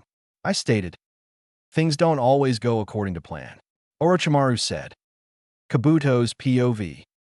I followed Kimimaro while I was in my Maisegakure no Jutsu, hiding with camouflage technique. Kimimaro entered the forest on the other side of the Valley of the End, and I quickly followed. I watched as he berated Taiyuya and took the canister that contained Sasuke. He raced towards Oto Geikure with Sasuke on his back, only to be interrupted by Naruto, who was chasing after him. I watched as Naruto landed near Kimimaro. Naruto's eyes were blood red and slitted, and his whisker marks were more pronounced. Kimimaro looked at Naruto with an apathetic gaze. Now, how should I cook this one? I heard him ask himself. Naruto just stared at Kimimaro intently. Why, I don't know, but it sure was to creep even me out. Then Naruto stared to growl. What does Orochimaru want? Why is he after Sasuke? Naruto demanded, and Kimimaro looked like he was contemplating on answering the question. Orochimaru-sama has already completed the jutsu of immortality. In order to acquire all jutsu and the entire world, he needs time. Kimimaro explained. What does that have to do with Sasuke? Naruto yelled again. Immortality doesn't necessarily indicate the immortality of his body. He must replace his body with a newer, stronger one before his current one succumbs. Kimimaro continued. That's what Sasuke is for. Naruto yelled. Yes, exactly, Kimimaro said, while forming a thin bone sword from his palm. I won't let you do such a thing, Naruto declared while forming a cross-finger hand sign, and started to make shadow clones. Kabuto clone POV. This is quite unexpected for the four to take this long. Did the Leaf send strong ones capable of stopping them, or are they spending too much time playing around? I asked out loud. I'd assume the first one to hamper the team's progress is Jugu, who always gets hungry, or Kadimuro, who tend to play around way too much. Orochimaru threw out his ideas. But the most troublesome one is Sakan, who has the worst temper. He won't stop until he kills the enemy, even if he should hurry on. He tends to be very proud of himself, just because he's the strongest of the four. I continued. Who knows, Taiyuya has a personality just as bad. Orochimaru said, well, there is no if. Once Kimimaro is there, he will clean up anything that is no use to me. Orochimaru finished. Kabuto's POV. I heard Kimimaro say, while he looked around. I won't let you take Sasuke, Naruto declared. Interesting, I heard Kimimaro say while he inspected the hundreds of clones surrounding him. Come, Kimimaro ordered while forming two bone swords from his palms. Naruto charged, and the carnage began. All the Kibuified Naruto clones charged in sync with their creator. Over and over the clones charged only to get decapitated, stabbed, or slashed at quickly ending their short existence. I watched as Kimimaro removed the top of his shirt only to pull a bone larger sword from his shoulder. Naruto quickly threw several of his shuriken only for Kimimaro to defect them with his bone sword. These are no ordinary bones. These bones are compressed to maximum density, meaning they are as solid as steel. Kimimaro informed with little to no emotion. So what? I'll break those bones to pieces, Naruto yelled. I've mastered the 5 dances. Don't assume that you know all of my powers from just looking at them. Kimimaro commented, though I could pick out the annoyance in his voice. Behold the dance, oh the camellia, Kimimaro declared, and with that Kimimaro charged. There were hundreds of pops signaling that the clones were killed. But Naruto kept on creating more clones. It got kind of tedious to watch until Kimimaro destroyed the last of the clones. And then there was one. Kimimaro said as he faced the remaining Naruto. It's almost time the first step of Orochimaru-sama's ambition. Kimimaro stated as the canister containing Sasuke smoked, and the seals holding the lid shut broke. Sasuke left the container, his face covered in black flame tattoo marks. Sasuke, what the hell are you doing with these guys? I heard Naruto yell to Sasuke, only for Sasuke to insanely laugh, then took off. Kimimaro went for a sneak attack with Naruto distracted, only for a green blur to intercept it and kicked Kimimaro. And you are Kimimaro, asked the perpetrator while standing up. The Leaf's proud Azure Beast has reincarnated. I am Rock Lee. Rock Lee yelled. I heard Naruto warned Rock Lee about Kimimaro's bone ability and left after Sasuke. I created another crystal clone to tail Naruto. If Naruto is incapacitated or killed, it could get some samples from his body for my project. I watched as Rock Lee use his mastery of taijutsu to match up against Kimimaro's mastery of the Kagaya dances. Their fight was very interesting to watch. Well, compared to Naruto, fighting any fight is better in comparison. I saw Rock Lee become exhausted. Please wait, Rock Lee announced. Can you ask your enemy to stop fighting in the middle of a fight? What is it? Kimimaro asked, annoyed. Excuse me, but it's time for my medicine. Sorry, but I must drink it. Rock Lee insisted. I've always been bad with medicine, Lee said as he chugged the medicine. Medicine always has a bad taste, Lee complained. Then his poster changed completely to that of a drunken person's. The fight continued, though. It was one of the weirdest fights I ever witnessed, and it was slightly comedic at times. But Lee in this state is far stronger than his original. I wonder what he must have taken to enter this state. In this style, he is far too unpredictable for Kimimaro to hit. Lee was strong enough to force Kimimaro to use his partial first stage, Earth Curse Seal. The fight got more gruesome as Kimimaro used his ribs, arms, and finger bones to attack Lee. I noticed that Lee got several cuts on his cheeks. When that happened, his style changed back to its original state. Kimimaro forced bones to grow out of almost every point in his body. Whoa, I'm likening this bloodline more and more. Kimimaro was about to kill Lee, only for Sand to pull him away. Now, this is interesting. This fight now had my full attention. If Gaia was going to fight Kimimaro, I want to see how it goes. I looked at Gaia. Thanks to my dreamless drug, she looked a lot healthier and grew a few more inches from the last time I saw her. Her hair was longer and wore a longer set of her original clothing. Gaia of the Sand, Rock Lee stuttered out. Gaia, so was you, Kimimaro said in a monotone voice. Kimimaro launched his Teshi Sendan, 10-finger drilling bullets, at Gaia only for Sand to intercept the bone projectiles several inches from her face, and Gaia didn't react at all like a badass. You're too hasty, Gaia commented to Lee. When you fought me before, you had more speed and edge to your moves, Gaia finished angrily. Wait, what? Gaia fought Lee. Oh, now I understand why she was embarrassed. That must have been a fun fight. I'm not holding any grudges, but I've gone through quite a bit of hassle because of you. Lee said. I see, was Gaia's only reply. Go, Gaia. Kick his ass. I'll handle this, Gaia declared. No, you could be the backup. Rock Lee stated as he started a run at Kimimaro, only for Gaia's Sand to grab his leg, tripping him. It was actually kind of funny. Please let go. Rock Lee yelled, only to flinch in pain due to his injuries. You can't do anything right now, Gaia stated. I'll handle this. Kimimaro quickly launched 10 of his fingers toward Gaia, only for her Sand to protect her.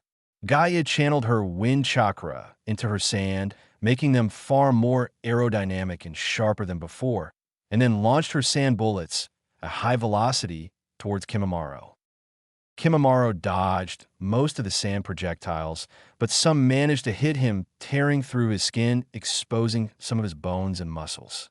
His skin healed over his bones, but not his muscles. When Kimimaro was distracted with the pain, Gaia used the Sand that she tunneled underground to grab his legs. The Sand climbed up, consuming Kimimaro's form.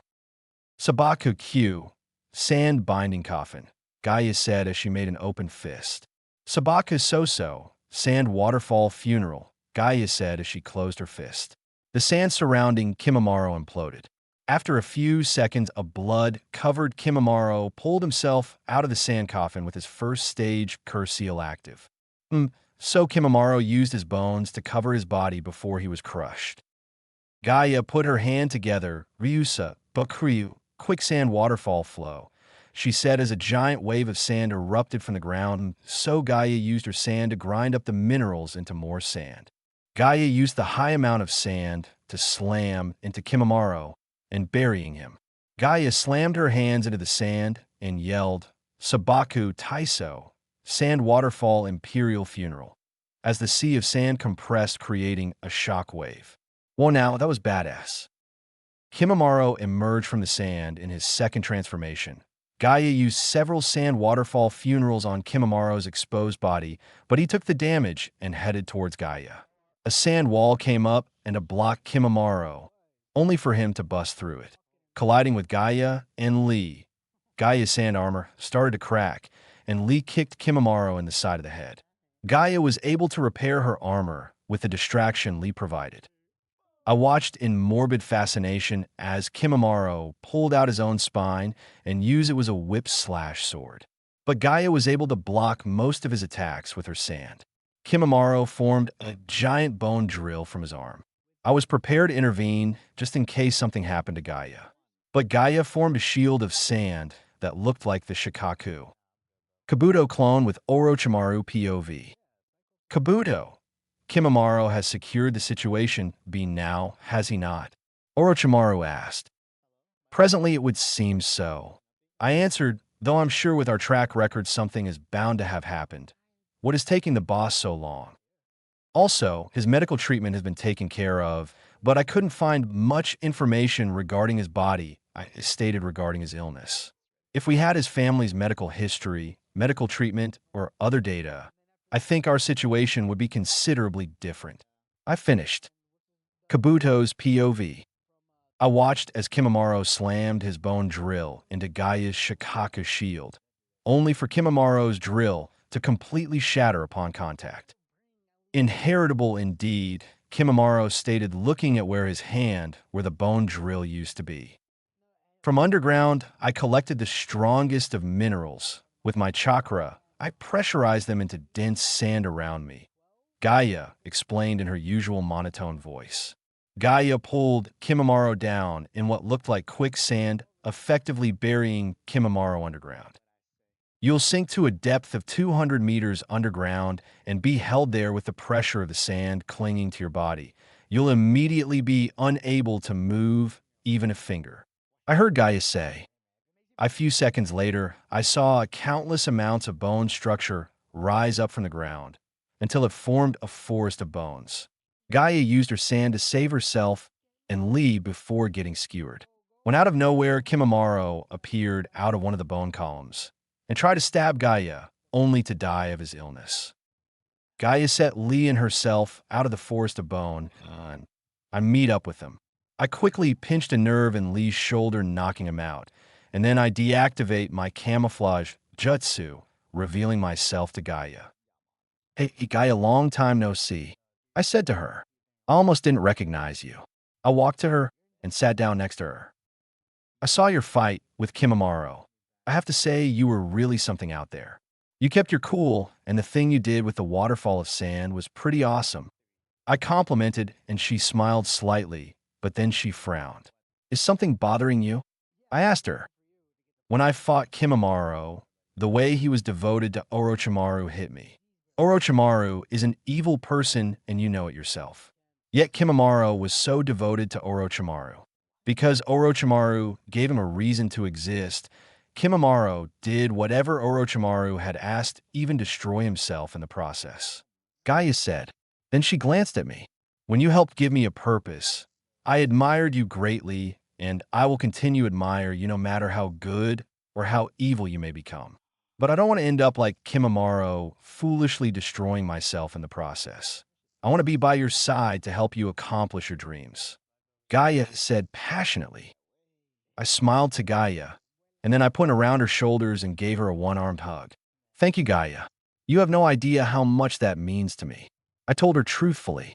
but I will never use you like Orochimaru used Kimimaro.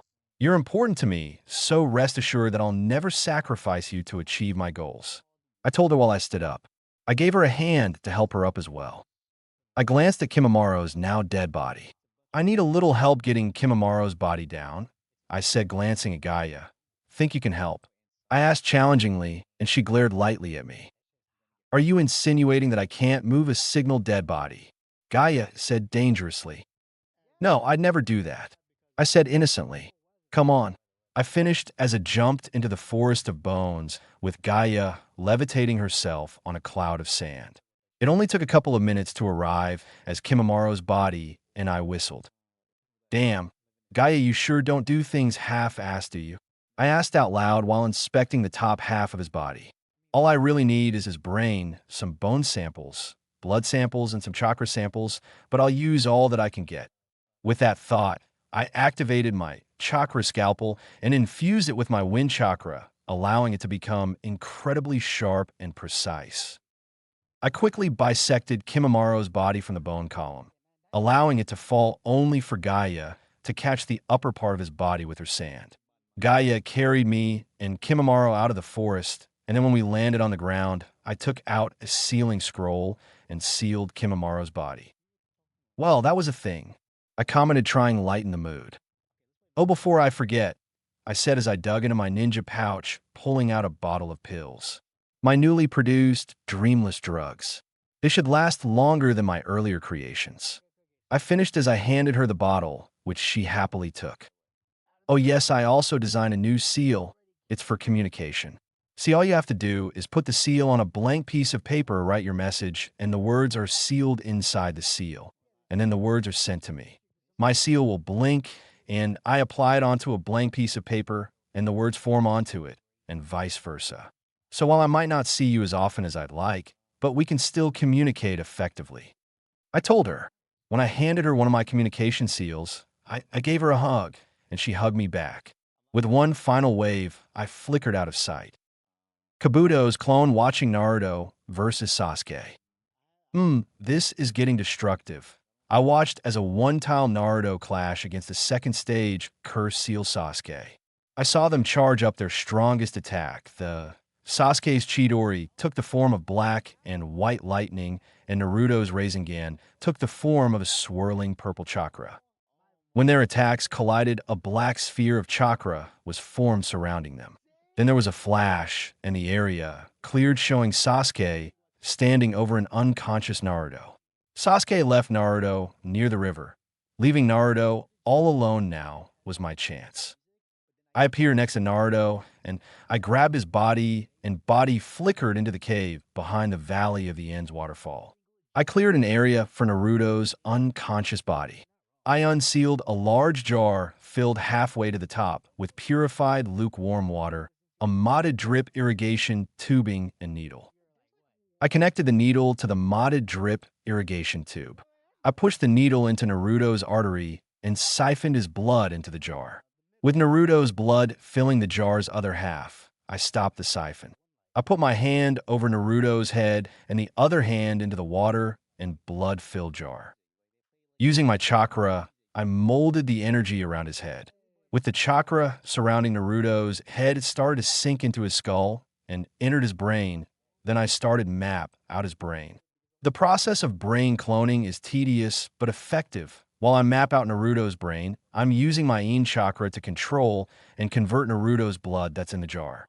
The blood has enough of Naruto's DNA for me to convert its properties into another form based on his DNA, like an organ, i.e. the brain. I have to map the brain perfectly. The blood in the jar started to form together. I want most of the memories intact for the clone, but not the personality. With my Kiron Hibi, clone snakes, they can take the form of whatever DNA they assimilate, but they also get the genetic memory and personality of their DNA donor. That's why I want a clone brain of Naruto's, so I could seal most of his annoying parts of his personality. But I'll allow the memories to remain so he can keep his techniques he's learned, like the Rasengan. I glanced at the jar only to see the brain halfway completed. Kabuto's POV. With Kimimaro's body sealed, I was about to head off to Otogekure until I felt a faint chakra signature in the forest. I headed toward the signature. After a few seconds of tree hopping, it came to an area that was completely decimated. The forest was shredded for what looked like was a massive wind jutsu. I went toward the chakra signature, and when I got there, I sighed. The signature belonged to the light, red-headed girl Tayuya. What to do?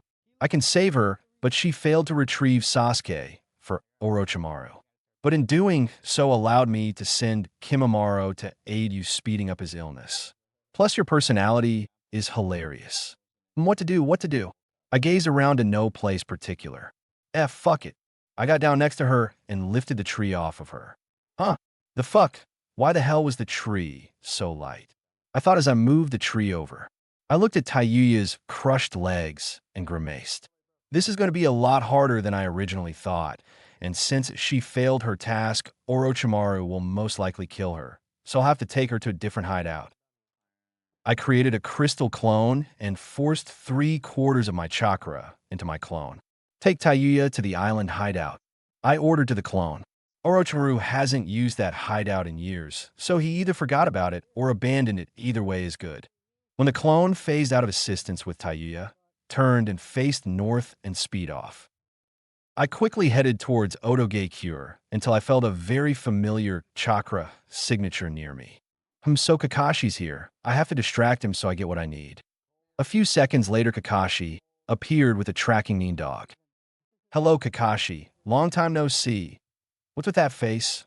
Excuse me, I asked Kakashi, ignoring his one-eyed glare. Now, Kakashi, you shouldn't aim that angry eye at me, you might lose it.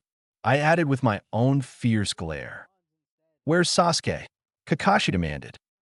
Oh, and what about Naruto-kun? Oh, Kakashi, such favoritism doesn't suit you. I told Kakashi with a smirk. Enough games, Kabuto, tell me where Sasuke is now. Kakashi yelled out. I don't know, can you be a little more specific? There are a lot of Sasukes out there. Can you be a little more specific? Maybe I could help, I offered sarcastically. Fine, I'll beat the information out of you, Kakashi threatened while lifting up his headband, revealing his Sharingan eye. Oh, I'm shaking in my sandals, I said while discreetly activating my Jintan. Musho, swift release, shadowless flight, and activated my Chakura no Mezu, chakra scalpel. I phased right next to him and slashed at his left shoulder, only for him to turn around and intercept my scalpel with a chakra-infused kunai. I appeared behind his back and stabbed at his unprotected back, only to for Kakashi barely manage escape. I phased above Kakashi, slashed at his right shoulder. He wasn't able to react fast enough before I severed several of his shoulder tendons and muscles. With him, distracted pain, I was able to phase to his left and disable left shoulder. The only reason I was able to hurt Kakashi this easily was because he never knew how fast I really was and still doesn't. His Sharingan, I can only predict what it sees with me constantly going into his blind spots. His Sharingan, I couldn't see me coming. Kakashi panted. You were never this fast, Kakashi stated, and I shook my head in a negative. Oh, you have it all wrong, Kakashi. I've always been this fast, you had just gotten slower, I taunted. I glanced at the Valley of the End when I felt the increase of memories from my crystal clone. Oh, by the way, if you want to look for your near-dead student, you should check the Valley of the End. I said before phasing out of existence. I have to let Kakashi live so he can save Naruto. If the Kyuubi Jinchuriki were to die, Sasuke would be to blame, and with him, now a sound, the Akatsuki might focus themselves onto us. I appeared near the entrance of the waterfall. When I walked in, I noticed a medium-sized scroll with a kanji for brain marked on it. I picked it up and strapped it to my back, then I sped off towards Otoge-cure. I arrived at the hideout before Sasuke and quickly placed my scroll in the med lab. When my clone left Orochimaru's presence, it dispelled. With the clone gone, I started my work. When the alarm seals picked up Sasuke, I went to show him to Orochimaru. I walked him through the prison cells and guided him until we met up with Orochimaru. Kukuku, Sasuke-kun, you are the chosen human, Orochimaru said. It doesn't matter how, give me power, Sasuke demanded hysterically. Even though his form is different, that is Orochimaru in front of you. If you don't want to die, You should watch your mouth. I threatened, only for him to glare at me and flared his churka. What power! But mine is far superior. This is going to be a long 3 years. I thought glumly. Speech. Thought. Speech in memory. Third person. Good job, Sasuke-kun.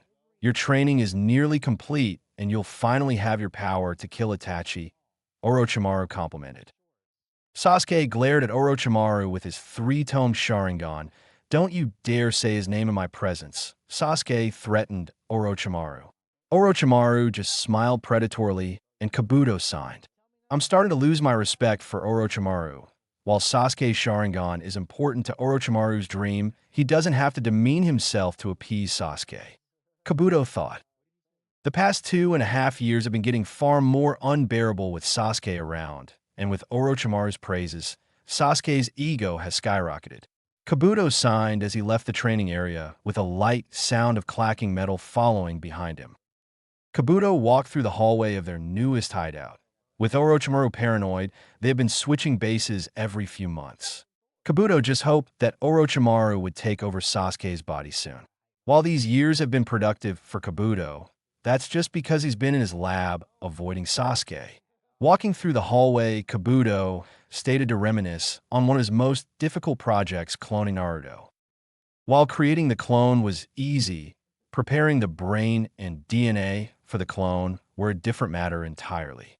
When I studied Naruto's DNA, some things I discovered about his DNA were troubling. His blood only contained 43% of the Uzumaki bloodline, meaning that if I created the clone, he wouldn't have been able to access most, if not all, of the Uzumaki abilities, such as advanced understanding and Fuinjutsu, sealing arts, chakra chains, and possibly the healing bite, just like the original Naruto. So I had to find some more purified Uzumaki DNA to splice with Naruto's, and I knew just the person. I sent a messenger bird to the hideout near the Land of Waves where Karen was assigned. I asked her for some samples of her blood for the project I was working on, and she agreed to it. It took several days for the blood to get to my location, so in that time, I studied Naruto's blood further and cross-referenced them with Konoha's hospital records. What I found virtually shocked me. Naruto was the child of the fourth Hokage, which did make sense. Most Jinchuriki are related to the Kage of the village for the Jinchuriki to remain loyal.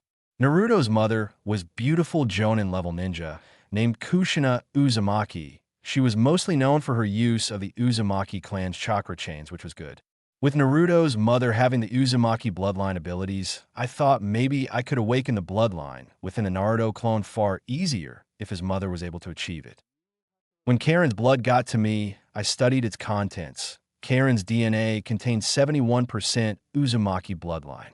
I spliced the genotypes between Naruto's DNA and Karen's with that done. Naruto's Uzumaki bloodline increased from 43% to 57%. Though not a tremendous leap, it was sustainable for the bloodline limit. Now I had a viable DNA sample of Naruto. The next thing I had to do was inspect the flash clone brain of Naruto. The first thing I did was hook up the brain to an artificial body to stimulate to the brain that it was active. While it was active, I was able to cast a Jinjutsu on the brain. To use a Jinjutsu, someone uses their chakra to invade another person's chakra coils, and then use the chakra coils to enter the mind, i.e., the brain. I just took out the middleman. When I projected his mindscape into my mind, I was not surprised at what I saw. It was a sewer. Flashback.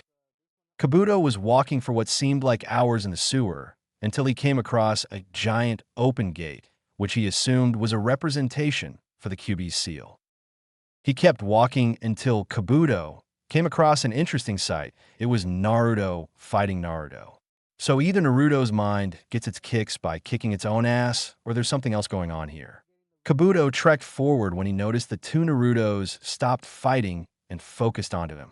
That's when Kabuto noticed something strange. One Naruto looked like he normally did, but the other one is what stood out instead of the bright orange jumpsuit. The other Naruto wore a black and orange jacket and black pants, and instead of bright blue eyes, this Naruto had pure blood red eyes with no corneas or pupils and black sclera. He also had a slight evil smirk.